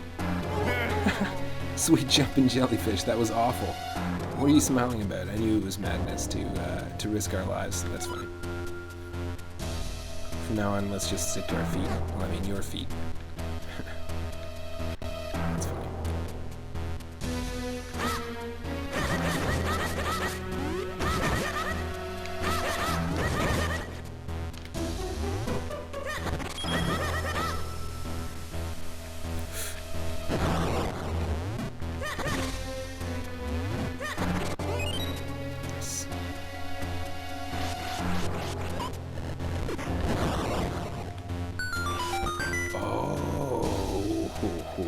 Wait a second.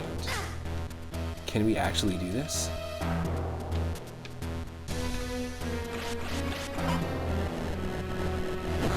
No, not quick enough. Ah. There's a way to freaking... Oh, that's so cool. I'm pretty sure if we do this... Oh, no, we can't bring him back. Can't respawn the Babomb. But I think if we use the Gust Jar to grab a Babomb, and at the right time, and we can walk him over here and then shoot it over there, we can break this.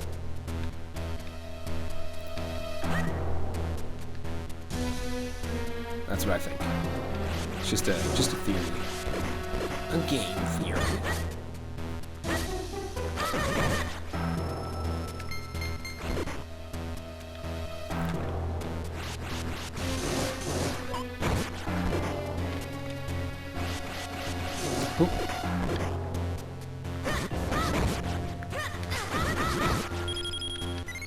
Nice. Is this another Minish portal? How interesting. So there was a portal hidden away in here. Whenever you want me to shrink you down, just hop up here and press R. Just gotta do it.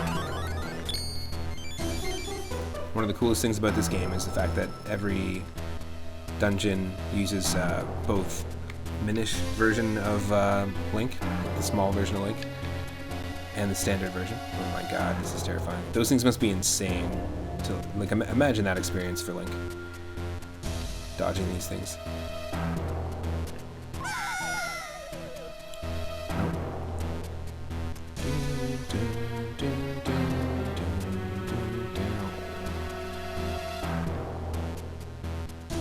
Oh, watch out, bats.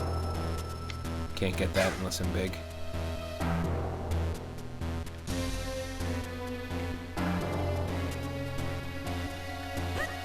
Yo.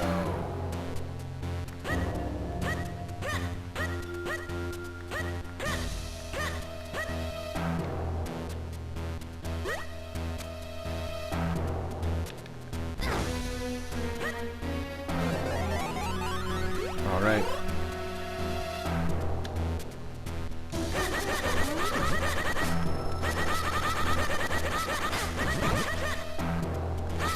Oh, cool. That's nice that you can do that.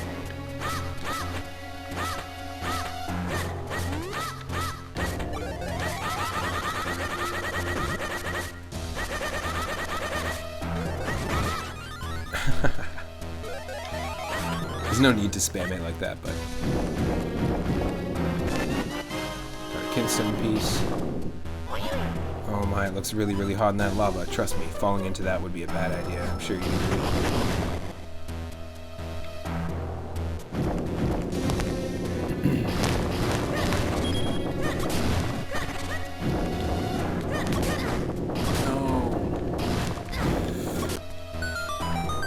Gotta do this all over again because I'm a doof.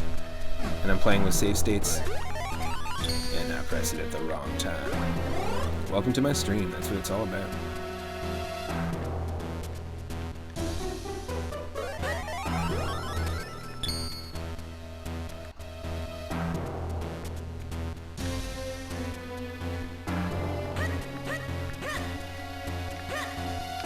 Oh yeah, sorry. Right.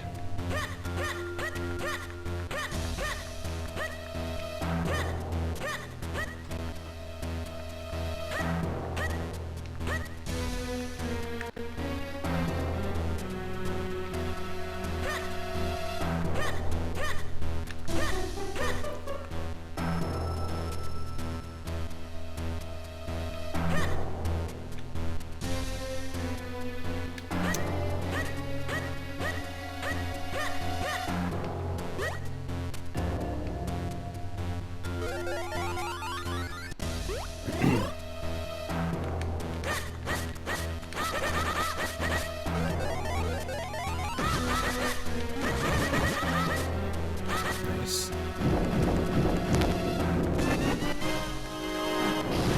Sorry, we gotta go through all this again.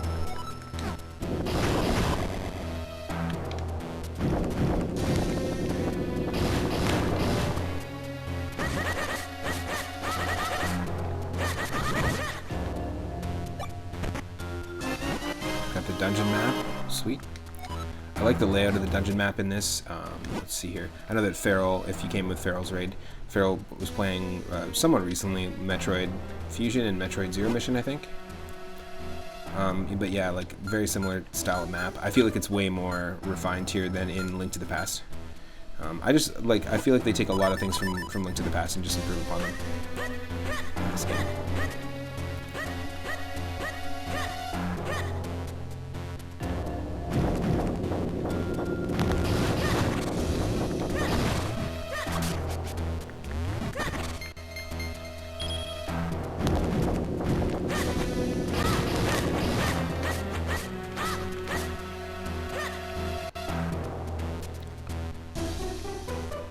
Okay, here we go.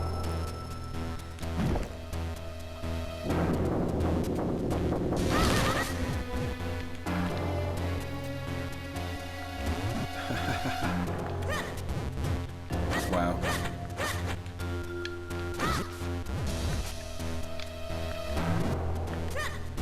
Oh, so close. Yep. This is somewhat like the Dragon Roost Cavern segments in Wind Waker. Very similar.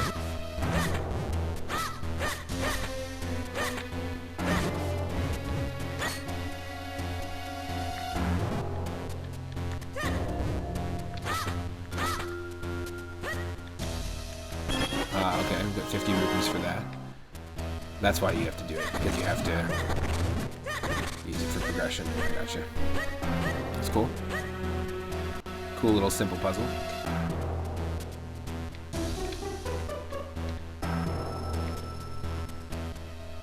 Huh.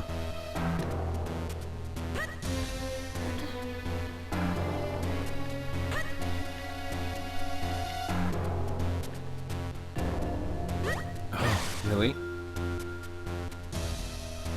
Oh no! Can I get another boost? Yes, I can. Okay. I know what it wants us to do. That's so nuts. Okay, ready? Let's do this. This is so precarious. Let's send a kid to do this to save Zelda. No big deal. Please don't die. Die. Please don't die. There we go. Oh, I got you. I see what's going on here. We need this. And this is literally a chest on a cork, basically. Which is pretty funny. Link's gonna pop a blood vessel there. Holy shit. All that for a key. Or you could have just reached up and opened that chest. Despite it being a little bit higher on a ledge. It's like, who cares, man? Who cares, man?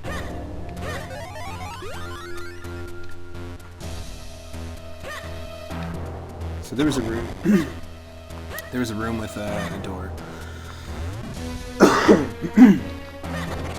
Excuse me.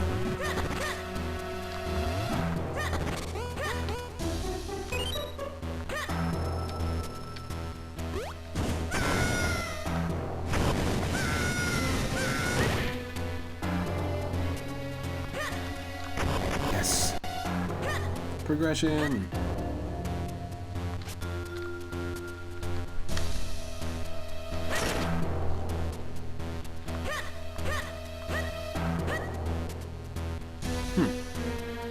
Does this mean I can do this? Yeah, new area.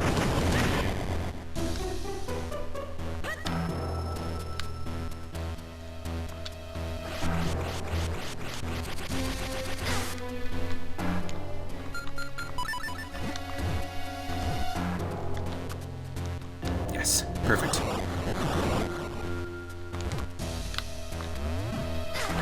Yes, get it. Done.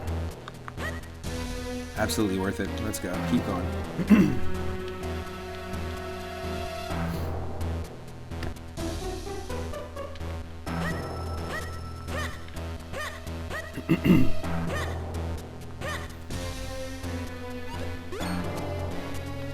Okay.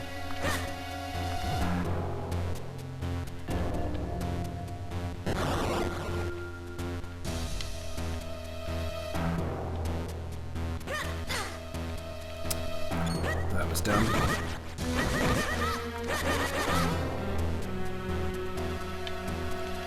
Keys. Oh no.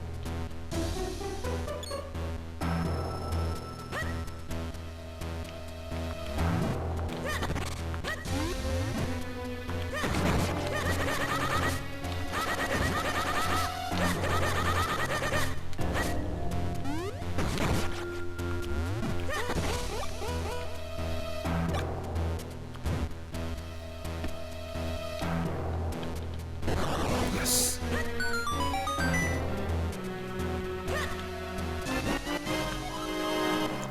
Collect 2 more to increase your life energy. Thank you, thank you.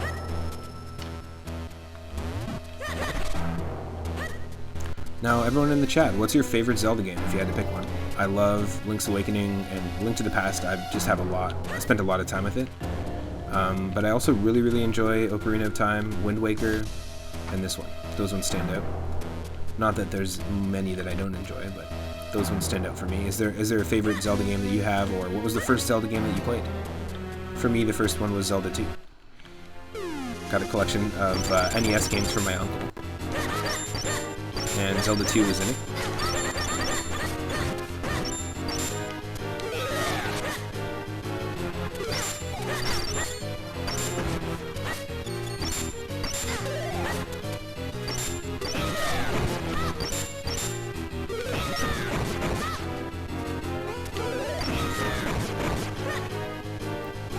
Yeah, it's all about the spin. It's all about the spin. Oh.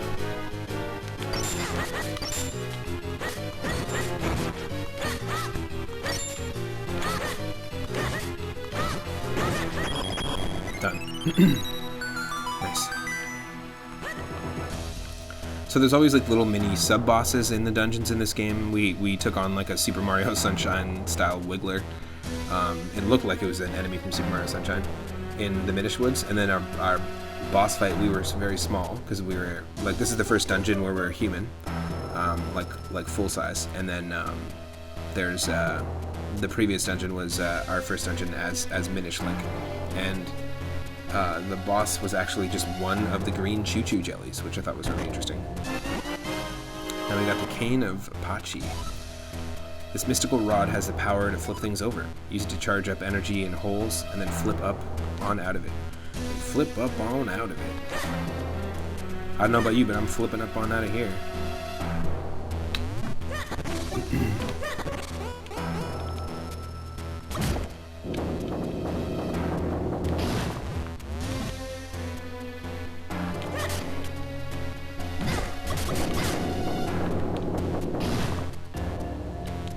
I don't understand.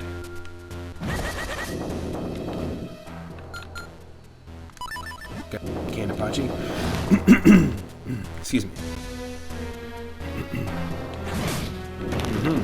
There we go.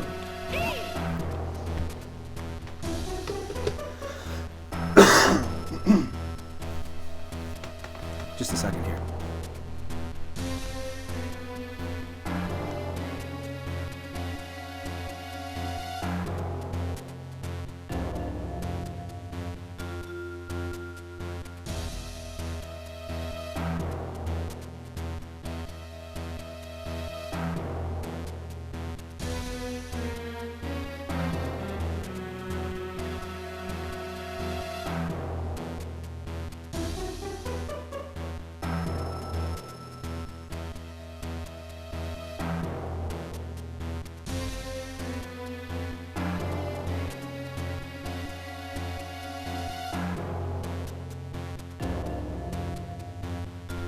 Okay.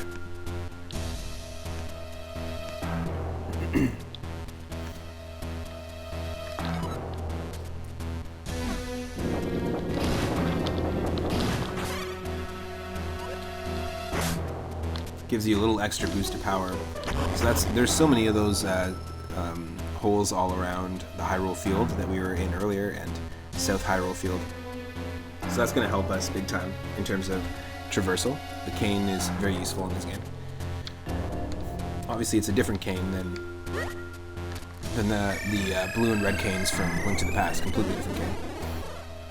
But it's I find the cane item in this is just a little more useful in general.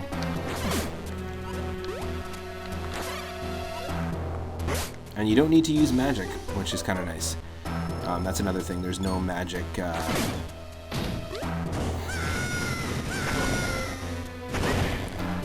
that makes sense. There's no like magic bar or magic meter like in Link to the Past.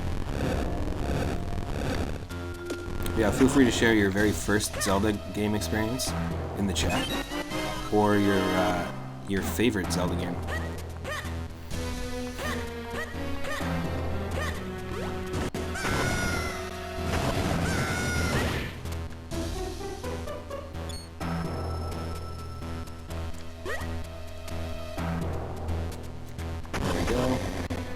Progression. Making progression.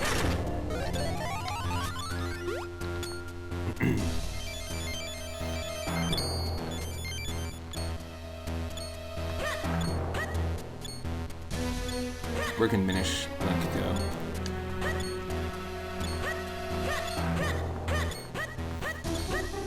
Oh, I got you. I shouldn't have hit that switch yet.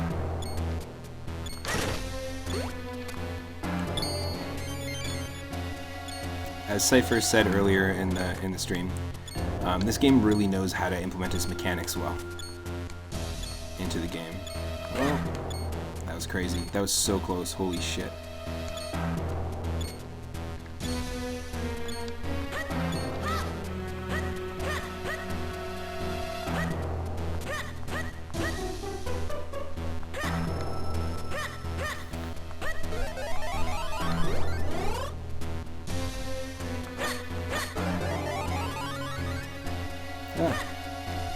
That's not cool. Definitely not cool.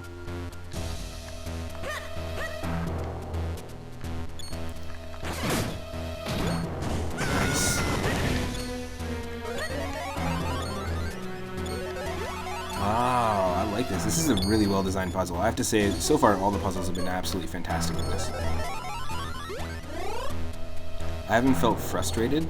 I've only ever had moments where I'm like, well, how do I get to that area on the overworld, as opposed to like, just because I don't remember how to do it. I haven't played this game in years. So it's like somewhat blind. I don't know why I went small again. That was silly. Here we go.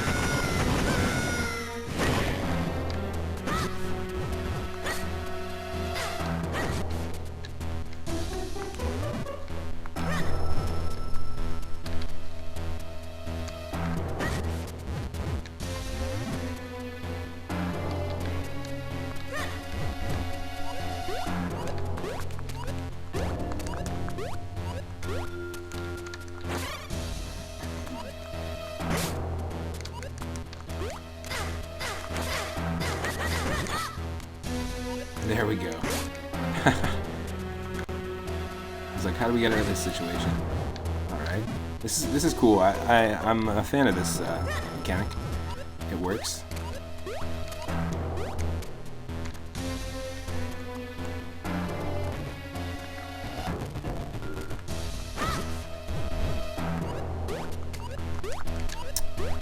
Damn it.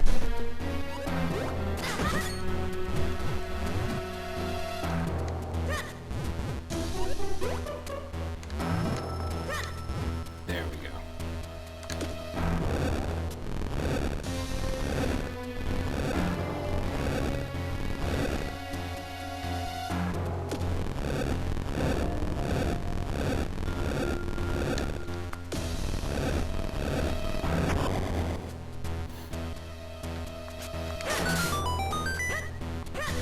that switch is only going to work if you put it in that location. Could be wrong though. There are also a lot of bombable areas in this game, like bombable walls that aren't marked, as opposed to some of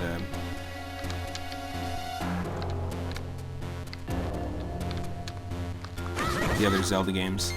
They typically mark every single bombable wall. It's a little more like the original. Kinstone piece.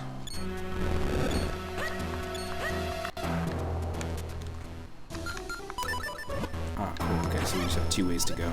We'll do this.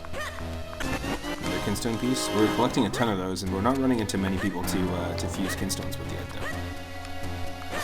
Gotta get keys. I do like that they're like sort of 8-bit. These bats.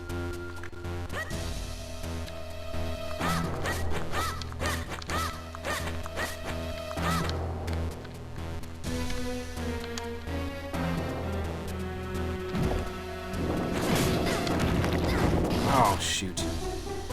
Damn it, that timing. Just gotta time this out. It's all good.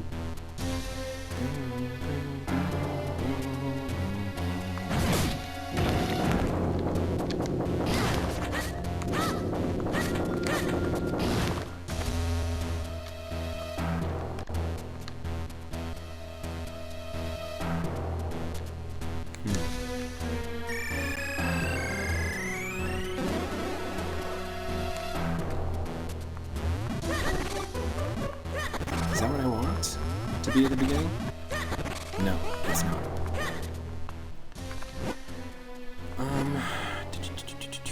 We don't have the boss key yet. There's so much unexplored. So much. So I guess we're just, you know, it's just letting us make these warps happen.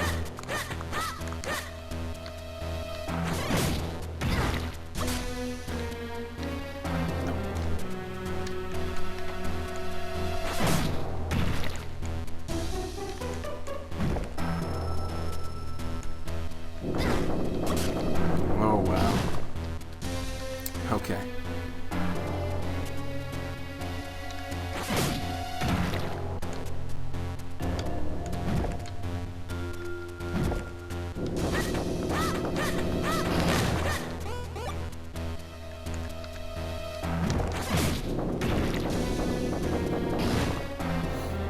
Let's see here. Come on, come on, come on. Let's go.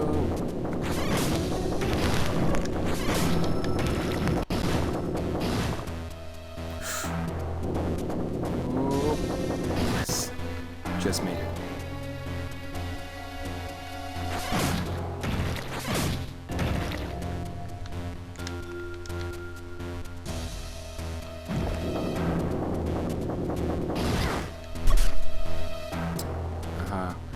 Okay, I think what they want me to do...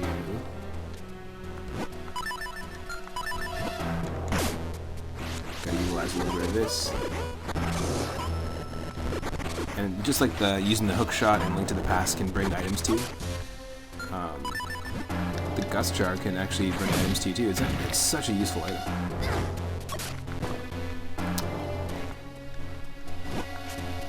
Also, it would be cool if I didn't keep loading the wrong save state.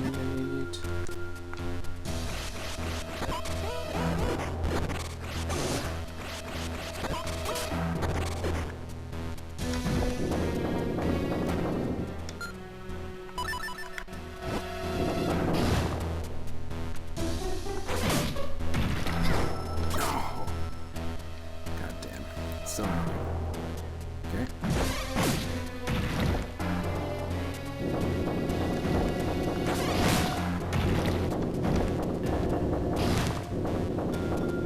Oh my god. Come on, come on, come on, come on, come on. This is crazy.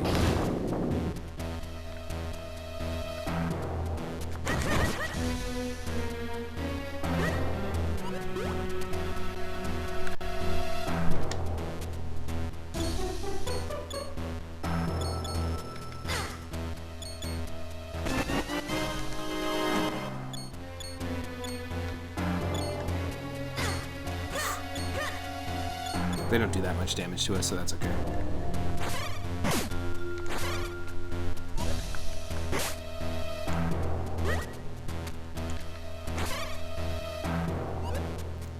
This is a cool combination of tech. I like that. Very satisfying to complete as well. As a player. Just overall fantastic Game Boy Advance game. Ooh.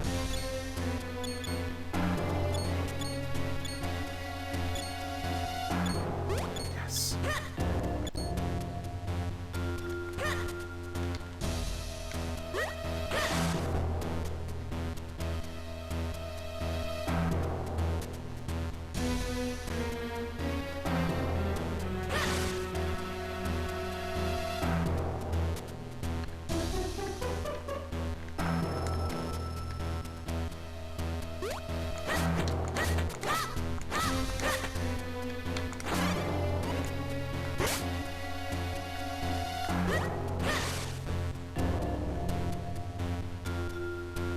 I realize there's a chest in the other direction.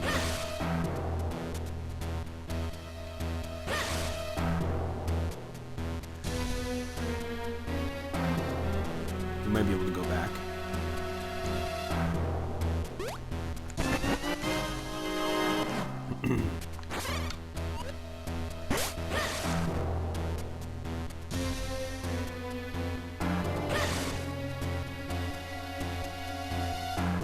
Oh, cool. That's how you get here. Nice. I like that. And that's the big key. Nice. That's really tight, actually. Alright.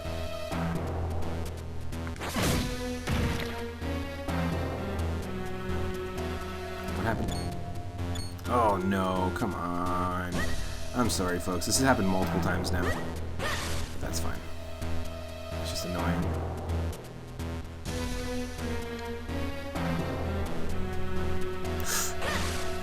Just made it.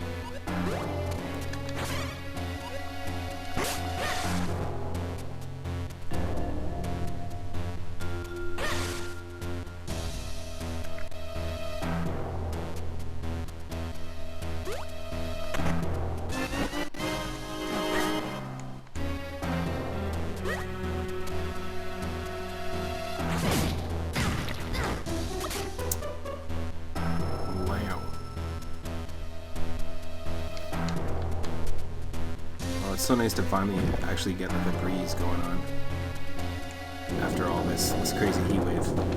It's been the last couple of days has been like 40 degrees here, and I'm up in Canada, so.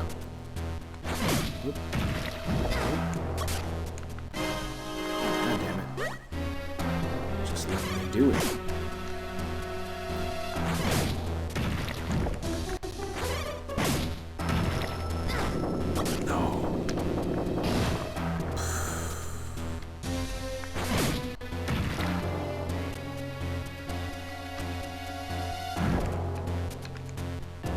The timing isn't as tight as it seems. It seems like the timing's a lot tighter. God, that sucks.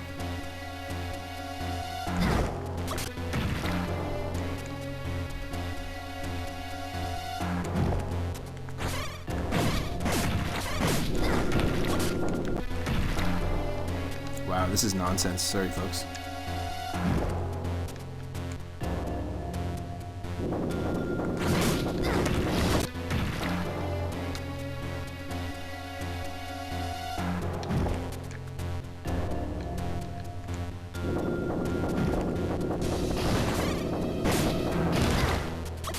I'm cool with that. If it flips that, then I'm cool. With losing some health. Yes. No. That timing. Freaking timing, though.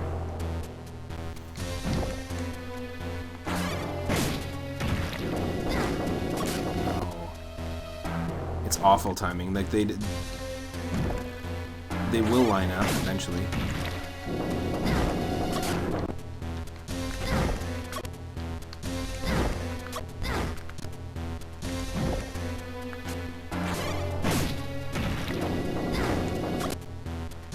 Fuck that.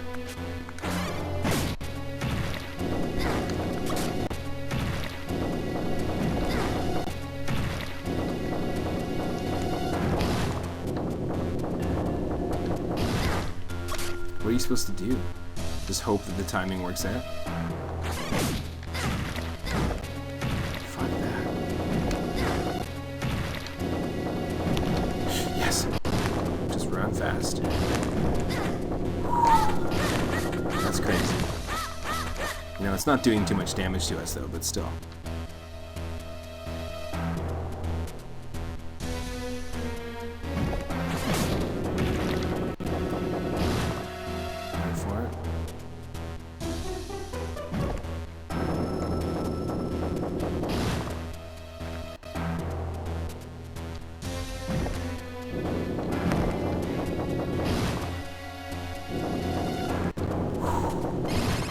Go.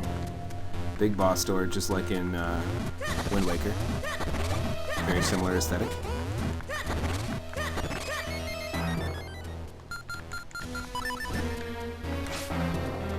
So satisfying to just scoop the fairy up instead of using the net. No! That sucks. There's a waste of one. Oh well, I guess we're not bottling a fairy up. Okay, that's fine. We'll probably have to use this for the boss fight, knowing typical Zelda rules.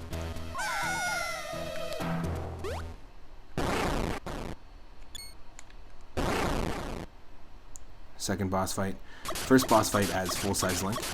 Ooh, nice. Crazy design.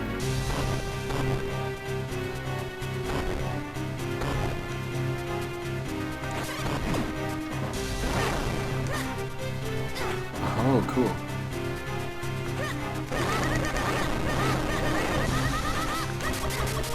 Oh. Interesting boss fight. This is going to give us hearts.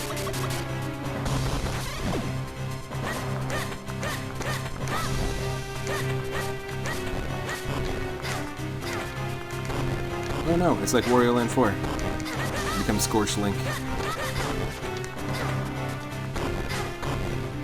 Yo.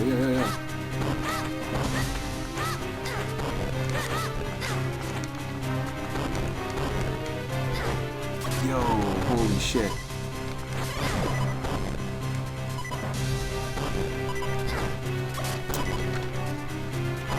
That's awful.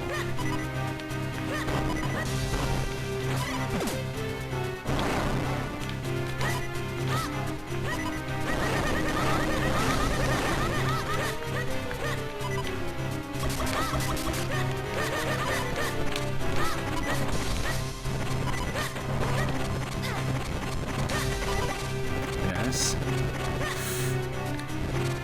Oh, there's more lava. More lava overflow.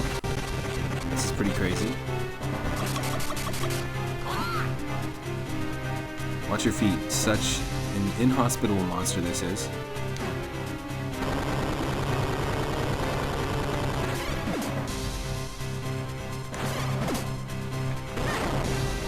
Looks like Lugia. Looks like some sort of long-lost Pokemon design.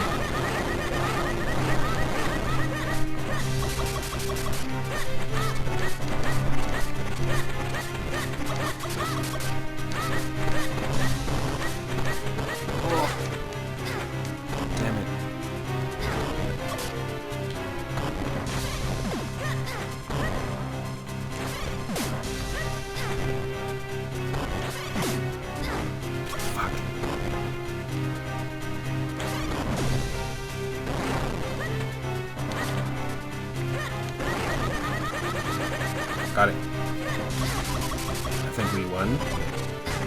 Nope. That's not the case. Oh.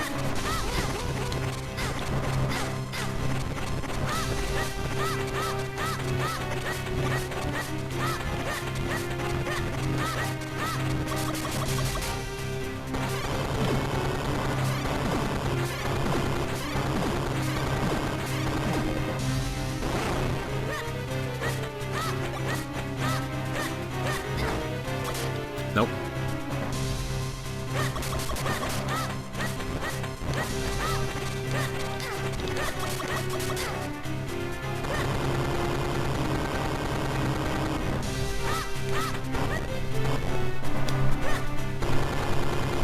Oh no.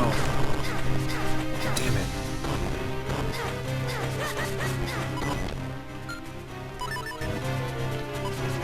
Oh, nice. Okay.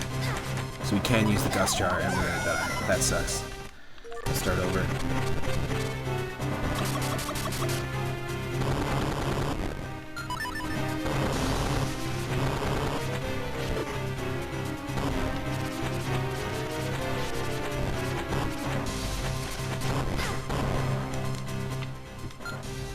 This is crazy.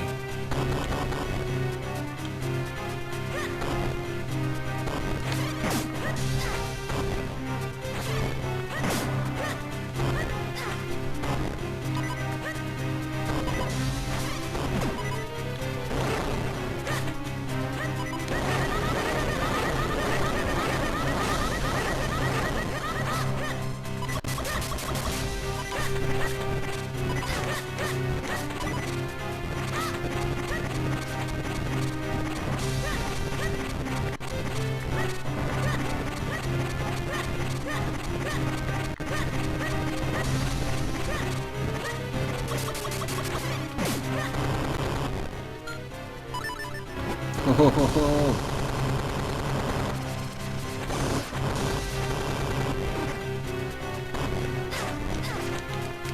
fuck off.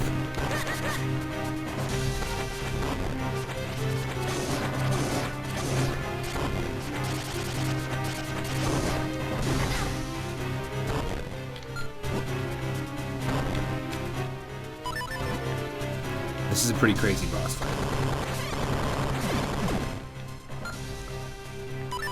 The fact you have to be this quick.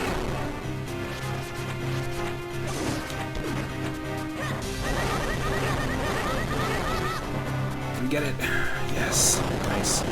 That's a pretty interesting way to use like the previous dungeons item and our current dungeons item, which is the cane, in combination with each other. That's very, very smart.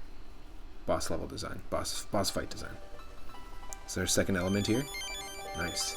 Very cool.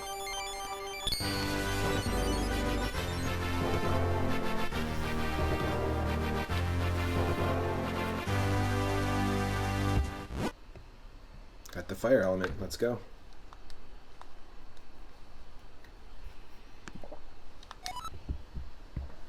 Flames bring light to darkness and warmth to all. The fire element is the embodiment of that power.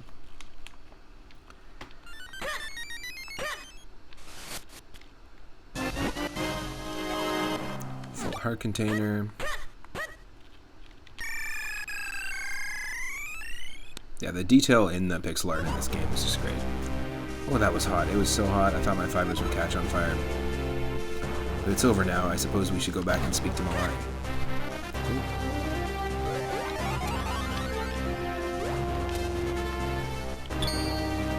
Nice.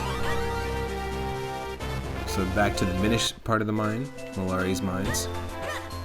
He's over here working on our sword. The Minish blacksmith. Wow, that was fast work, but not so fast that I didn't finish your sword. Here, take a look. I call this new blade the White Sword. You got the White Sword. It's beautiful, white blade, sparkles with light. You can put away your grandfather's sword for now. Once you infuse it with the power of the elements, it will become a sacred blade. The Forest Elder no doubt told you this part, but if you want to infuse the sword, you must go to the Elemental Sanctuary. The Sanctuary is a strange realm trapped between two worlds. A link between two worlds. It is the bridge between the Minish world and the human world. The doorway to the sanctuary opens only once every 100 years. You'll find that door hidden within Hyrule Castle. Once the blade has been filled with the power of the 4 elements, you should be able to break the curse on your princess. I know you can do it. After all, you made short work of that human mine. Let me tell you about a shortcut you can use to get down from the mountain. You'll find it right in front of the entrance of the mine you just explored. Just follow that and you'll be down in no time. Good luck. Cool, so now we have a different sword.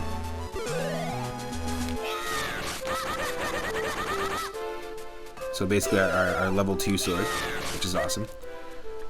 We have our 2 earth element and fire element. Earlier we got the grip ring, which lets us climb.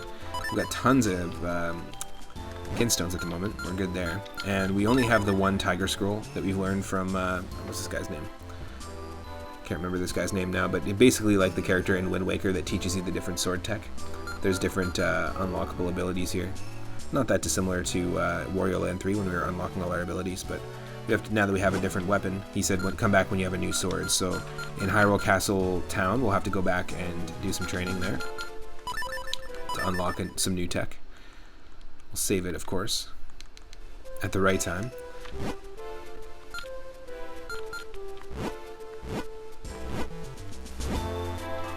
So it's probably worth going back to Hyrule Castle after this, because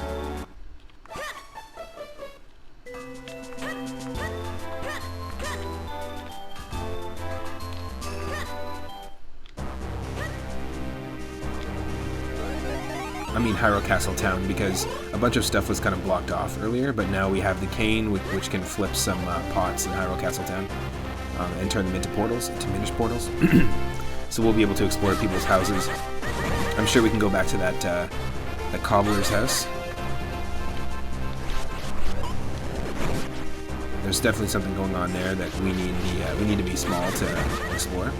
And that's what I'm saying, like they do a really good job. I mentioned this earlier. They do a really, really good job of implementing their mechanics, but specifically like making an explorable overworld and map that feels really fun to explore in both forms, whether you're in Minish form or standard form.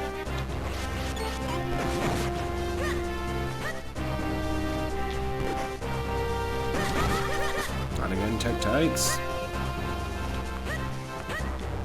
Is this?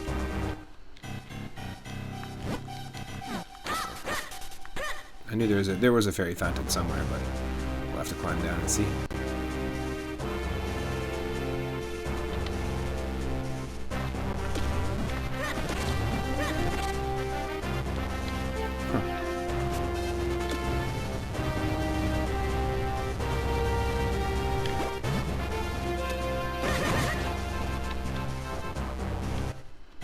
Yeah, we didn't do this.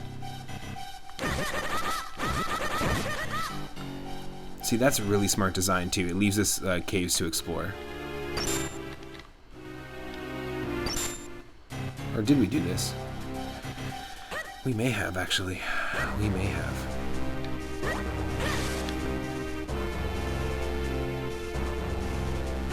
Oh yeah, we did do this.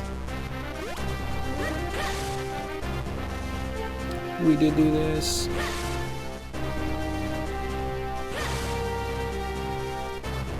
Nice.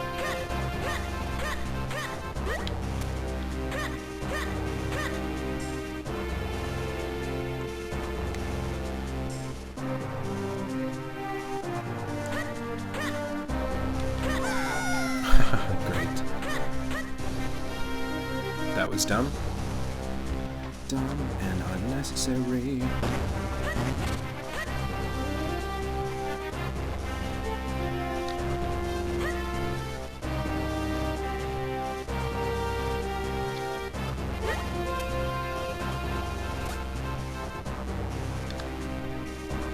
How do we get up there, though?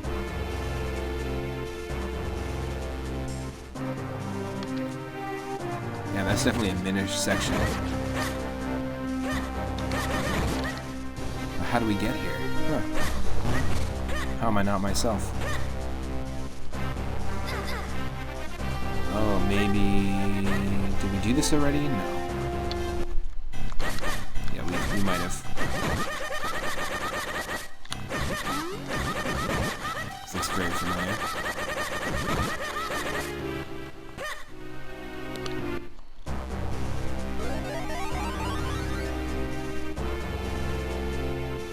Yeah, we totally did. That's just where we get that mineral water. I gotcha.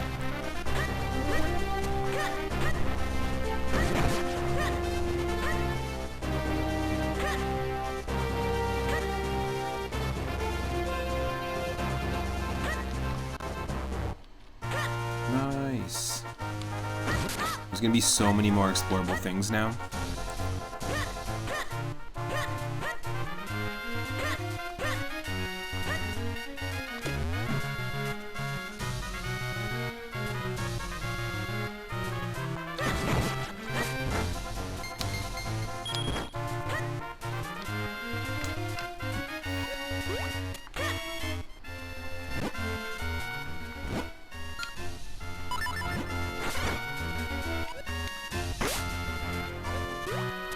We still have to come in from that side. Okay, that's fine.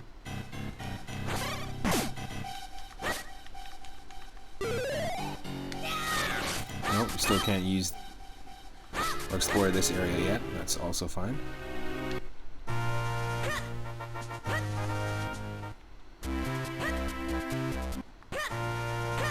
I guess we could learn the new tech.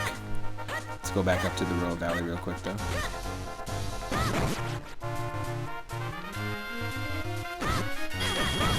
Yo, buddy. Easy there.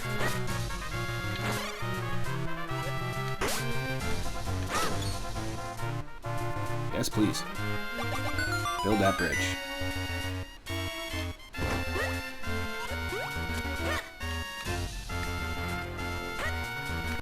See a few more people are joining the stream. Welcome to the stream. Hope you're having an awesome Tuesday. We are in part 1 of our full playthrough of the Legend of Zelda Minish Cap. It was redeemed using 4,200 moonstones by my buddy Yush from Grimbomb's channel. I did a shout out in the chat earlier. But every single Sunday at 6:30 p.m. Pacific, I do a retro request night. You don't have to wait till Sunday to use your moonstones, but you can request any game and basically add to this ongoing queue of retro games, and I play them in the order that they're redeemed. I'll message you on Twitch and let you know when I'm going to play your game. The last game we played was Inspector Gadget on the Super Nintendo.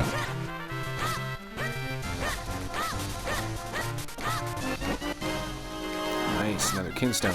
And then the next one was Minish Cap, but we had some technical difficulties on Sunday, so we're just doing an extension of our Sunday retro request night. And if a game is very lengthy, like this one, and I want to play it, and I'm into it, and I want to do the whole thing on stream, I just turn it into an ongoing series.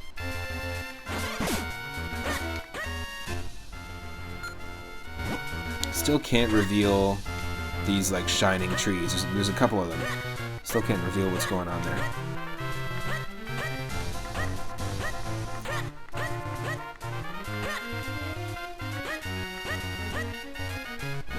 Yeah, it's just a shortcut to Hyrule Castle. Cool. So we just made that little, that bridge just makes things a little bit easier. Yes, please. I don't think we did this yet. Royal Valley.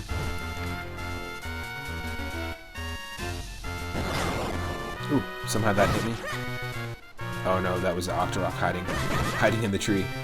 Get out of here.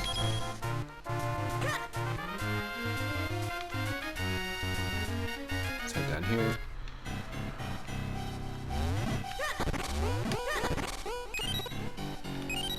Okay, we can't do anything with those tiles yet. Soon though.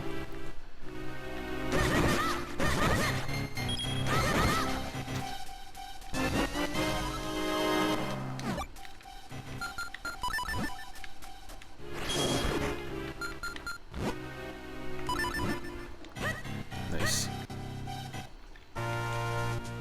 Oh, we can't swim yet. We don't got no flippers. We don't got the flippers. Flippin' Don't got him yet. Exactly.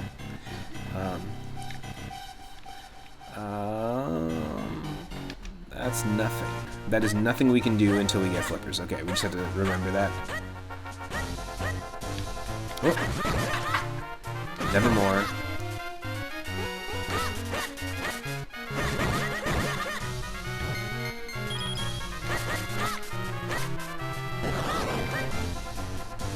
The vines on this tree will probably be revealed when we do the proper kinstone pairing.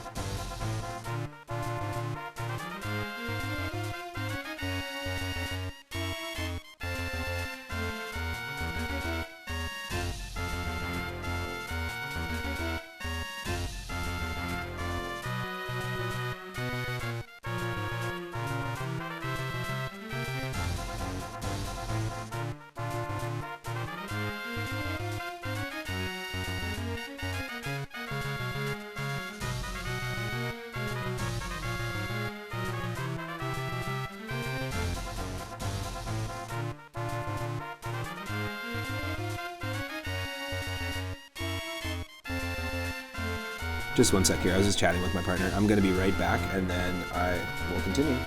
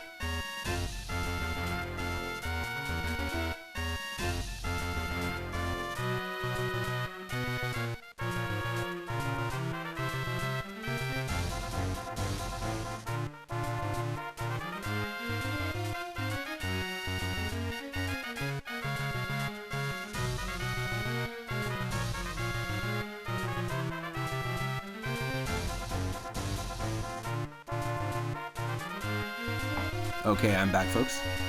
Thanks for sticking around. We have a few things we can do now that we have the brand new sword.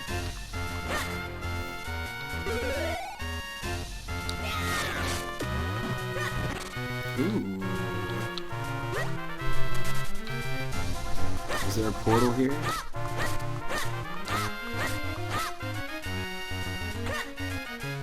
That's gonna become a portal later. Damn, I just want to be able to turn this into something now. Okay.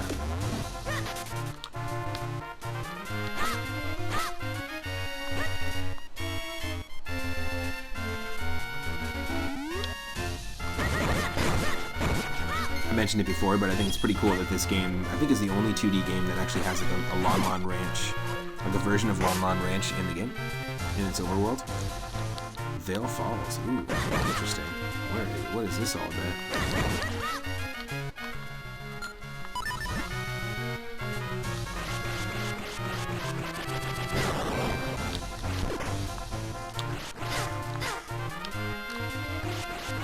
Oh, wow.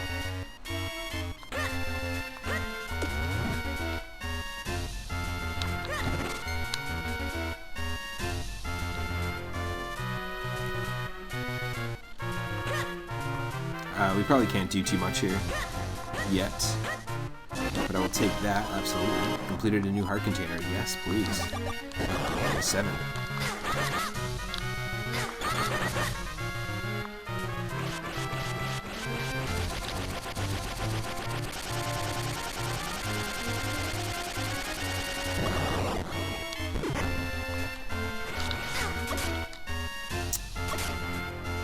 Can we kill this thing somehow?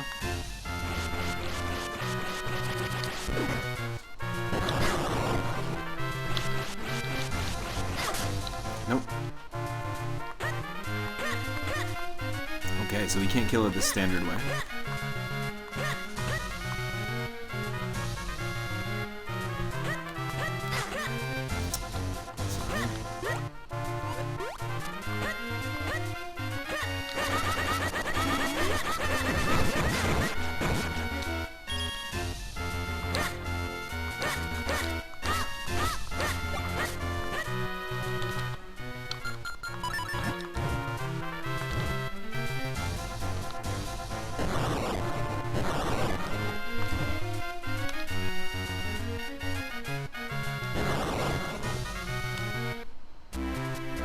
Ah, okay, cool.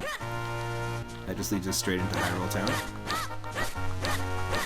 which we're going to be exploring in just a second here.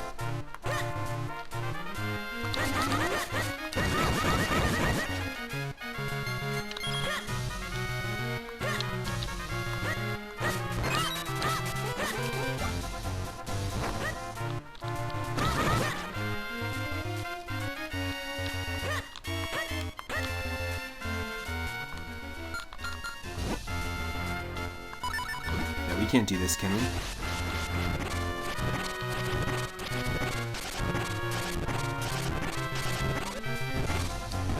That's awesome.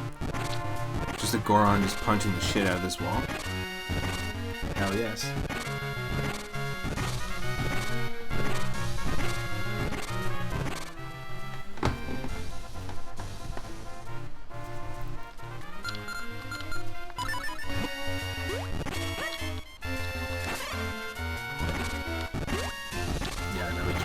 We have to come from that side. Okay.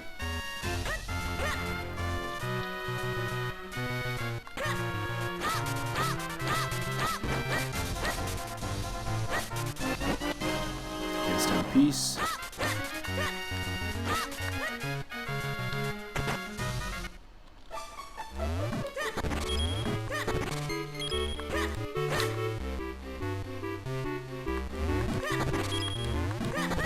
There is a little Minish section here. Interesting.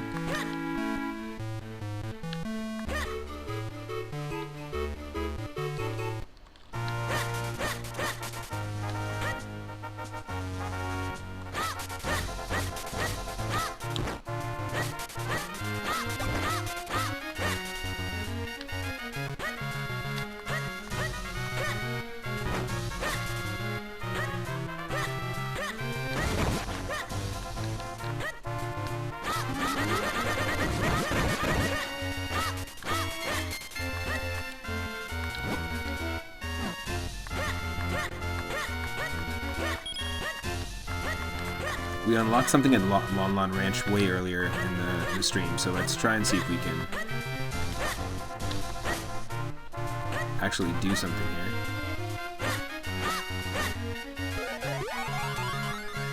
Nice.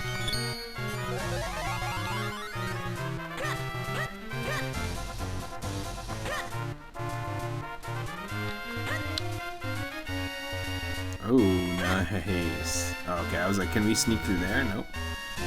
Well, what the hell,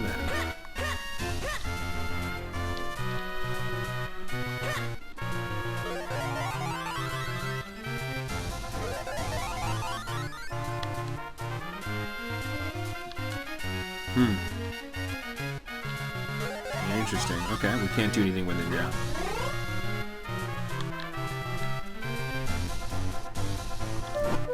Honestly, where did Dad go this time? I leave for just a few minutes and he locks up the ranch and takes off.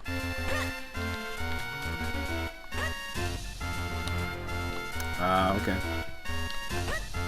This game, like, I want to do more exploration, but the game's like, no, keep going. You gotta go to the place you gotta go. So let's check out Hyrule Town again.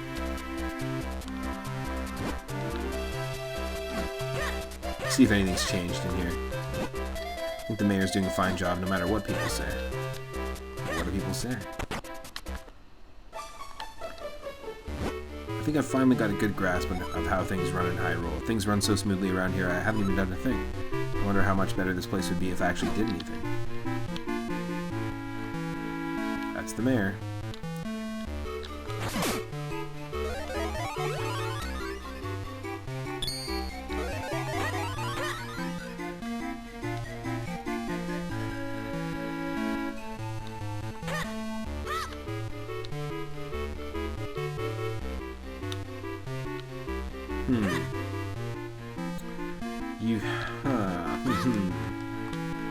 Can we destroy these masks somehow?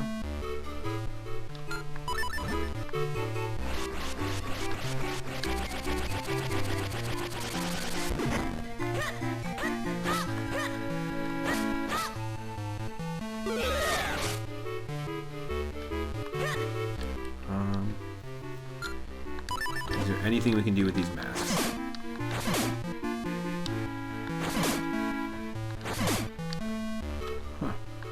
Guess not. Maybe not this very second. Yeah, we can't do anything here because we can't activate those tiles yet. Basically, they're like multiplication tiles. They're like duplication tiles. Alright, we have the cane to be able to create that portal, but we can't do anything with it. School is still closed. Still in session, okay.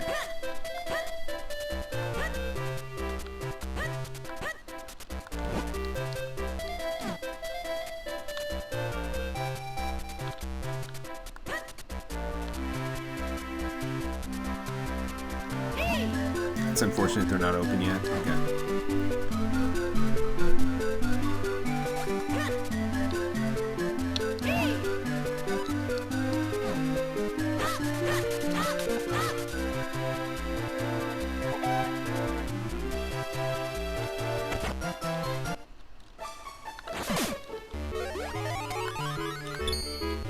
Okay, here's another portal we can activate. You gotta be careful when you're running around, you're awfully tiny, and not all dogs and cats are nice like me, woof. Some of them might even take a swipe at you.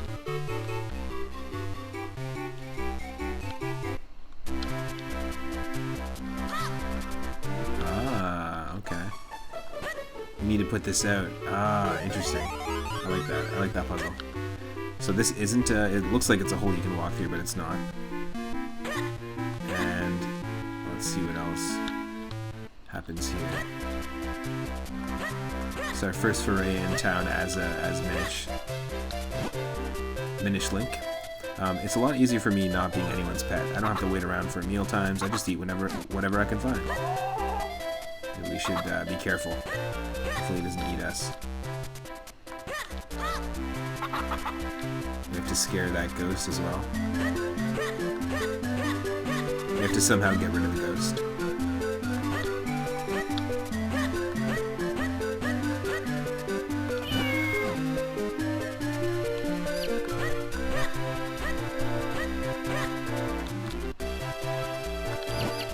Eat one of the Minish. I'm not like my brothers, I won't chase you around and peck at you. Not only that, I also have some good info for you. Somewhere in Hyrule there's a great fairy who helps honest adventurers. Yeah, we met her already, I think. If you see her, answer her every question truthfully. Eat.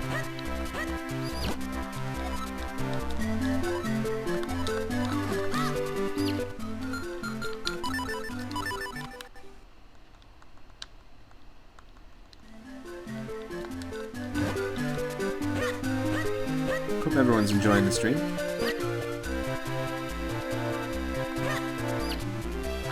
Let's go into the cafe.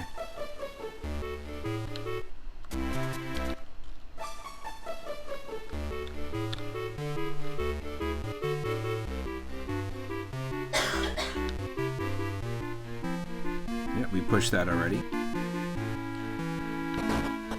Oh, nice. This is really cool. Kind of reminds me of Arrietty, the Borer's like animated studio Ghibli film. Arrietty and the Borers, I think is what it was called.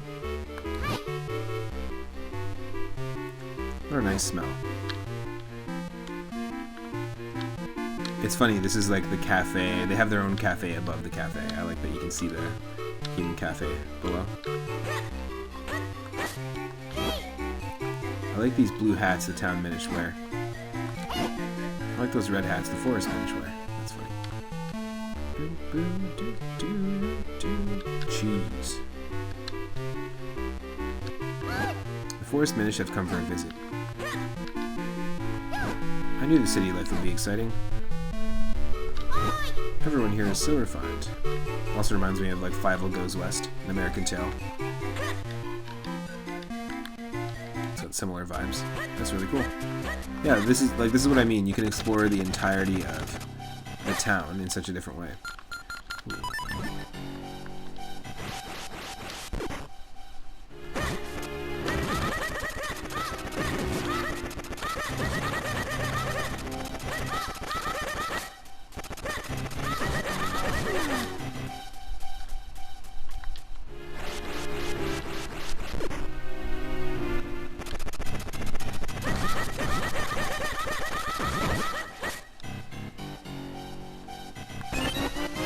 You get 10 mysterious shells.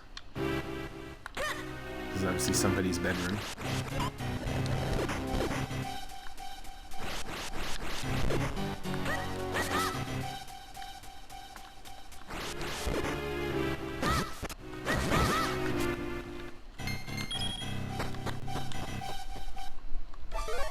Oh, cool. Is anyone back there? No? Oh, well, I guess not. It's gonna scare the shit out of him. Ah, I knew someone was here. Why did you find your way back here? This area is for employees only. That's to say me and me alone. Ah, yes, welcome. Feel free to browse. That's funny.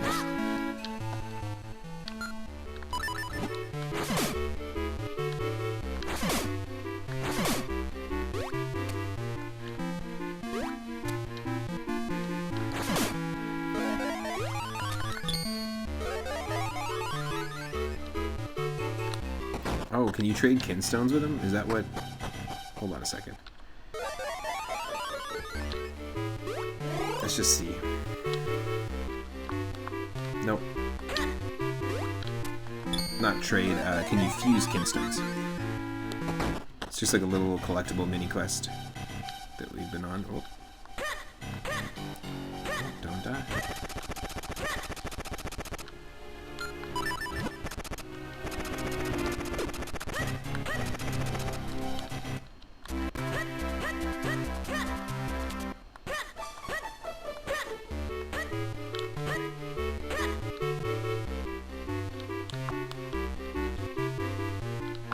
There we go. You want to fuse kinstones? Let's give it a try. Okay, cool. We have it. Let's go.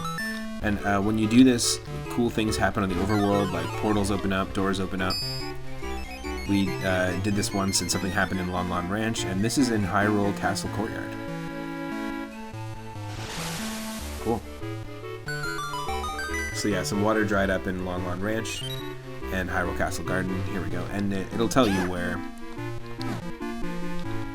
it's gonna like do anything. Nice. Let's go. See what happens. Where is that? Just a random chest? Yeah, that reminds me so much of... Oh, cool. It's gonna be up in the schoolyard. That reminds me so much of...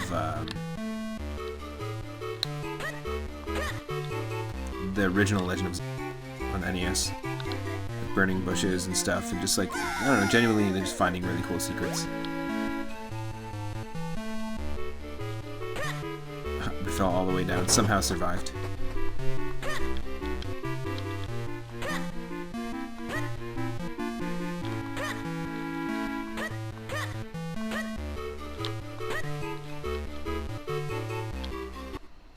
Yeah, that's it. There's no other people. Cool.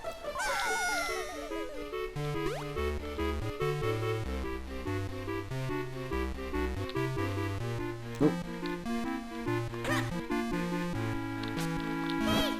Cafe is so busy you can hear all sorts of stuff from all the people here. It's hard not to get stepped on when there's so many people here, though.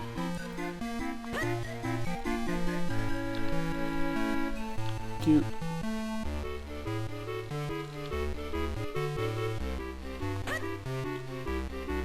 So we can keep exploring Hyrule Castle.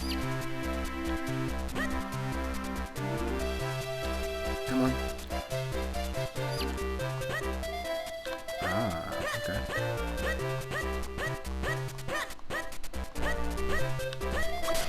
Nope, nope. That's how we can get to that side. We'll just wait. Before we do that, I want to see if there's anything else. Thought there was when we were doing exploring over here.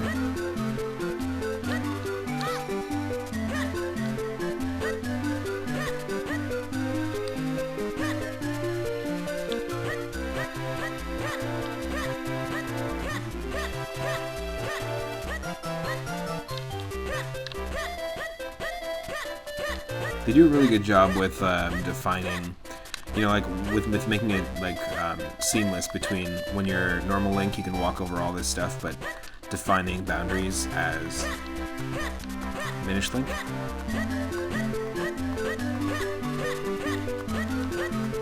Okay. So we gotta go all the way back, which is totally fine. It's fine, it's fine, it's fine. Thank you again, Feral the Feral, and Eternal Symmetry for the raids earlier. Really appreciated it.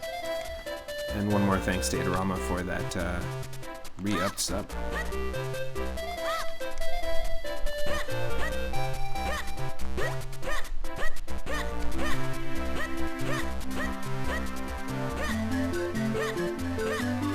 A couple of things we can do here. We can do this.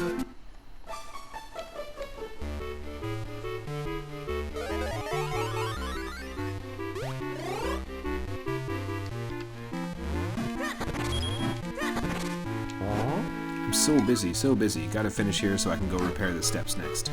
You want to fuse kinstones? Hope they fit.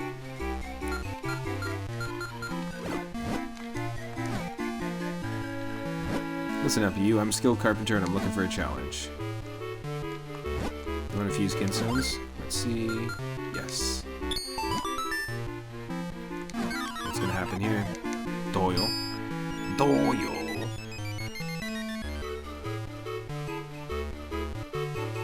Woods. Chest in the Minish Woods, cool.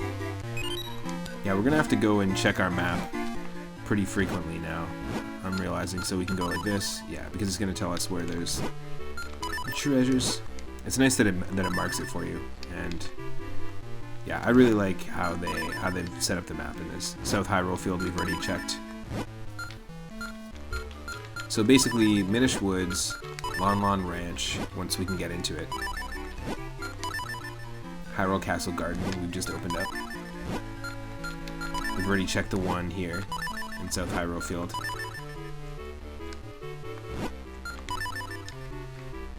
Yeah, there's not many.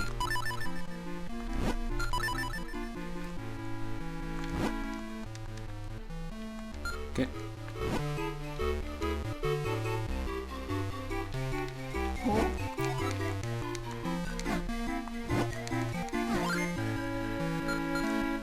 Oh, what the? That's not what I meant to do at all. Here we go.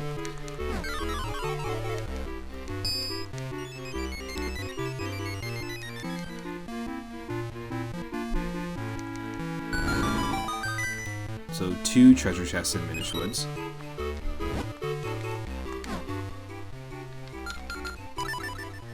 Close to each other, cool.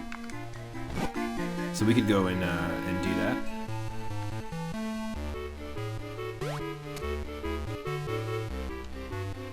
Yeah, hold on a second here. I'm really quite good at tracking down rare figurines.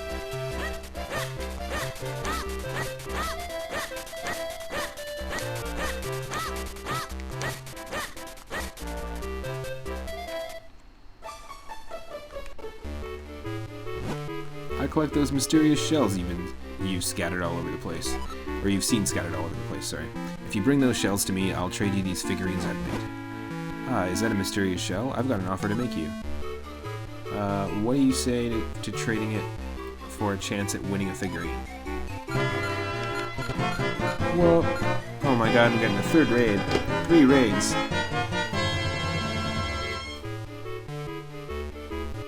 Trade? Don't trade. Raid? Don't raid. I'm glad you chose raid. Thank you so much for the raid. Ooh, I'm liking those new emotes. Is that Parahack64's brand new emote? That's awesome. Welcome, Pancake. Welcome to the stream. Parahacks, thank you so much for the raid. I'll do a quick shout out here. Parahack64 plays Super Mario World Kaizo hacks, makes Super Mario World hacks, and currently is playing Akogare 1 and streaming the creation of their second Super Mario World ROM hack. If you're interested in ROM hacks at all, or Super Mario World, or Lunar Magic, level creation, just the process that gets that's involved in putting one together, go check it out. Congrats, Parahacks, on making affiliate. It's our 3rd raid. Thank you, Feral the Feral, Eternal Symmetry, and Parahack64 for the raids. We just found this figurine minigame thing. So we finally found out what the mysterious shells are for in Minish Cap. Anyone just joining, hope you're having an awesome Tuesday. And yeah, welcome to the stream. The more shells you use, the more likely you are to win a figure that you don't have. Okay,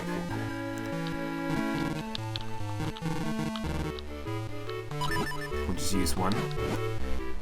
Pull the lever on the figure dispensing machine. Alright, this is going to be our very first one, so perfect timing. So these are kind of like trophies in Super Smash Bros. Melee. Nice, we got the Stockwell trophy, or figurine. The handy neighborhood gear seller, also called Stockwell the Well-Stocked. He complains that he's been too busy lately to see his dog, Fifi. Cool. Congratulations, I'll keep the figurine in the case on the left for you. You can see it anytime. And it's basically like a Pokedex.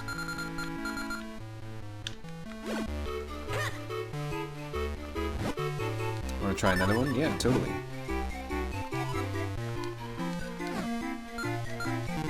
Oh, cool, okay.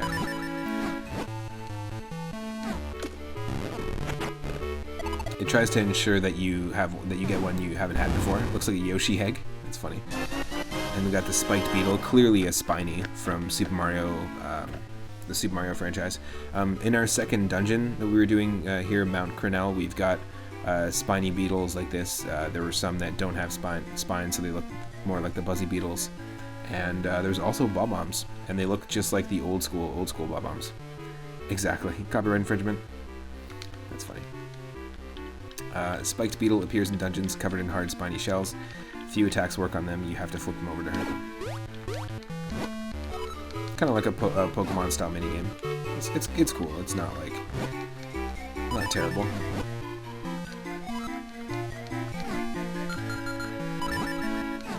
It's gonna cost more every time we do this to get a 100% chance of getting one that you don't have.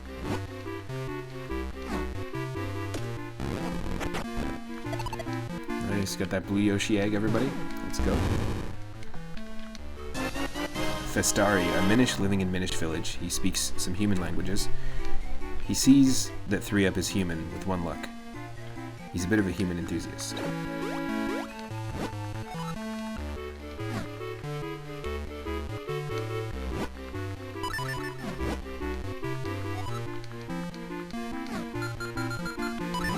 Yo. Hope you had an awesome stream, Parahacks. What were you streaming? Were you doing more Akogare 1?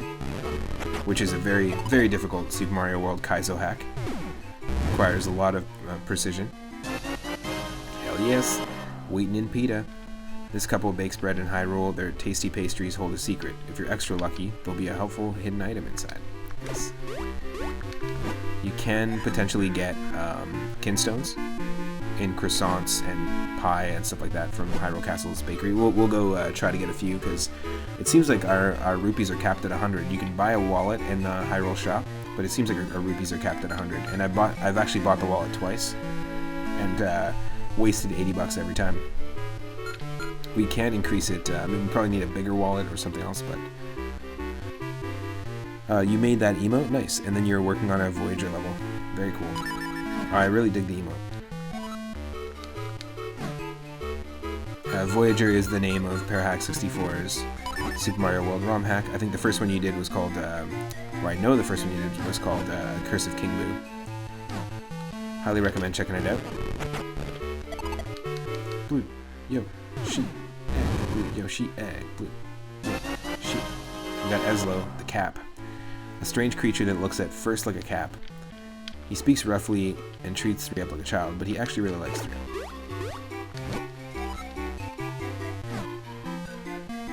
I'm just going to keep doing this until we run out of shells, because you might as well. We're finding shells all over the world anyways, and if this is their only use...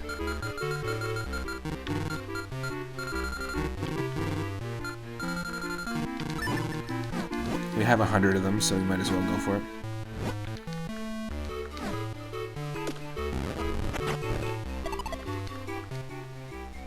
I'm very glad that we were able to get over our technical difficulties as well, and very stoked that Grimbomb was kind enough to use 4,200 moonstones and suggest this game.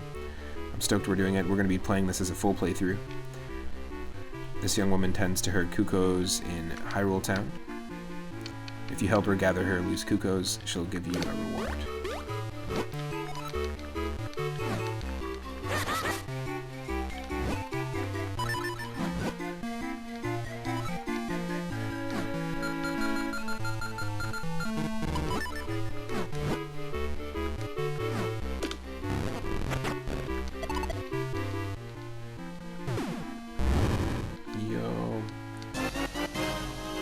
Looks like the Good Witch in Wizard of Oz, the Great Butterfly Fairy of Minish Woods. She provides you with a larger wallet. Ooh, okay, we have to go back then, because we did not find this. We have to explore Minish Woods either way, because we've got the two gold treasure chests that we just revealed, but 100% we have to go back to the Minish Woods to maybe find this fairy, allowing you to carry more rupees with you. That's what we're looking for. That's what I was hoping for here in Hyrule Castle Town, but god dang it. See, a few more people are joining the stream. Welcome to the stream. Hope you're having an awesome Tuesday.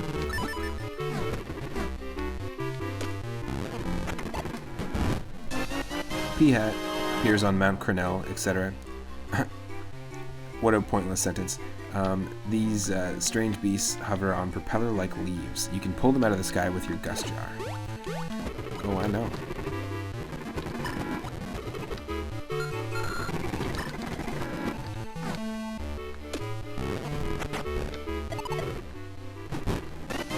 Pesto.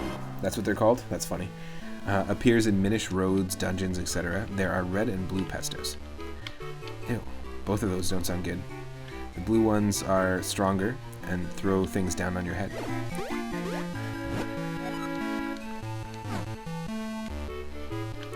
But if you haven't played this game, it's really fun.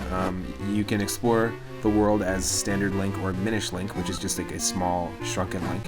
And instead of having the light and dark world like in Link to the Past, it works with a different mechanic, and it's way more intentionally designed, I feel, to be explorable as both types of links. Instead of two different versions of the overworld, it's the same overworld, but just explored two different ways. Gentari, the Elder of the Forest Minish. He's lived amongst humans for a long time. He knows what the four elements are, and he has a twin brother in Hyrule's library.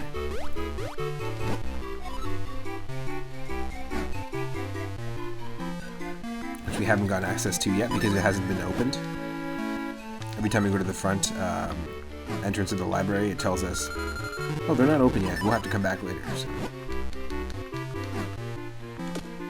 I think that's all of our shells here. This has got to be it. Fun Day School. This is where all the children of Hyrule learn. 3-Up and Princess Zelda studied here too. The 2 teachers are twins named Tina and Dina. Cool, so those are the ones we have right now. I believe if I pause, we're going to have no shells, right? Yeah, exactly, cool. So let's save.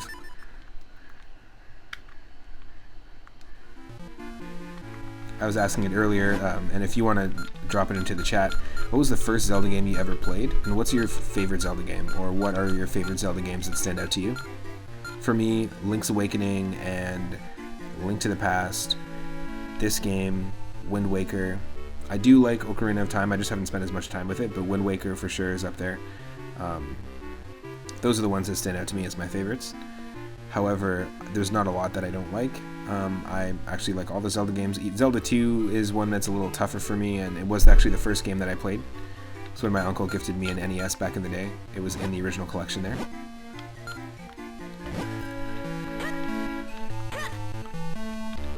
But yeah, those are probably standout ones for me. But yeah, what for you? What was the first Zelda game you played, and what are some of your favorite Zelda games?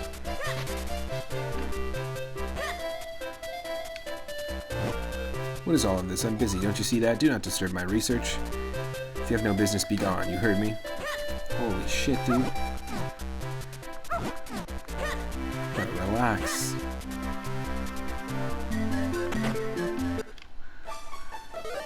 Let's transform.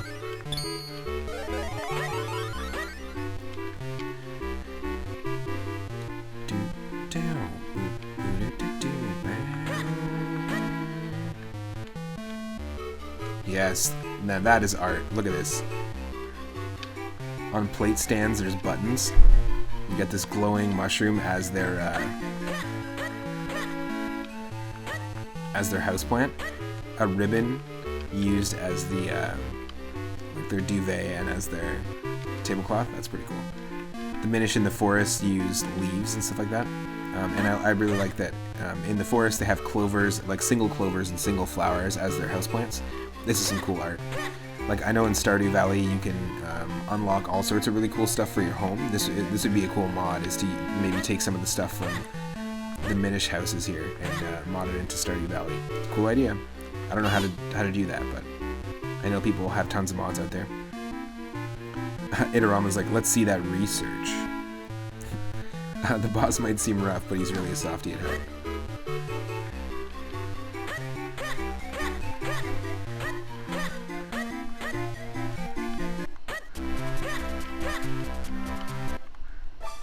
Hold on. Oh, sorry, am I on your way? I just wanted a little attention. Anyway, it was nice of you to say hi. Sorry for the trouble. I'll move on. Ooh, yes, please. You want to fuse kinstones with this dog? Hell yeah. Growler, that's his name. Was that Dr. Wright? I think it was. I think it was. I saw it for like a split second before I did this thing here. I know where that is, so we can definitely go check that out. South Hyrule Field. Perfect fit. Perfectly fit. It is Dr. Wright, everybody. It's Dr. Will Wright from SimCity on the Super Nintendo. He also does appear in Link's Awakening, so it does make sense that they have this like nice little reference. Very cool. Ooh, okay. We can't push those as standard Minish Link. So he actually is doing research. This is a funny little reference. There's not much we can do here. We have to enter the other way. Like, look at this. This is just so cool. Imagine you could put this into your Stardew Valley farm or something like that. Like the stacked dice, and then the the pipe with as a planter. That's so funny. I really like that. If anyone wants to take a little smoke break, there's a good reason to right there. Pancake, thanks for hanging out. Yeah, take care. Have a great night. I hope that your Super Mario World ROM hack is also going well, and you know, whichever direction it's going in. thanks for dropping in. Yeah, the pipe's amazing. A green plant in a pipe. Exactly.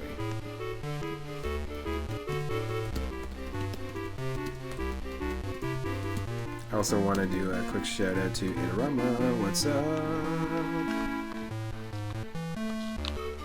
Dr. Wright, that's so funny. But the pixel art in this game's great. Like that little lantern. Like, I know it's like simple stuff, but it just looks great. It's like an immersive game that way because they've really taken the time to make it look great.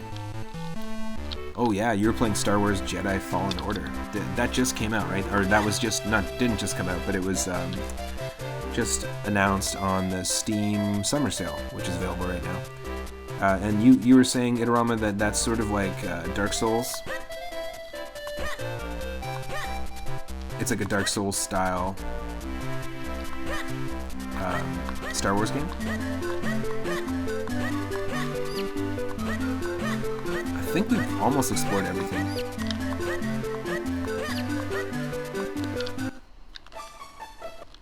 We have to come back.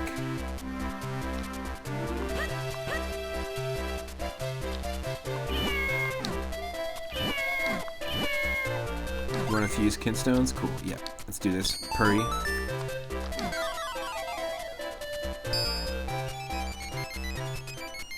Ooh, yes, more Minish Forest stuff. Okay, so this is gonna open up a ton of stuff for us. And a golden Octorok. I wonder what that does. Cool. And that's all real close to what we just revealed there.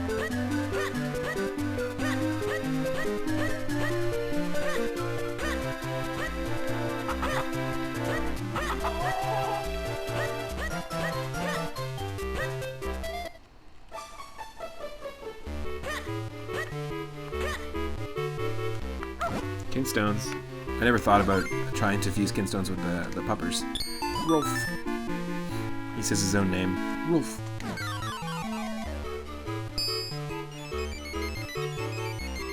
Where's this?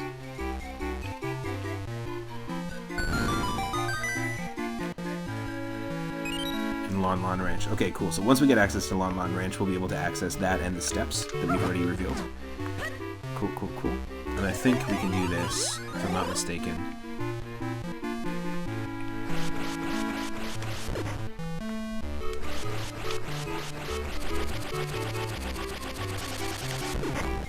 Nothing, eh? Oh, no way. Hold on a second. Hold on a second here. I'm not sure if we've fully explored this, but...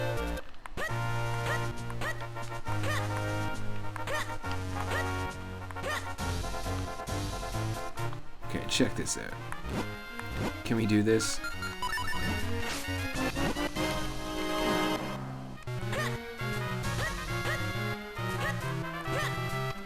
Is this what you're supposed to do?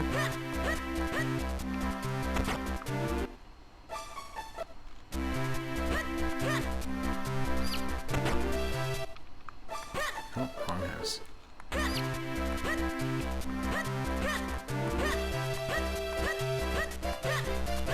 It's here. No, it's not there. It's here.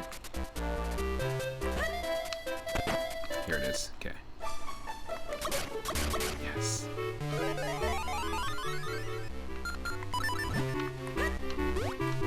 Perfect.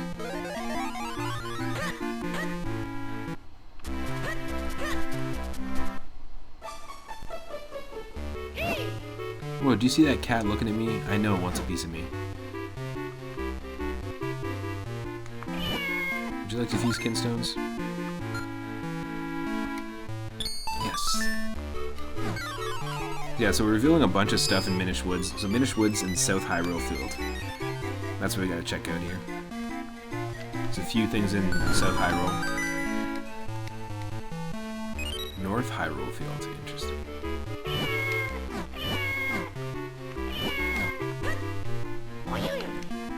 That really startled me. Everything's scary when you're small.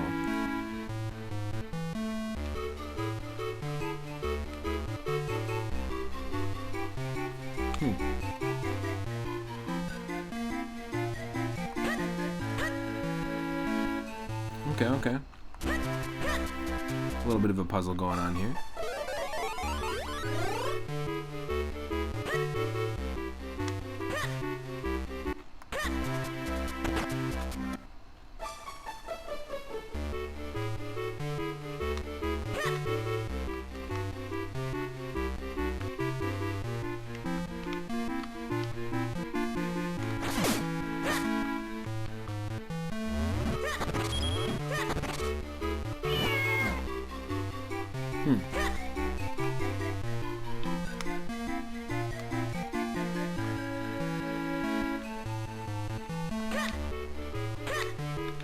Are you supposed to do anything here?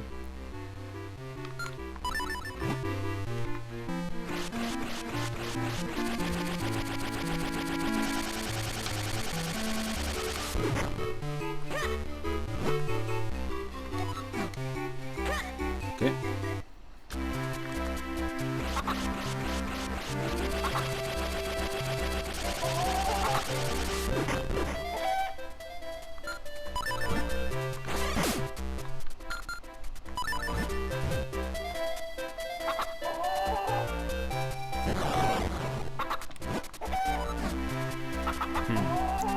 Okay, we're gonna have to figure something out there. Like, how do we scare that guy off? Still can't go to the library. Most things actually aren't open right now. I'm just wondering if there's anything else that here that we can access as the Minish that we missed. There's that. Oh yeah, there's the entrance. And then that'll block us off there. Okay, cool. So while we're here, we might as well try to get some more kinstones, and why not have a croissant. Welcome to you've come to the one and only bakery of Wheaton and Pita. Our special croissant, which may or may not have something inside it, is a flaky, buttery bargain at only 30 rupees. You bought a croissant, it looks so buttery and delicious. Nothing this time, too bad.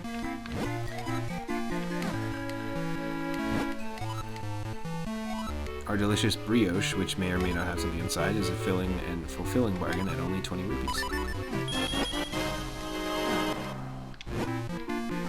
Also nothing. Damn.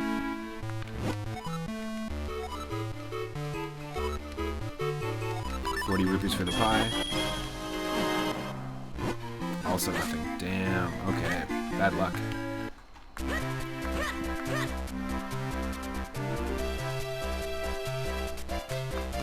Kinstones. Yep. Just gonna try and fuse as many as we can if we have them.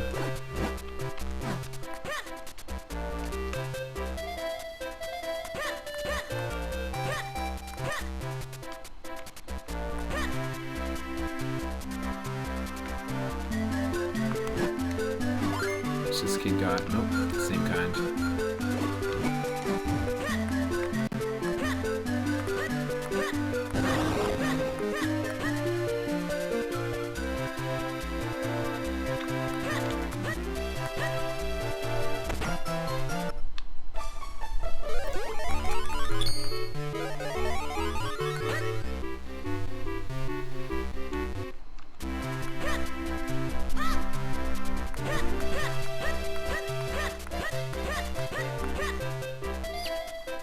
No, that's not what I'm doing. I gotta be on this side. Wrong side.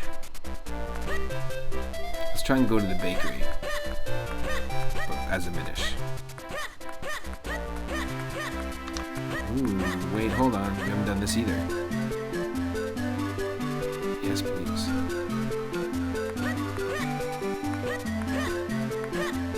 There's a whole upper section here.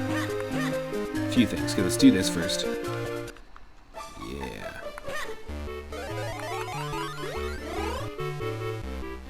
Take it.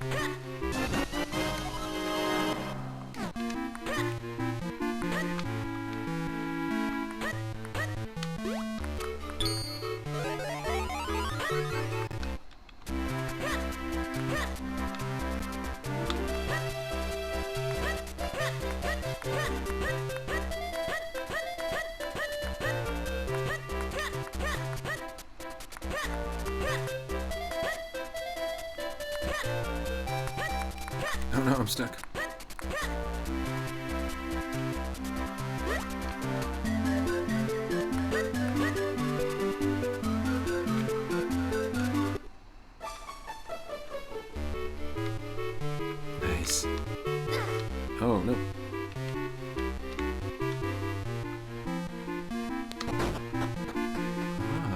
interesting. So above the bakery. I do really like that they show you like a funny, like blown up screenshot as the parallax background here when you're up on the rooftop.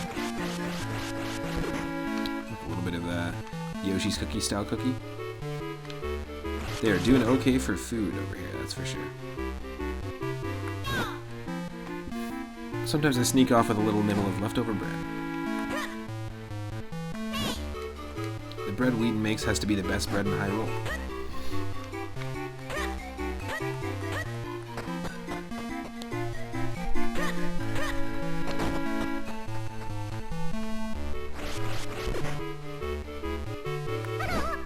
What a wonderful smell. We just love bread. You got 100 rupees, thank you. Cool. Well, that means that we don't have a bigger wallet yet, but when we do go back to Minish Woods, we'll be able to try and find the Great Butterfly Fairy, is what it was telling us.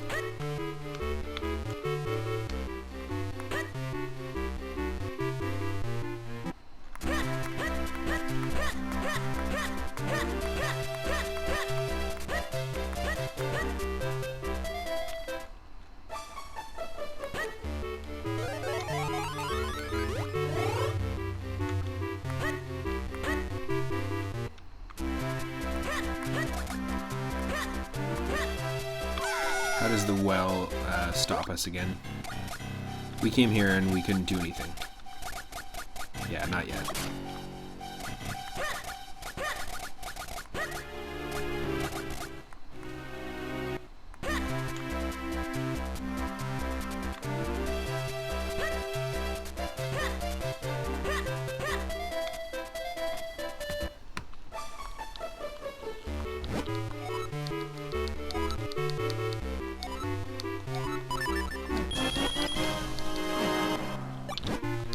Still nothing. Damn.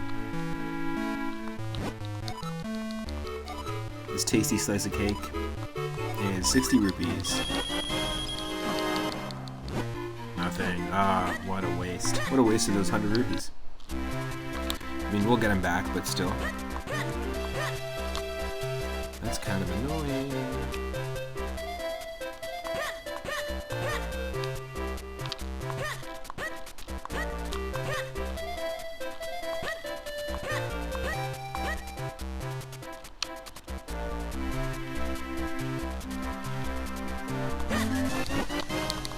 Stone piece.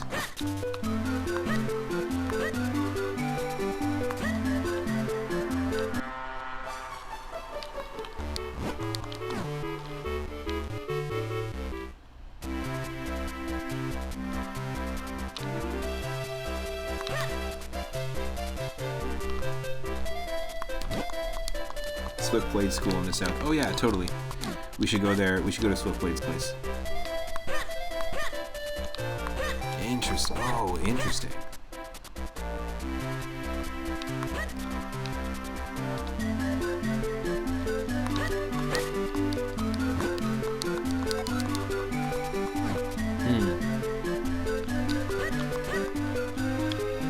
Let's go.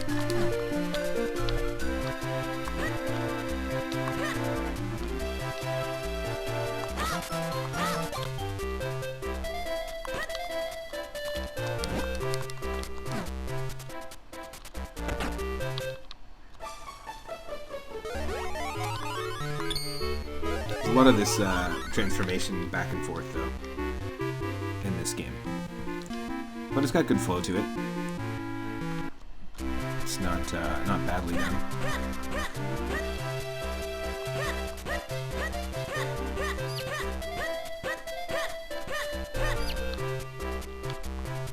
Yeah, we didn't flip it. We should flip it.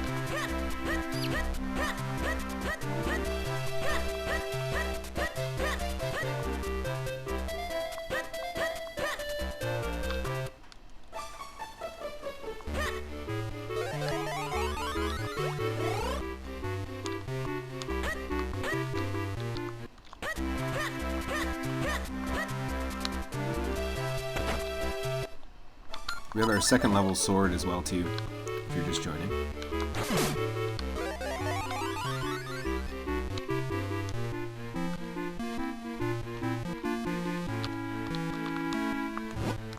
Fuse kinstones, let's go. Don't have that kind.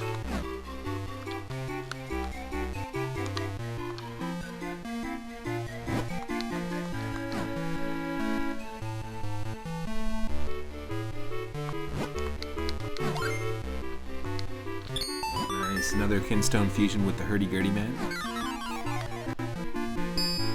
He's the one who gave us our kinstone bag to begin with. Is that the ranch as well? South Hyrule Field? Oh no, that's what I believe is our house. Okay, so let's just go to South Hyrule because now we've got a bunch of those.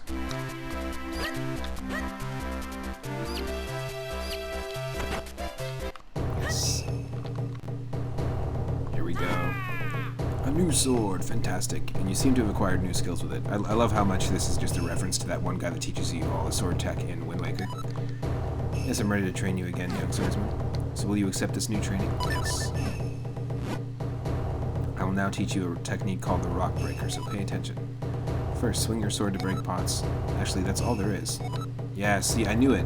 Again, I just keep thinking about this. Every time I play like Link to the Past randomized, where I shuffle around all the attributes of the game and stuff, I keep thinking to myself, well, wasn't there a game? Because earlier, I was like, well, wasn't there a game where in a Zelda game, a 2D Zelda game, where you could just go up to a fairy with the bottle and scoop the fairy up without having to catch it in a net first and have a bottle in your inventory?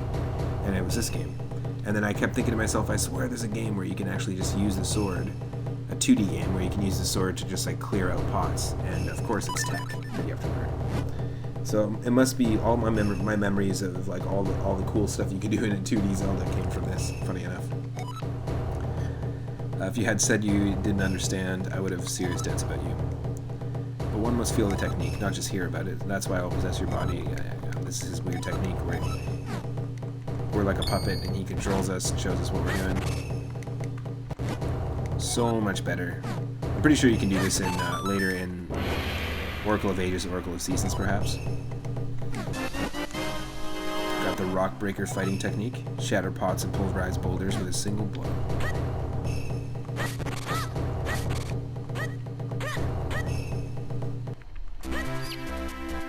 Cool. Can we learn more tech from him? Or is he going to be like, bring a new sword? Come again when you learn to run like the wind. Okay, so once we get Pegasus boots, I imagine.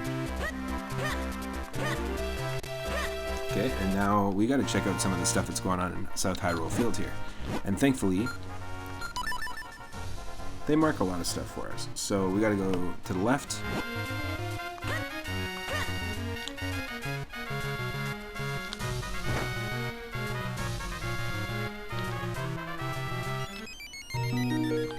Speaking of.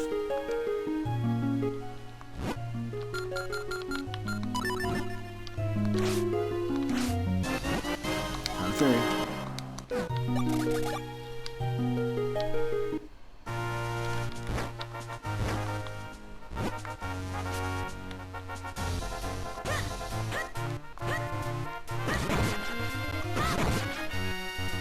Here it is.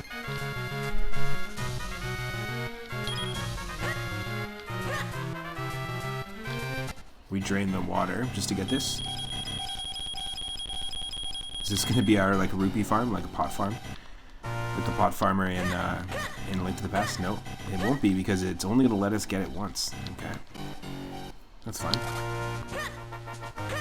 Okay, so that's cleared. We don't need to worry about that anymore. There's a few more things that have been revealed.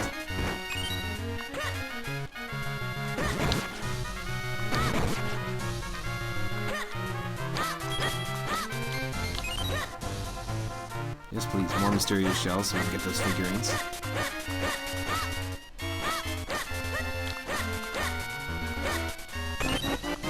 $200 mysterious shells. Hell yes.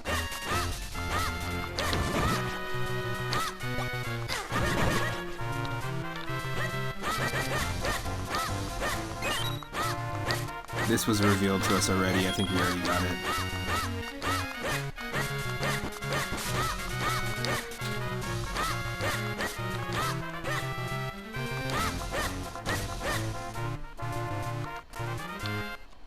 Oh no, we didn't show up here yet. Nice. Well, thank you. Oh, thank you. I think this is it, right? This is our house. We got 203 mysterious shells. And it thankfully actually removes it from the map once you found it, so. Is there anything going on here? Nope. Anything in the Trilby Highlands? Nope. Anything revealed in Hyrule Town? Yes. Up in the schoolyard, but we can't get into the schoolyard yet because the school, the library, and most of the shops aren't open yet. We also don't know where the main character... I don't know the name of the character from Lon Lon Ranch, but this is the same character in... Is it Marin or Marin or something? The same character who is in Ocarina of Time at Lon Lon Ranch is in this game, and then her dad just went off somewhere and locked the ranch up, so we can't get to these two things yet, which is some drained water that reveals some steps, as well as a chest in a Minish area. So we can't do that yet. Eastern Hills, nothing about that. Oh, have we even been to Eastern Hills? Let's check that out. We know there's tons of stuff to check out in the Minish Woods. North Hyrule Field, we'll check that out as well. Vale Falls, not much. And there. Okay, cool. So let's go north first. Let's check out the Eastern Hills and let's go north.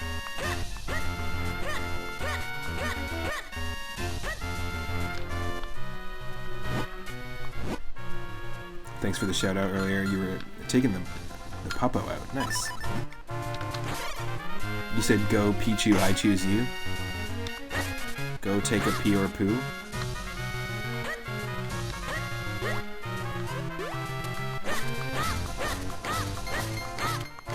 Well,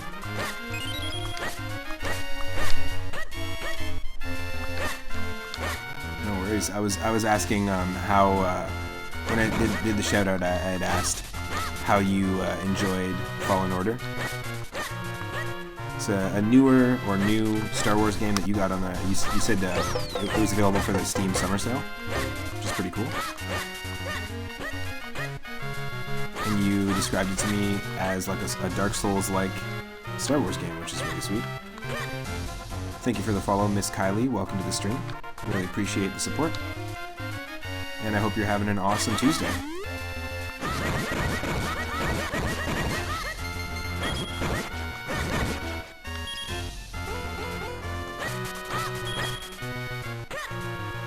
Almost back up to 100.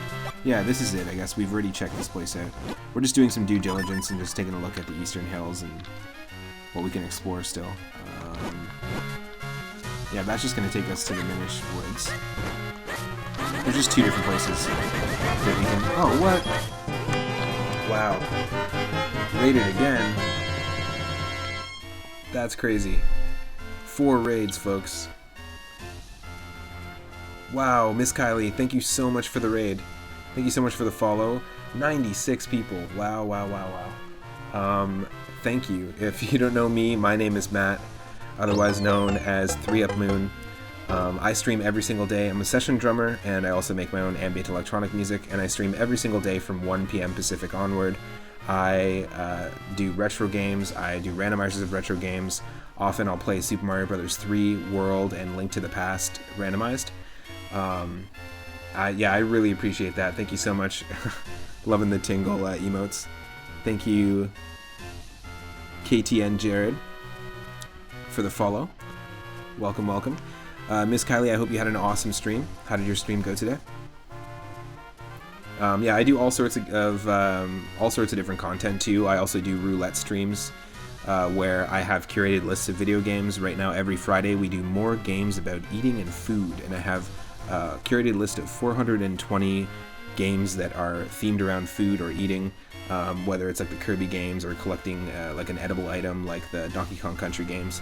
And they're across consoles from Atari 2600 to N64, and we spin a roulette wheel, and whatever game we get, we have to play. And it's actually really interesting. I discover a lot of fun games that way, and every Sunday at 6:30 p.m. Pacific, I do a viewer request retro night. And if you have Moonstones, you can add at any time, not just on Sundays, but you can add any retro game to the list, any retro ROM hack, fan game, anything like that. And we're actually playing, Sunday we had some technical difficulties, and today this is an extension of our retro request Sundays.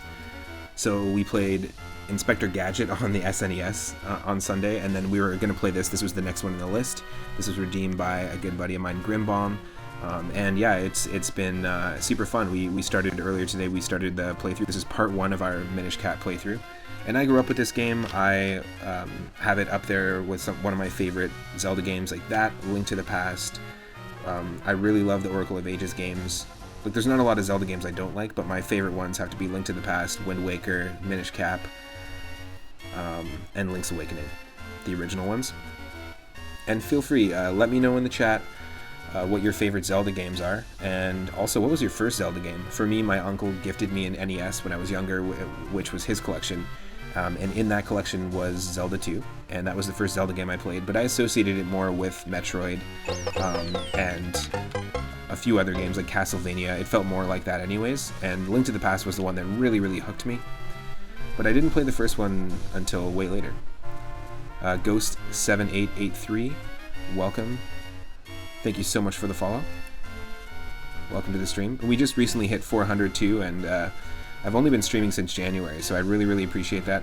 Folks that are coming in with the raids that want to stick around for a little bit, feel free to click through onto my page, like click through onto the 3UpMoon logo, or remove the refer raid tag from the URL, because it doesn't actually count as a view. This is something I just discovered through Twitch recently, that it doesn't really count as a view when you raid somebody. So anytime you're a part of a raid, if you do want to support the streamer, whoever's there, whoever's streaming, then yeah, go ahead and click through.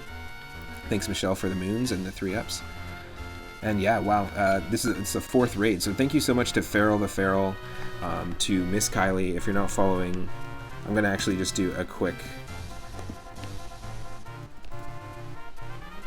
shout out to everybody that did raids today. So Feral the Feral to Miss Kylie, go check out their channels. Also, Eternal Symmetry, who is currently playing Paper Mario. Ghost is saying, my favorite Legend of Zelda game. Oh no! I just saw it. 1 second here.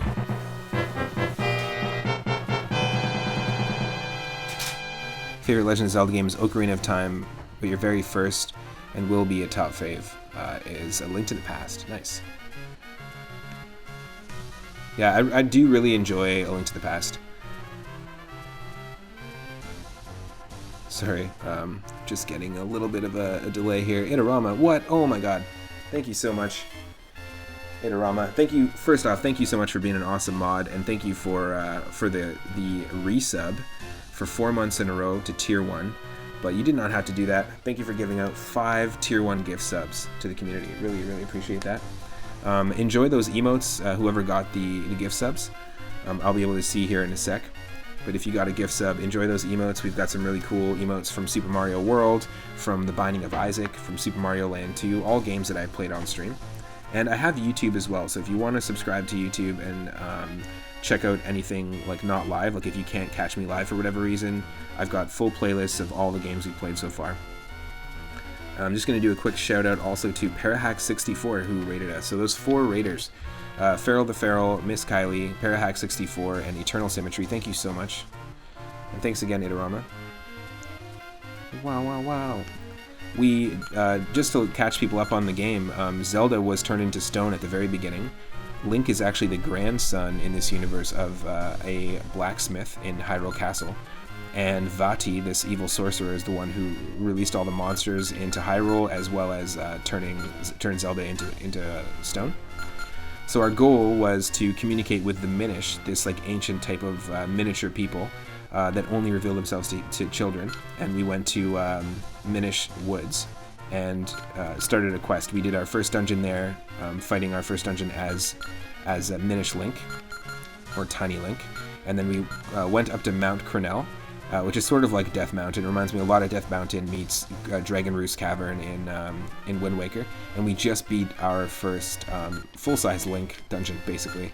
Our next goal is we went back to Hyrule Town, and we've been doing these like side missions, matching kinstones, and what happens when you find someone with a matching kinstone and you fuse the two stones into one is something is revealed on the overworld, and it's very much like the original Zelda on NES. It feels really similar to the vibe of like when you go burn a bush and there's no, like, you don't necessarily know which bush to burn, but once you find the right one, it's like this really cool secret. A lot of things have just been revealed, and we just did a bunch of exploration in South Hyrule Field. There's a place to check in North Hyrule Field, Hyrule Castle Garden, and Lon Lon Ranch is locked right now, so we can't go check that. But Minish Woods we got to go back to, because apparently there's a whole bunch of stuff that we missed there. We just have to return to it.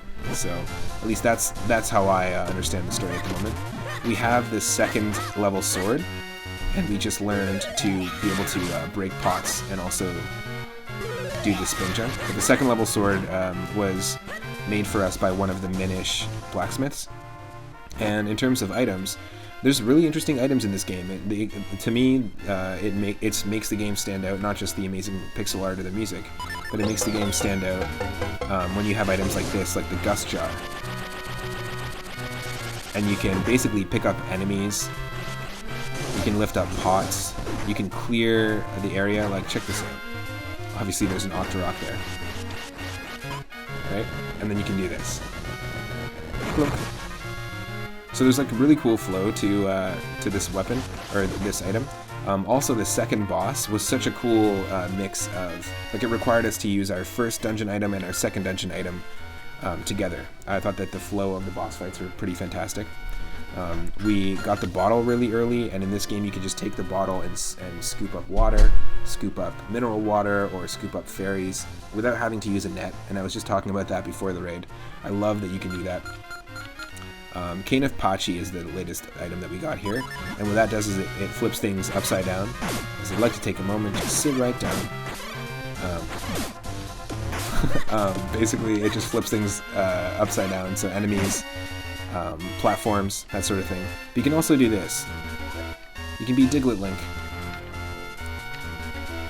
Diglett Link, Diglett Link, trio, trio, trio. But if you do this, if you shoot the hole with the Cane of Pachi, it'll give you that extra boost. And I think it's a really cool, that's some really cool tech. Okay, so we haven't explored this area of Minish Woods here. And of course, if you're familiar with Oracle of Ages or Oracle of Seasons or Link's Awakening, there's lots of mysterious shells you have to collect. In this game, it requires you, like the reason why you collect mysterious shells is to trade them for figurines, not unlike the Super Smash Bros. Melee trophies. Very, very similar. You unlock tech for your swords, just like in Wind Waker, and these are the two elements we have, but we need 4 of them. But yeah, there's all sorts of really cool things that this game has to offer, and if you haven't played it before, I highly recommend it.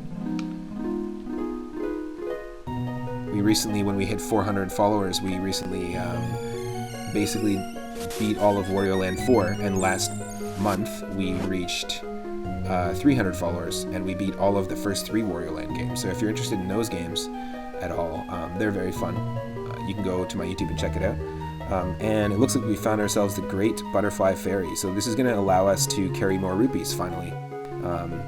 Thank you so much, Idarama, for gifting a Tier 1 sub to Cyphers, who's an awesome streamer as well. King Jorge II, also an amazing streamer. Mutin Pizza, King of Epoch, and Noir Venom 3, thank you.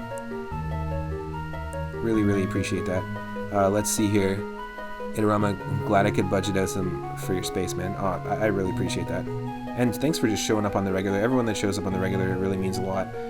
The channel has just really been growing so fast, and I've been wanting to put this together for over a decade, and finally I'm able to, so it really, really means a lot. Hookline and Sinker, hello, this is your favorite Zelda. Welcome to the stream, and thank you for the recent follow, Hookline. Really appreciate it. Thanks for helping us get the channel growing. Nice, this is your favorite. What was the first Zelda game you ever played? A few people have said first game was Link to the Past. For me, it was Zelda 2. For some people, it was Ocarina of Time. I lied to her, didn't I? Okay, we can't do that. Can't lie to the fairy. Thank God I'm using save states here. AP Yoke 908, thank you so much for the follow. Really appreciate the support.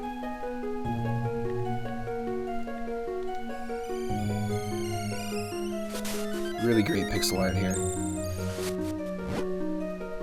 This was one of the first games that I played on my gray brick DS, I like to call it, the original gray DS.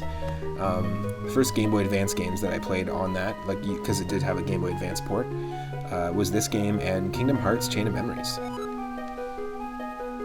I have need of many rupees. Please throw all of yours into the spring. Sure. Really? You know that if you do this, you will have absolutely no rupees left, right? Will you really throw them all in? Yes. You are most kind. I really do not need your rupees, but I must reward such a kind adventurer with some of my power. It's weird that, like, she expands the rupees and you can't just buy this in a shop. I would expect her to expand our bombs or arrows or something, but like in Link to the Past. May light shine on your quest.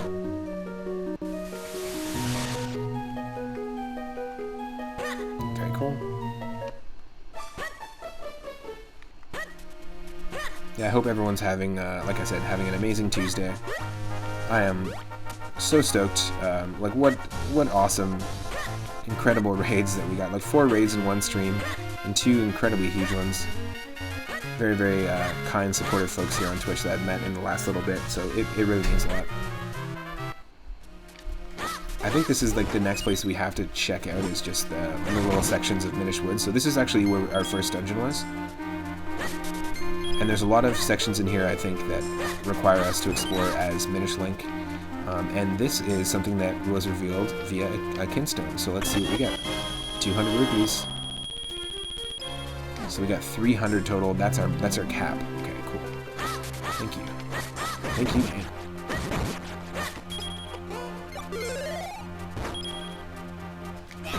Now, we don't burn this or anything or slash it. We do need to fuse kinstones with someone to have that revealed. And here we need another item. I believe it's mole claws that allow you to dig through the dirt like that.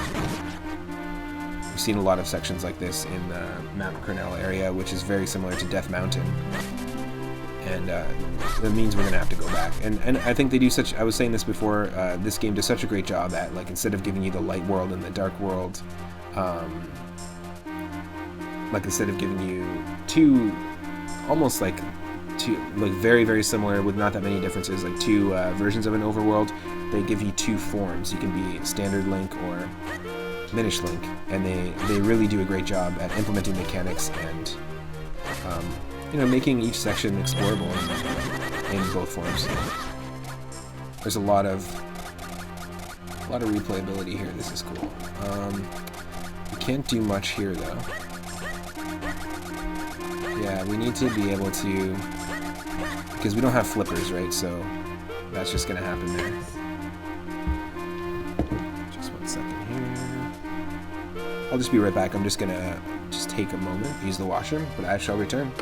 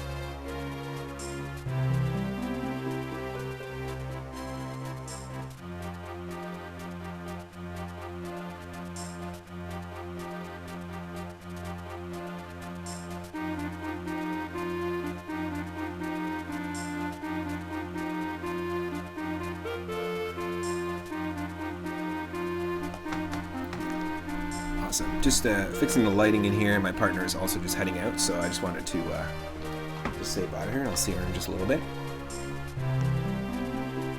Thank you so much, folks, for hanging out. And yeah, Miss Kylie, I hope you had an awesome stream, whatever the stream was today. Yeah, like even this, like this is just such a simple section. It doesn't need to look this good, but it just looks so damn good, like pixel art wise, and the music's fantastic. And I'm curious to know more about the sound team behind this game. I'm a session drummer. I play in a band called the Miles Sky Club. If you're into like 90s hip hop or R&B, funk inspired, jazz inspired music, I'm the drummer on this record. I'm just gonna put it in the chat here. The Miles Sky Club, Flight 960. We're a 6-piece band out of Victoria, BC, Canada. We put our first album out in 2019. In fact, it was released December 31st, 2019 at 11:30 p.m. Pacific. So like within the last half an hour of our time zone of the decade, basically, which is pretty funny. But we recorded it in a really amazing destination studio called Barnyard, or the Barnhouse or whatever. What was it called? This is the Barnyard. What? How do I not know this? Barnhouse sound? I think it's Barnhouse. Oh my god, that's so embarrassing. We spent a great amount of time there. I went to school for sound engineering and production, and then eventually got into doing live sound. I was a concert promoter before COVID, and hosted tons of musicians from all across Canada and the States in an all-ages venue. Ran an all-ages venue basically out of a record store, and worked at the record store for the last 6 years. We also put together a festival I put together called Psych and Soul, which is a night of 4 psychedelic Canadian and American bands and 4 soul or funk Canadian and American bands, like up-and-coming artists, in a unique venue, and very inspired by Soul Train, Midnight Special from the 70s. Really love that kind of stuff. I operated the lights for one of the years. I hosted each year, introduced the bands, and I hosted at the venue. And I booked and curated over 300 shows over the last 6 years. Well, I stopped doing that when COVID hit, but basically that was my main thing. Is like I was a session drummer. I would often sit in with the bands. I'd do live sound, MC, host, set up, and tear down the bands, like all the gear. And then I would also do every single bit of poster art, basically. If bands didn't have their own like tour poster or graphics, I would create graphics for the shows and promote the shows. It was pretty crazy, and a very different time, obviously, because you could gather, and we used to have like 100+ people at the venue every single night. We would have typically we'd have 3 nights a week with 3 bands each from all over. And my favorite thing to do was to curate bands and also sit in with bands that I'd never played with before. So I've got a lot of experience playing with lots of different types of people and lots of different styles. But Miles Sky Club is a band I really, really enjoy. And I also make music under the name Bass and Spectra. If you're into electronic music or ambient music, you can check out the Bandcamp. Miles Sky Club also has a Bandcamp, but we're available on all the streaming platforms as well. Spotify, Apple Music, all that stuff. If you're interested in that, I just figure I might as well talk about it. Now, choo-choos, or chew jellies, weirdly don't electrocute you when you hit them in this, and I'm not sure if someone can corroborate. I haven't played Wind Waker in years, but is that how they behave in Wind Waker as well?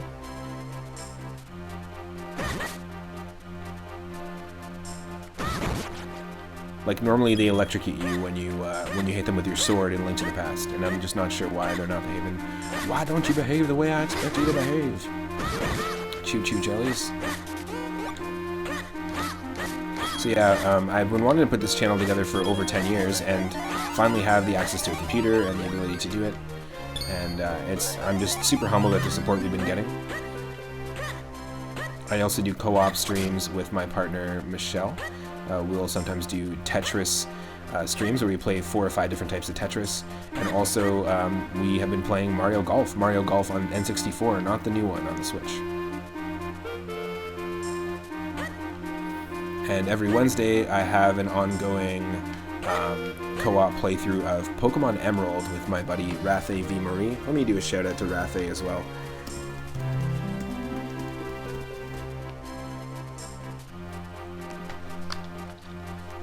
He is really fun, host of his own channel that's sort of like retro and modern video games. He played everything from like Bug Fables, which I think is like a Paper Mario style indie game, to his very first playthrough of Chrono Trigger.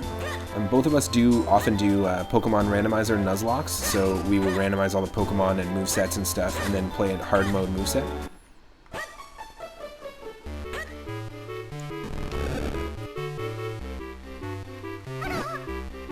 Hello, we're doing cutting edge research on Pico blooms here. You see that plant with the little bud? We're working on ways to improve it. Cool. What I was saying was that, yeah, Rathe and I will often just do like solo Nuzlocke challenges where if your Pokemon loses any, or loses all its health at any time, it's considered dead and you can't use it again. So it's like a hard mode challenge. And you can also only catch the first Pokemon you encounter in each new area. So it's a little tough. It's super well known. Lots of people play the Nuzlocke challenge. But we're doing a special one with Pokemon Emerald right now every Wednesday at 10:30 a.m. Pacific. We do a Pokemon Emerald co-op Nuzlocke. And what that means is we're playing a Soul Link. So if my encounter in Route 1 is a Pikachu, and let's say Rathe's encounter is a Rhyhorn on Route 1, we both have to, if we both catch it, we both have to link their souls, basically. So if something happens to Pikachu or to Rhyhorn, then it does have to, you know, the soul-linked partner on the other person's team has to suffer the same fate. So, you know, Rathe's lost some Pokemon in terms of them losing all their health, and when that happens, I have to then release or box and never use again its linked partner. So it's pretty interesting. It makes the challenge a lot harder, and it's an interesting like way of interpreting the Nuzlocke challenge into a co-op experience as opposed to like a race. Like, we didn't want to race the game and try to see who could get to the end first. We wanted to like work through the story together, which is working out quite well, actually.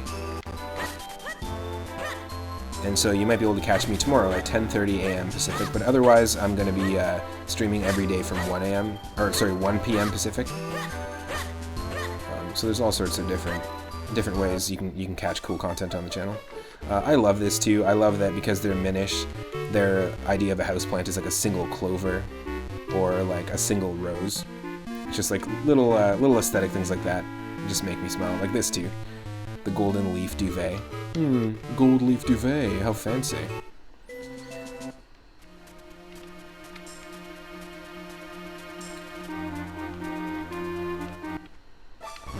I'm sorry, but I already gave you all the bombs I have. That's where we first got bombs.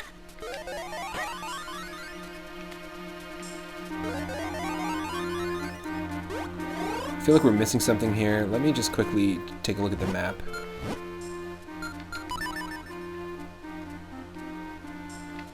We're there. We gotta go. Okay. Let's go up. Then left. Oh, no, that's where we entered. Maybe we just can't get up to that section yet.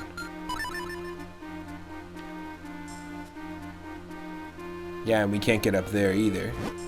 Oh, okay. Hold on a second. There's definitely something we haven't explored on the Lon range screen. We've also revealed these tiles, but we don't know what they do yet.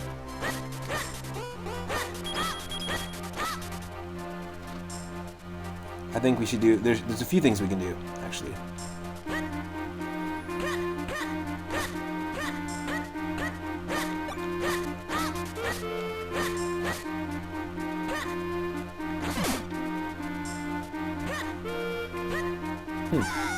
No, don't do that. That's absolutely silly.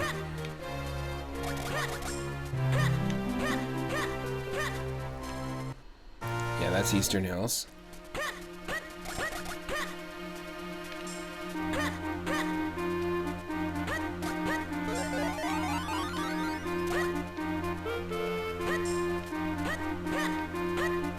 Oh, that's the only way. Yeah. Okay. I gotcha.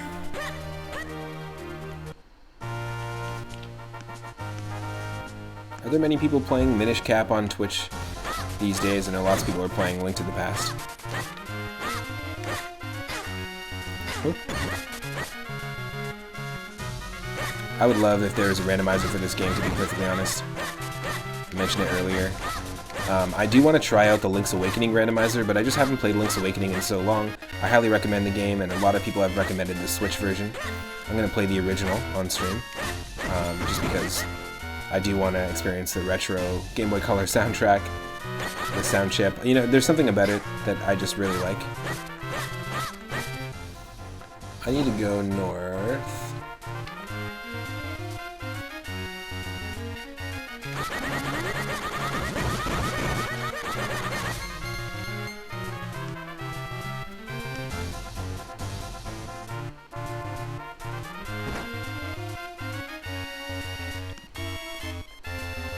Trying to think. I'm just doing due diligence right now to make sure that there's nothing I'm missing.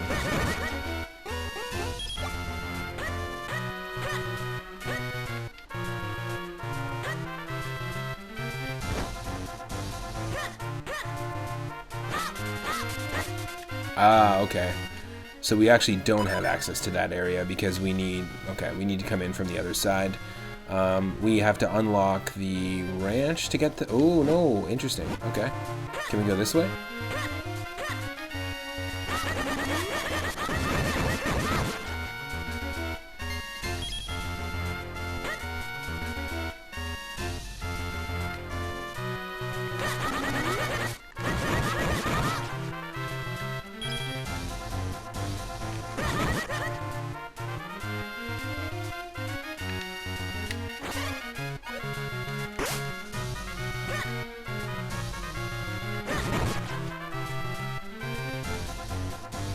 Yeah, we can't do anything in Vale Falls either, right? Because, yeah, that's what I thought.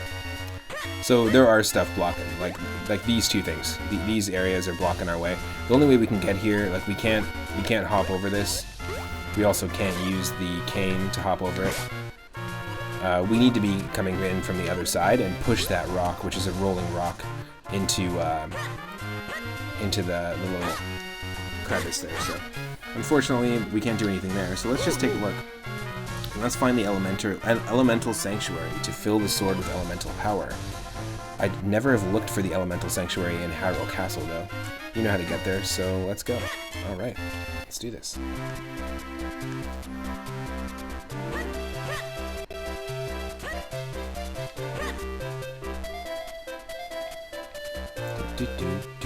We've done a lot of exploration in terms of Hyrule Castle Town, so I think we've done most of the Kinstone fusions that we can do.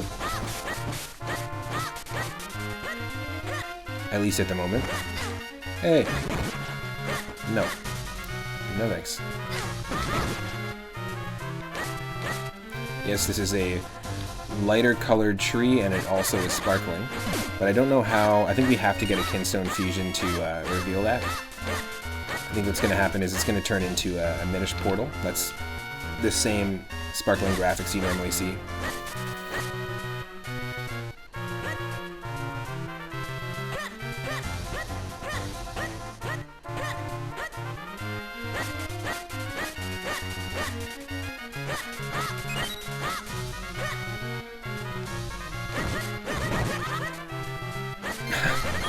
It's one of my favorite things about this. You can't do that in Link to the Past, but you can just like spam the hell out of this.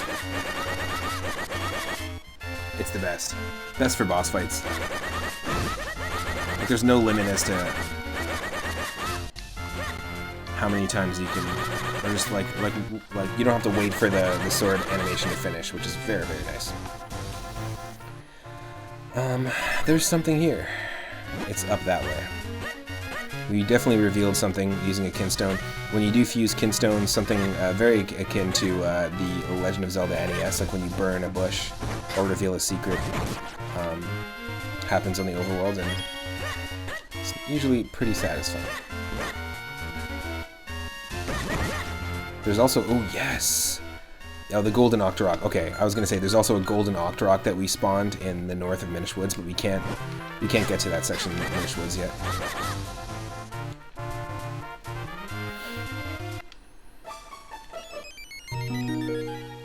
That's it, eh? That's it. Okay. Well, at least we know.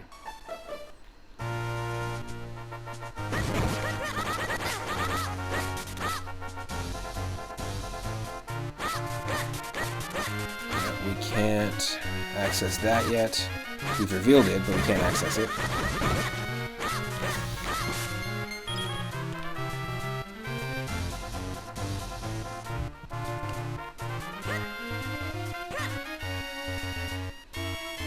Ooh, another section of Vale Falls. Interesting. Wow, look at the size of that waterfall. Simply beautiful, my boy. Interesting. The source of the flow. Yeah, we do not have the right kinstone for that. And we don't have Pegasus boots or the flipper, but we do get them eventually. Not the flipper, like as in one dolphin, but the flippers as in a pair of flippers. Although it would be cool if you got a dolphin and you could use it to surf, like in Pokemon.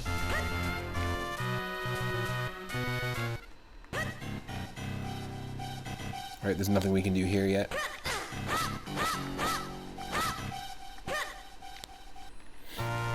Yeah, nothing we can do here yet. That's what I thought. This is the flipper section. So we gotta go into the castle.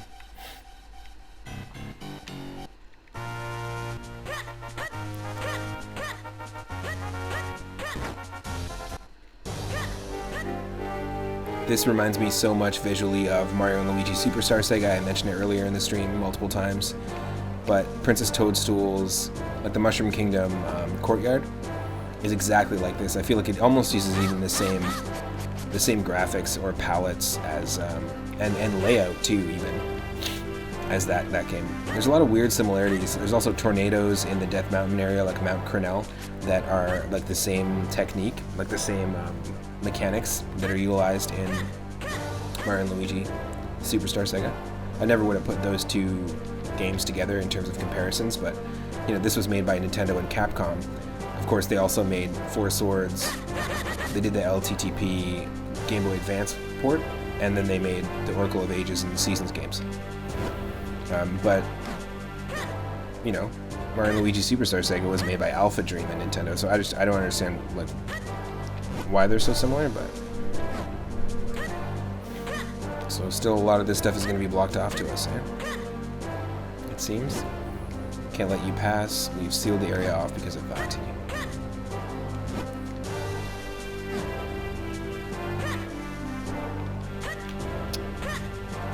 Okay. Are you sure I look alright? I never know what to wear to formal occasions.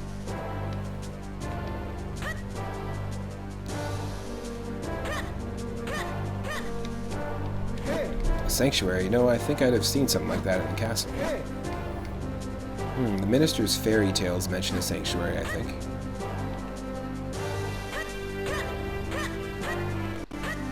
I like that the Hyrule Castle layout is kind of similar to the way it lays out in Link to the Past. Not that different. Oh, 3-Up, you've returned. Welcome. Did you gather the elements?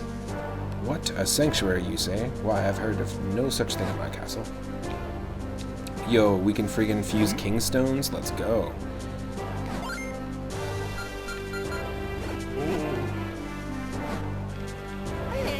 I want to fuse Kingstones with Professor Egad, I mean Minister Potho.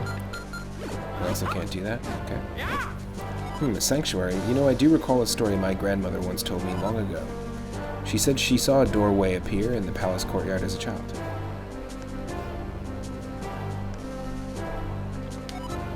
If this door does indeed open only once a century, it may be open even now. As with the Picori themselves, the door is visible only to the eyes of a child. We might have walked past it recently and never even known it was there.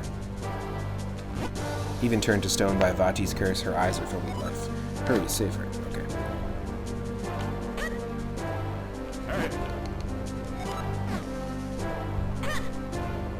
Okay, so we're just gonna have to do some digging around.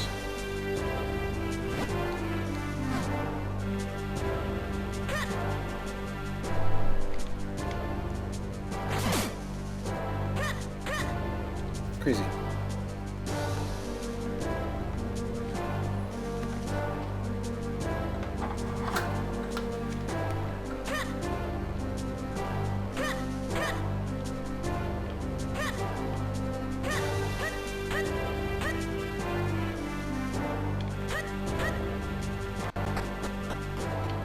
wonder where it's going to be.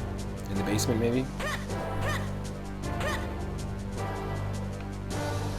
Yeah, this takes us up to the exact same place, right?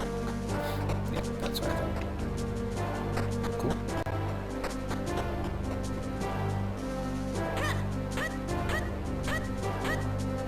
And for those that are new to the channel and you're interested in helping the channel grow, you can follow the channel. It'll let you know when and what I'm streaming next. Like I said, every single Wednesday at 10:30 a.m. I have an ongoing co-op with Rathe V. Murray, doing a Pokemon Emerald randomizer Nuzlocke. Every Friday, I have more games about eating and food, which is, yes, it is a Talking Heads reference, the title. And it's a roulette format where I spin a roulette wheel and it's a curated list. Basically, I've created a list of a bunch of games that are related to food or have food in the title, or eating something as a mechanic in the game, like the Tasmanian Devil games or any of the Kirby games. This is open up to us to the right, but we can't actually go and access it, which sucks. And every Sunday at 6:30 p.m. Pacific, I tackle an ongoing queue of retro games decided by you in the chat. For 4,200 Moonstones, you can actually redeem any game on Game Boy, Game Boy Color, Game Boy Advance, NES, SNES, or Sega Genesis, and even ROM hacks or homebrews for those systems. I'm 100% down and open to play any game. That's what this is, an extension of our viewer request night. But you'll catch me doing more of this on stream, and of course, if you're watching on YouTube, click that subscribe button. Just making sure we're not missing anything.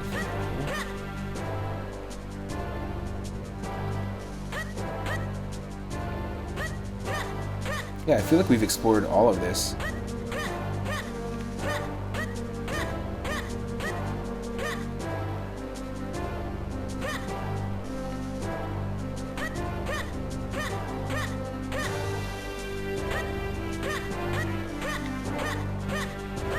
Is there a section of Hyrule Castle that I'm missing? Because I'm not... What? What? What is happening?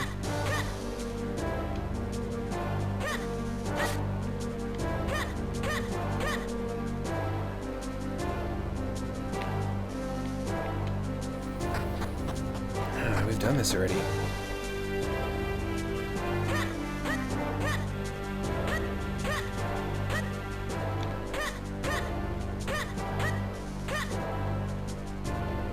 Ooh, here we go. It's the courtyard. 3 up. Look how that doorway glows. Could it be that that door leads to the sanctuary? Nobody in the castle seems to be able to see it but you and me. Let's go quickly. There we go. Hell yes. Alright, so I'm assuming... This is very Final Fantasy V, by the way, with these crystals here. It just makes me think of Final Fantasy V so much. Hell yes. Love this music. Cool, so I'm assuming this is the 3rd dungeon. Is right here in Hyrule Castle. The flow of this game in comparison to Link to the Past, story-wise, like how it sends you place to place, I think is just like... It's like perfect. Perfectly cooked, you know?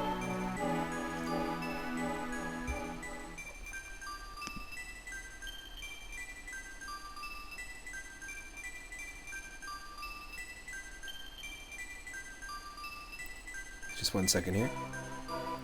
Just rocking this music for a little bit. Definitely feeling it.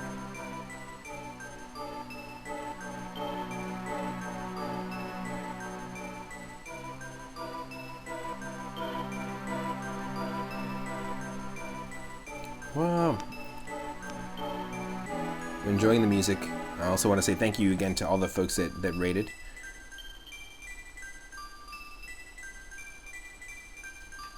Really appreciate that.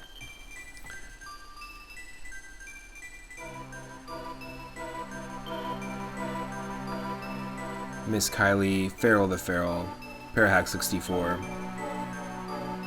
Eternal Symmetry. I'm just reloading something here, so I want to be able to see what, specifically I want to be able to see the chat and the activity feed. I have to refresh this every once in a while on my computer. I do stream from a MacBook Pro actually, so.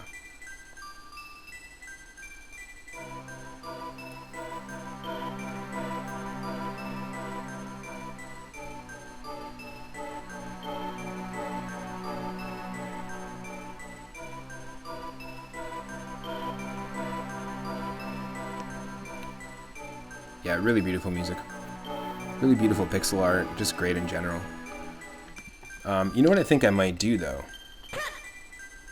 It's just because it's getting a little bit late for me, and Rathe V. Mori is doing a Pokemon Fire Red and Leaf Green run right now.